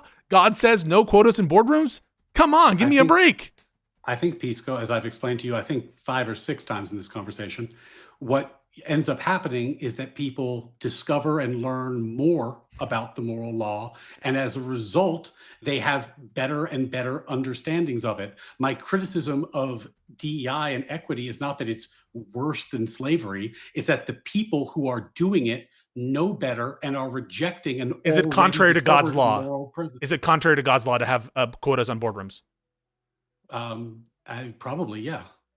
So, I mean, isn't it possible that this is the Democrats going through the process of discovering what all men are created equal means, right? Oh, yeah, they're discovering it by being wrong. And we're all learning together. But that doesn't mean that, even if they're wrong, that doesn't mean that they're going against the American moral proposition, right? Because that's the purpose of the debate. Maybe the Democrats are wrong, but you're trying to say that the Democrats are running away from the American moral proposition. Yes. And what I'm saying is, the Democrats read the Declaration of Independence, see the first thing that that the Declaration says as being all men are created equal, and think that maybe the way we approach this, right, maybe the way we move towards this American moral proposition is DEI policies. They could be wrong, right? But being wrong doesn't mean, like you said, with slavery, right? They could be wrong. It's wrong. It's an abandonment because not merely being wrong, but having already learned a principle that was required and violating it purposefully. That's What was makes the it- that's what already? What was already Slavery learned? was the Yeah. yeah. What was the already learned that we principle? ought to think he's treat each saying other that, like like, individuals. Yeah. Wasn't I that known at the argue, time? Wait, like, wait, wasn't that known at the time of the Converse. framing though? It's your contention that that was known at the time of the No, framing. It definitely, No, we're saying it was was- not. It was applicability. They figured it was out, but they didn't get it there. applicability. Wait, How do took we them a while. apply this? Just the same as women couldn't vote, and then we reapplied the law accordingly, and just the same as men without property or this or that, or even in some states as a certain religion, we started reapplying the way we were taking that framework and understanding it later on. So- Let me read a couple yeah. super chats and then I'll give it back to you, Pisco. Michael Hatch says, how do we know there isn't a God level Santa Claus, Easter Bunny lie situation we humans need as a part of our cosmic adolescence? Because humans made up the Easter Bunny and Santa Claus. That's why. And Jesus. XQ Well, sorry, says, Jesus is real, but And God. and God. I mean, yeah. XQ says, which is better for the future of the country that believes rights? Women making more people to fight for that right, or for women to die fighting for a nation that won't exist in 20 years? This I don't know. This would go into women's rights. I think that's a good Uh, point. We should not send all women to war. I agree with that. I Hard think, to I think we can disagree. all Send them agree all. on that. Just kidding. Okay. Yeah. And one more, and then I'll hand it back. ZXQ says, should a nation that believes rights find it a good thing to make sure that the rights last? If so, should we repeal bodily autonomy to guarantee rights for the people of the future? I want to answer that real quick because there's always a balance. This is a question I was going to ask Pisco just because I think we Yeah. can all agree. There are times where constitutional rights come into conflict with each other. You Sure. know, the constitutional right, the free exercise right of a baker to not bake a gay cake, can run into a constitutional right to have a cake baked for you and not be discriminated against. So there are times where constitutional rights can come into conflict with each other. And we have to make a real serious analysis on which one is going to prevail. So to this, It's a good point. Yeah. So when you talk about, oh yes, the best way to, because our fertility rates are in the trash can right now, and it's actually a really big problem. No one's really talking about it. But yeah, the solution to that is not to repeal bodily autonomy and go full Handmaid's Tale, because that would now violate the rights, the liberty rights of women against that. So So Gen Z attorney. That's and just like if Pisco, I know you want to jump in, Yeah. just That is to literally piggyback on that for what 1 we're trying to second. do, though. This is also one of the best arguments for federalism and small federal government, because we learning what natural law is very, very hard, and learning how to balance these rights is very, very hard. And when you do it nationally, you end up cramming down on the minority in a way that often feels to them unbearable. So having these decisions made locally on a state level, on a lower level, lets us experiment a little bit and figure out what the right thing to do is. And I will say that when you talk philosophy, it's often tempting to imagine that all these decisions were made on the basis of somebody scratching their beard and being really clever. But a lot of this was that we had these ideas and we tested them, and we saw what worked and we saw what didn't work, and we figured it out together. So I don't think philosophy and application are totally separate in this way. And I think our founders were right. brilliant to have a system where we could go after natural law together. Testing them according to man's principles and priors, not according to God's. I mean, this is We have nothing else, Pisco. We are limited. The thing is, Gen Z, you brought up a great point, which is like some of these are genuinely hard questions, and a lot of these rights are in conflict with each other, right? That's even more of a reason not to think that God has ordained the correct answer on the gay cake. Okay, at this level of expression of a cake, now it becomes a expression, but then the religious, like these are man-made concepts. Now, maybe at some level of a broader generality, you can say, if you take this view on God, that he ascribes some kind of general purpose behind man to institute these systems of law, and at a general level, he wants men to pursue this or that. I don't agree with that. Maybe you hold to that, but it seems almost quaint to imagine a God like sitting upon a hill decide and say, I'm going to make it really, really, really hard for people to find out what the objectively correct analysis is of the gay cake. I'm going to make it very, very hard. For why? Why would he make it so hard to follow objective morality? Why would he involve himself in such quaint affairs, such as like the nature of a gay cake and whether it violates one right or the other? It just feels like like such a DEI. involved, or DEI, or how many people are in a fucking boardroom. It seems beneath God in some sense. And even then, it's just like, well, he made it so fucking tough for us to know the objectively correct answer. Why? But Pisco, earlier you had stated how the objective morality, based on what Ryan and Gen Z were saying, seemed too narrow, and you said, why can't it be more general? But this is why, because if you open things up wider and wider and wider, then the actual message or truth or objective morality gets spread across in so many different ways. We want objective morality to be narrow and on the point, and like just the bones. Well, Right, because what I'm this saying was too way- narrow is But- the term of American moral proposition. I think the objective morality thing, I'm not ascribing that as too broad or narrow, because I don't even understand it. To be honest with you, I don't understand what objective morality even means as a I don't think it's a coherent concept. But so I'm not saying that that's too broad or narrow. I think that the term objective moral proposition that they provide, that's what I feel is too narrow because of my own priors. The difficulty, Pisco, in piecing together natural law has everything to do with what I was saying earlier, which is that our founders allowed for an admixture between Christians and deists, which meant that our quest to find natural law was not solely determined by Scripture. Right? Well, that's a big Because problem then. That's a Well, no. huge problem then. Because if America was universally Christian, then the question is what is natural law would have an easy answer.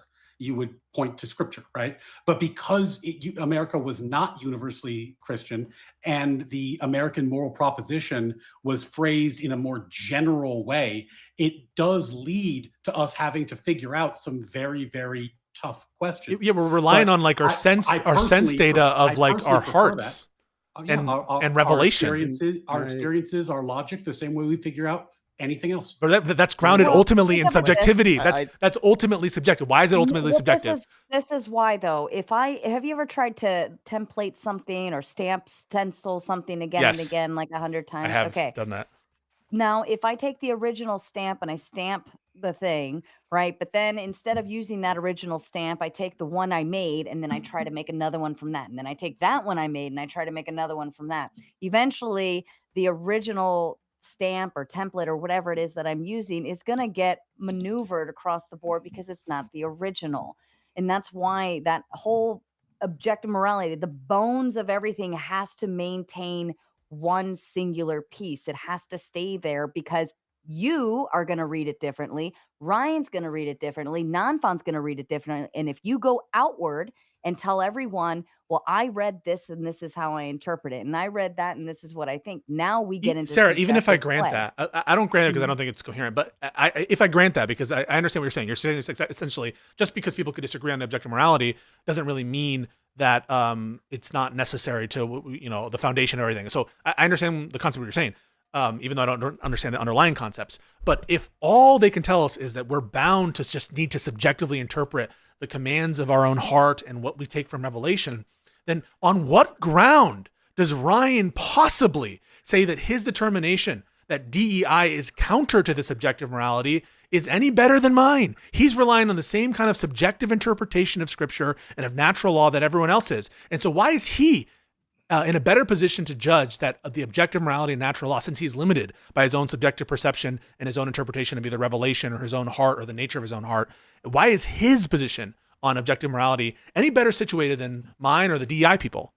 That's why I chose to debate you, Pisco, because in a world where we only are bound by our subjective perceptions and we're all doing the best we can, the best tools we have to figure out what is true is discourse, is debate, is getting into the arguments and trying our best to figure it out.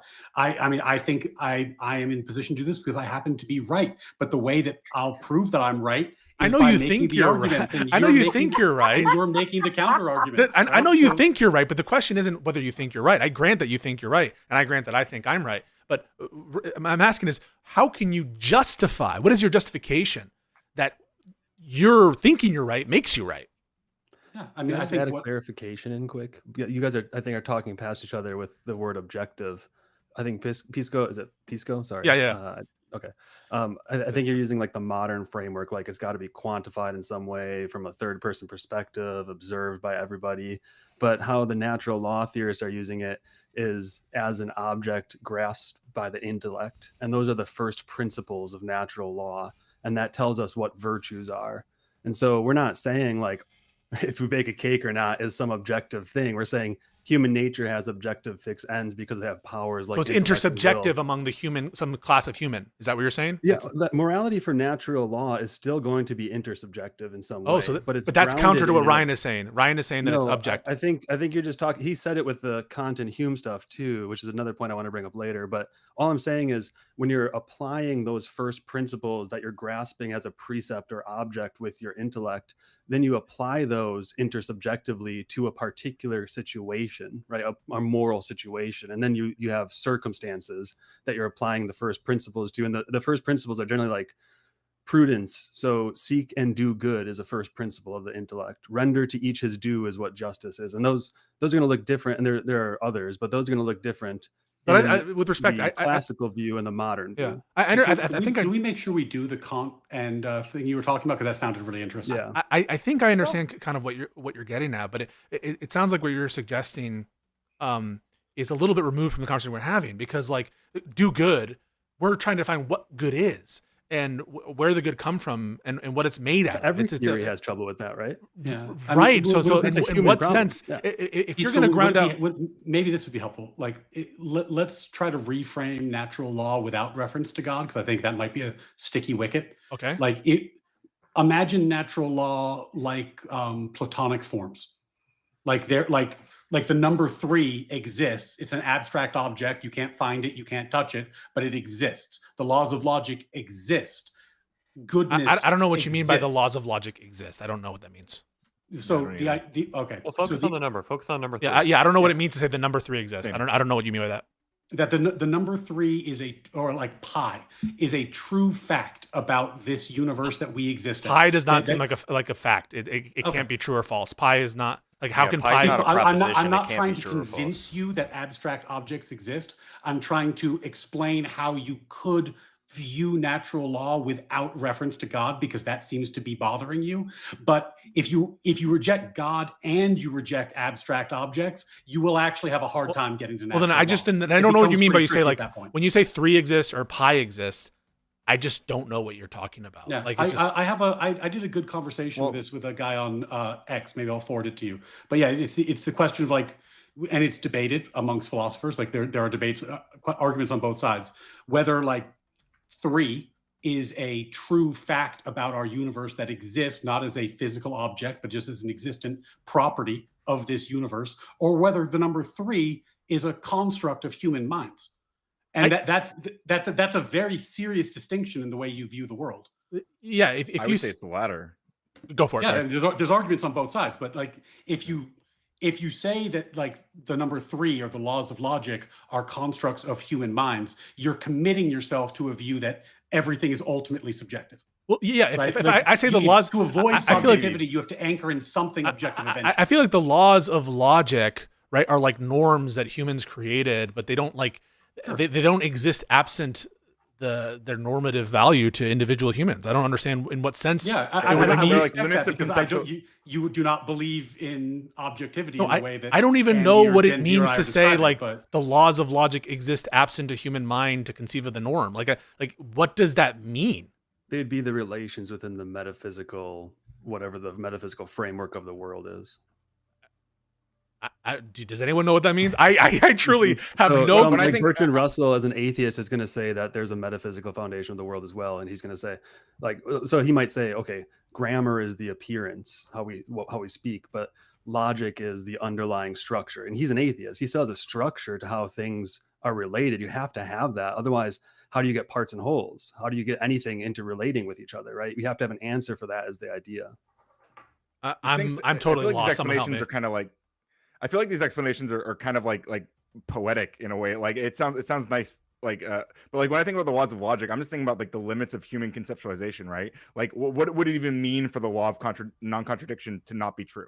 Like the laws of logic, we can't even talk about logic without just like coming up with these limits of human comprehension. Like identity, the law of identity, it is that a thing is a thing. Like again, what would it mean for a thing not to be a thing? Like, but I don't even know what it means to say absurd on like, its the law. face. The law. What would it mean to say the law of identity is true? Like I don't even know what that means. Oh, sorry. Someone's the bottom left guy's trying to talk. I So can't. like, why do I feel Wait, like the we're in, bottom like, left guy is trying to talk. philosophy I can't. 101? Yeah, it would mean the same thing as saying Yes? We can't hear you, the bottom left guy. But sorry, go ahead, Ryan. it would mean the same Okay. thing as saying any law of physics I I know. can hear you. is true. We heard that. We're saying that it is a metaphysical aspect of the universe, of existence. It is fundamentally true, not because we believe in it. but Fundamentally because it meaning what? is. Fundamentally meaning what? Meaning it accurately describes existence. It is I- fundamental to existence. It is I feel like you're just inextricably part restating. of existence. Yeah, we can hear you now. Re-exam. Oh, okay, great. Okay. So let's think about the law of identity then for a second. Is it possible to misidentify something? Is it possible to have the wrong idea in your mind about something that is physically existent? And Sure, therefore, doesn't it not entail that what is physically existent has a correct perception metaphysically, and you can make billions of incorrect perceptions for something that exists physically? Yes.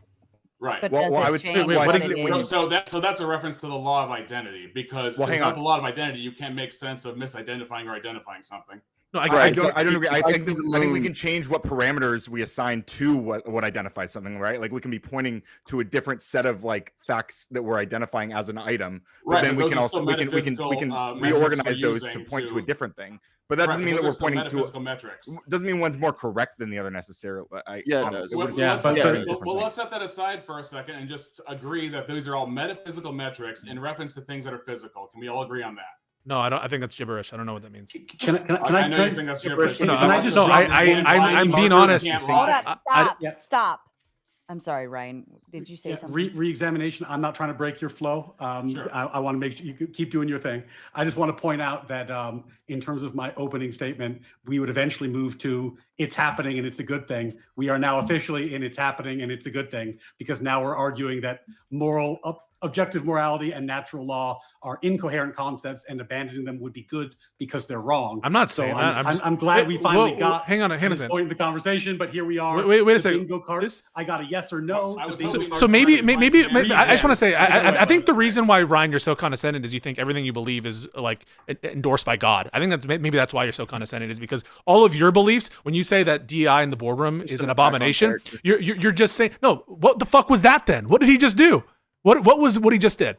Both of you. Absolutely It's was an been attack of happening the whole character. time. Absolutely. I'm It's a pointing response out to him, that- and you guys are doing, oh my God, an attack Look, on character. look, Give you me guys- a fucking break. Look, hold on. Pisco, Because if you guys okay, have been going if back you- and forth yeah. about this same thing for like ever. And I just want to point out that morality is subjective to us. There may be a higher morality, but when it comes to the concept of what you guys are really arguing about, which is the moral proposition, there is no moral proposition except that it is we.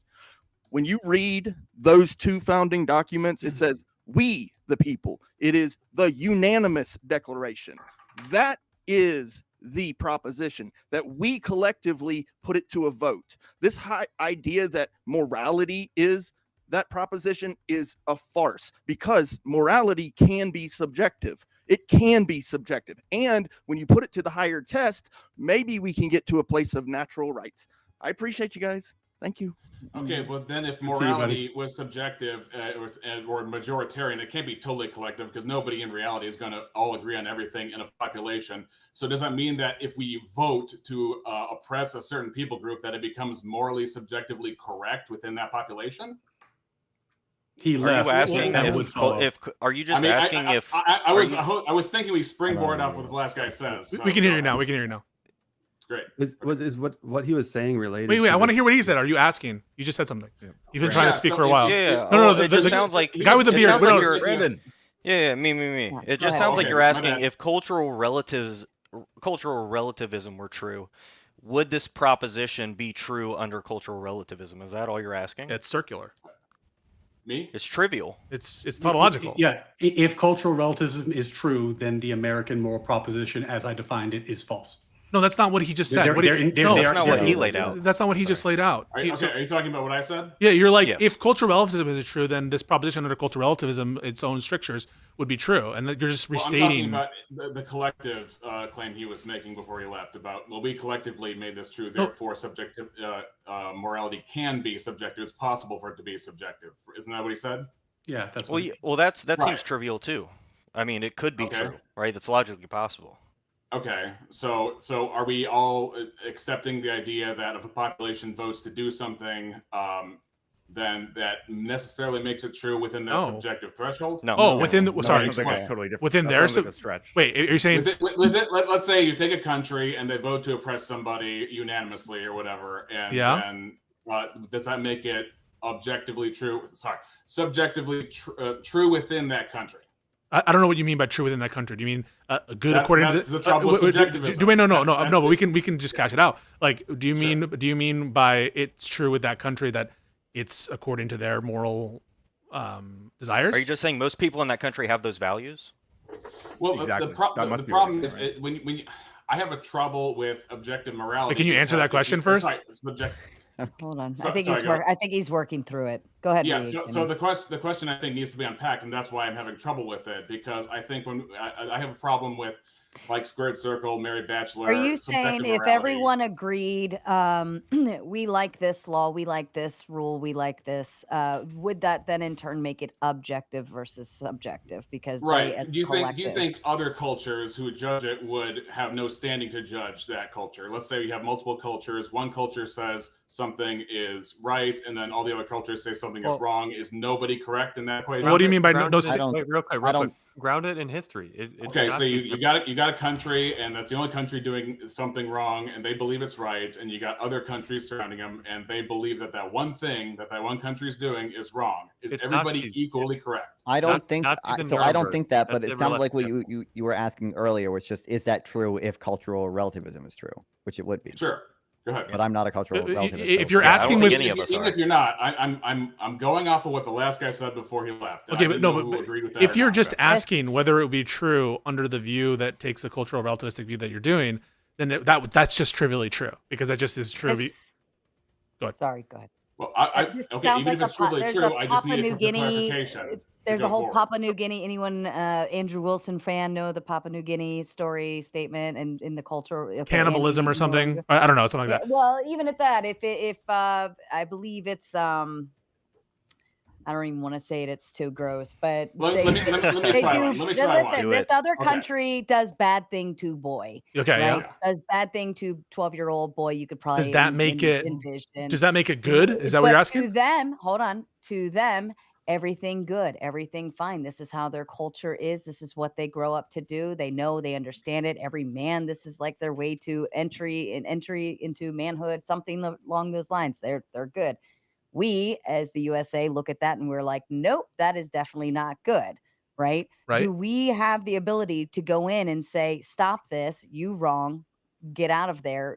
When you Let's say, not do we this have the anymore." ability? Are you just saying like should we? The moral Right. justification. Should we? Yeah, what is If I our may, I have a moral- simpler example. Let's just say there's a universe. I understand that one. I where there's understand one- it. where There's one planet. Right, Say there's a yeah. universe with one planet on it that supports life and only two people, a grown man and a little baby. Yeah. The grown man violently forces himself again and again, this little baby. And let me ask you this: did anything wrong happen if that was the only society that existed? according to me? According to Yes. what lights? According Yes. to whose lights? Me? According to me, yes. Yeah. According to me, yes. According to, yeah. Okay. Why? All right.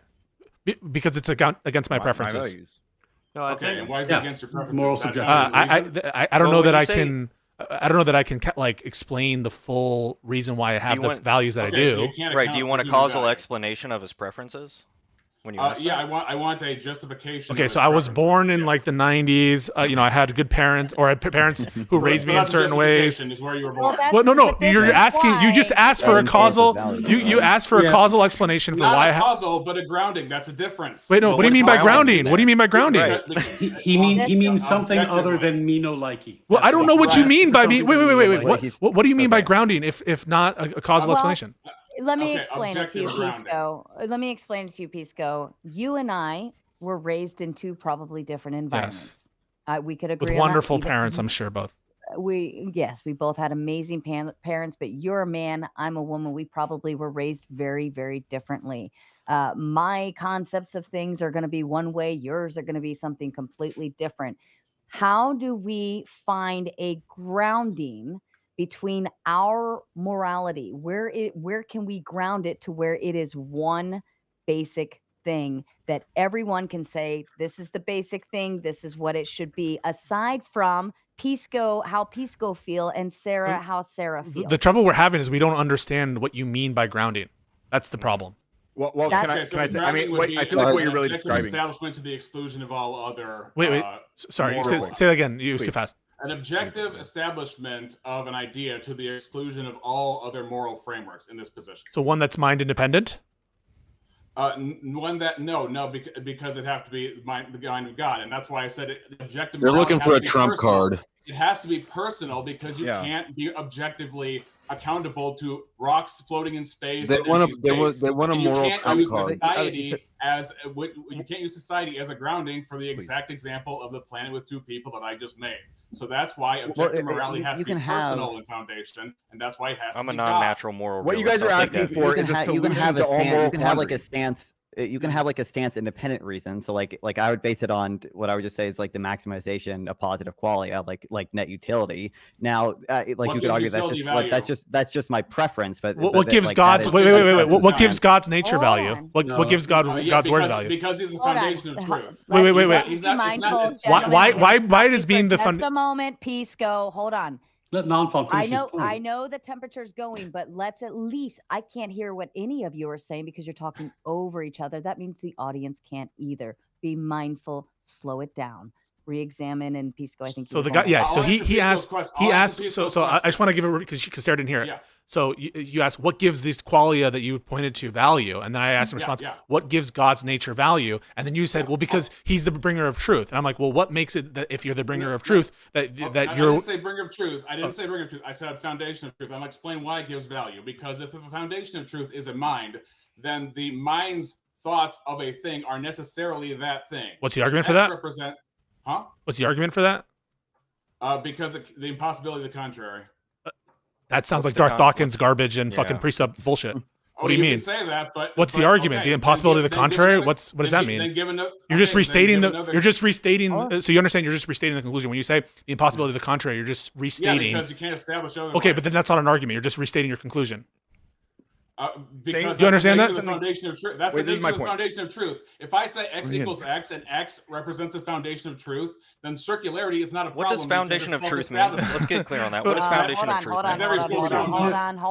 on. Everybody's going now. Everybody's going. I'm going to read one super chat, then I'm going to hand it over to Ryan, Radical Coder, and he can take it from there. I would like to see if Andy wants to offer clarification after Radical Coder goes. Natural law has no morality. It just does whatever is most efficient. Anybody agree? I don't know what that means.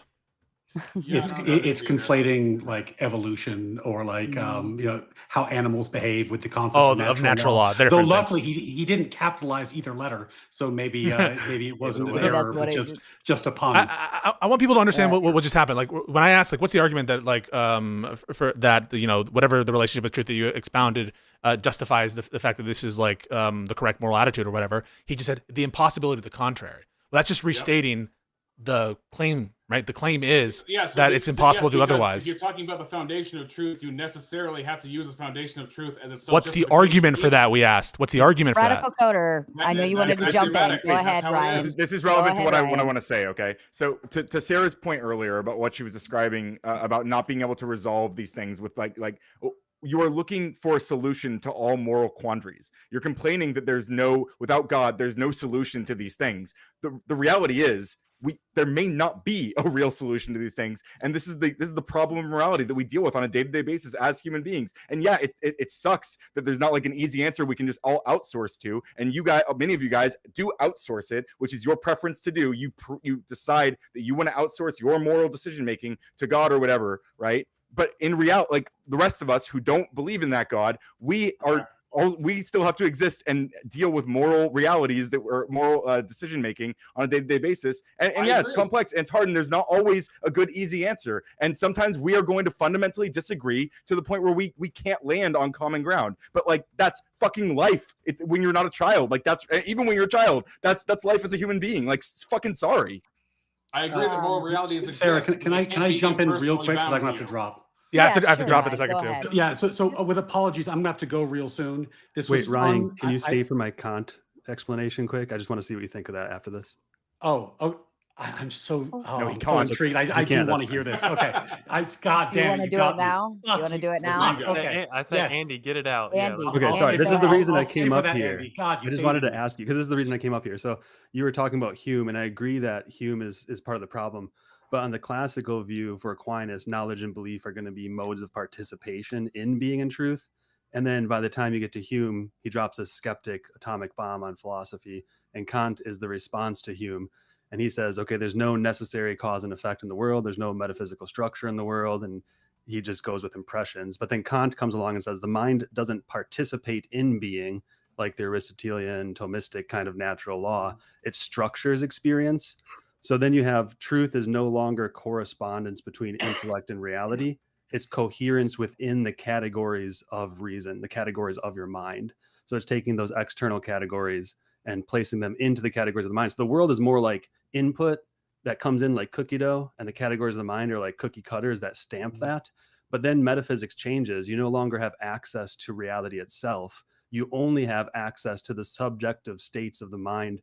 And an object is only an object of knowledge when that data comes in and it's stamped by the categories of your mind. So when we say holding a truth versus someone believes in something, like that debate you had earlier, when we say holding a truth in the declaration, what we're not saying is we have a psychological sort of act like Kant would say. We're saying holding in the declaration functions like a habit, a second order habit for Aquinas, which it signifies the habitual possession of moral truth in reason. And that's still not itself a moral proposition. Then it's still just a description of the habit. But it is then, because then you have a natural law connected to the kind of thing a human is, right? Okay, but it's just habitual but possession it of itself First of all, is just a. Please confuse. Andy, this is 100% what I like to talk about on my channel. Yeah. Please subscribe, hit me up on X, come by the stream sometime, and we'll just do 2 hours on this. And because I would fucking love to talk to you about Sarah, this. thank you so much, everybody, because I do have to go too. Yes, I do have to drop. So Andy, please follow up with me. Thank you. I seriously do. I would love to talk to you about this. What the short answer that I'm going to give is that in a debate about the American moral proposition, it is expressly non-Kantian. Oh my God, we did it. Holy shit. I didn't know I was getting precept hell.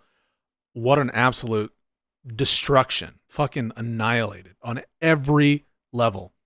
I don't know why these people come into these debates with these ill thought out propositions where the meaning of the terms aren't baked into the thing, and there's no common usage to go down, and they just expect to have it be their way, but it's the other way, right? You're not going to spend a lot of time talking about the left if you include a proposition where the term itself is so opaque and not, suffused with meaning through usage, that it's just going to be a conversation about what the term means. And so I just don't understand what the tactical or strategic proposition was we'll definitely talk about only the left. Because that's I think what he wants is to only talk about the left and not have to answer for the fucking Republican garbage. But even on the term that they established on their own proposition with their own meaning of the term, it would be relevant to bring up the Republican shit.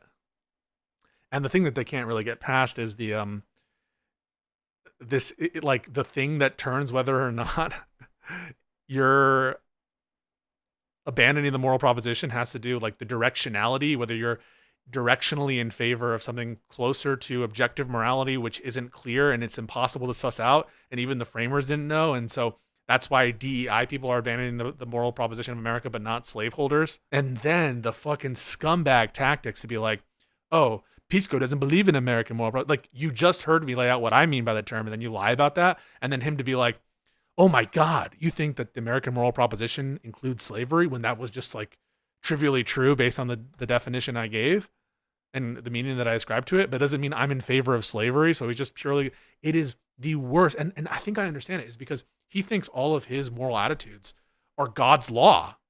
I think that that's it, because I legit asked him, do you think that it's bad? Do you think that it's against God's law to have quotas on boards of directors? And he's like, yeah, probably against God's law. Like, what the fuck? So God gives a fuck about like quotas, and he could have fooled me. I mean, he's doing a bunch of fucking crazy shit in scripture, although then he wanted to say it's not reliant on scripture. Well, how can it not be reliant on scripture if that's like God's revelation or something? And so you're an objective moralist, and other atheistic objective moralists are consistent, but not those who share all your political views and are not objective moralists. And like, this is what people understand. Like, is this meta-ethical? No one understands this shit except people who are steeped in these issues. No one would like determine that that's like the centerpiece is this grounding of meta-ethics. And so that's just like an absurd conclusion. And then like, they just start saying circular shit. Yeah, if you accept that I'm right about everything and I have God's command, wouldn't it follow that the DEI people are against God's plan? Like, yeah, I guess, if that's how you define it. It's like, oh, Jesus Christ.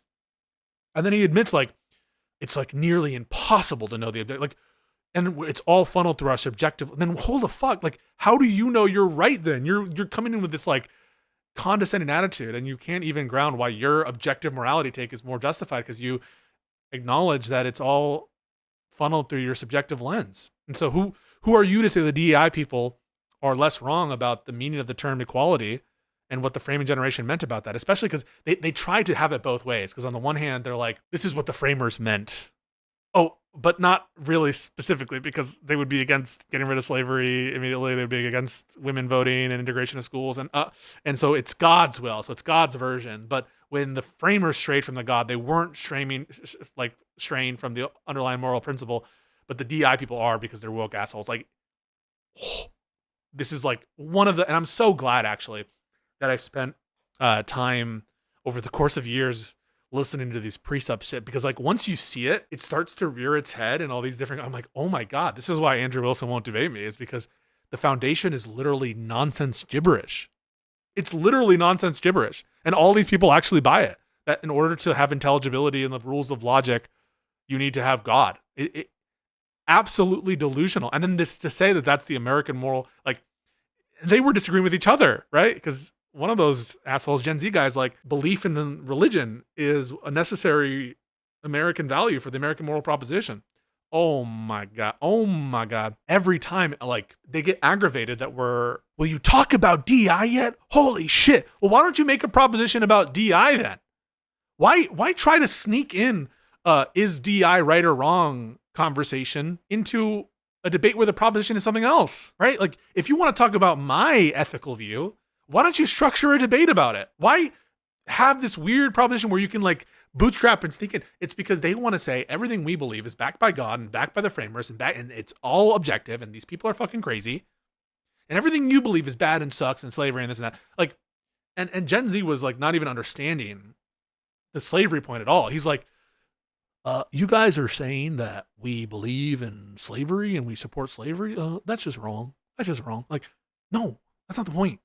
The point is, being in favor of slavery doesn't mean that you're against the American moral proposition. It's not sufficient.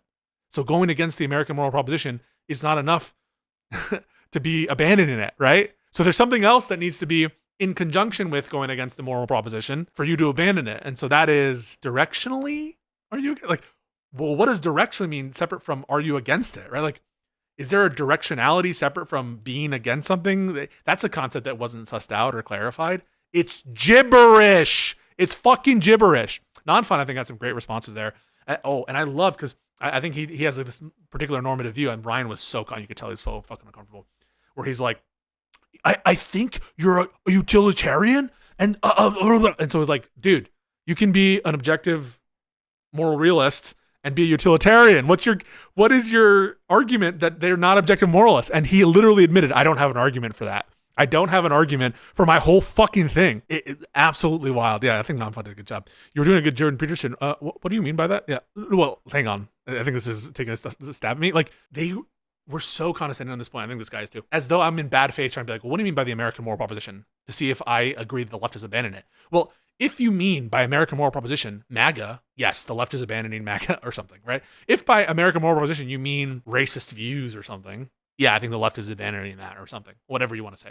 So my answer on whether I think the left is abandoning the American moral proposition turns on what this fucking means. And this isn't a term of art, right? Like the American moral proposition is not a term of art, a defined term somewhere or in common vernacular. Raise your hands. How many of you have heard of that fucking phrase before in your life as like a defined phrase? Like, is that a commonly used phrase in your various industries in your various life?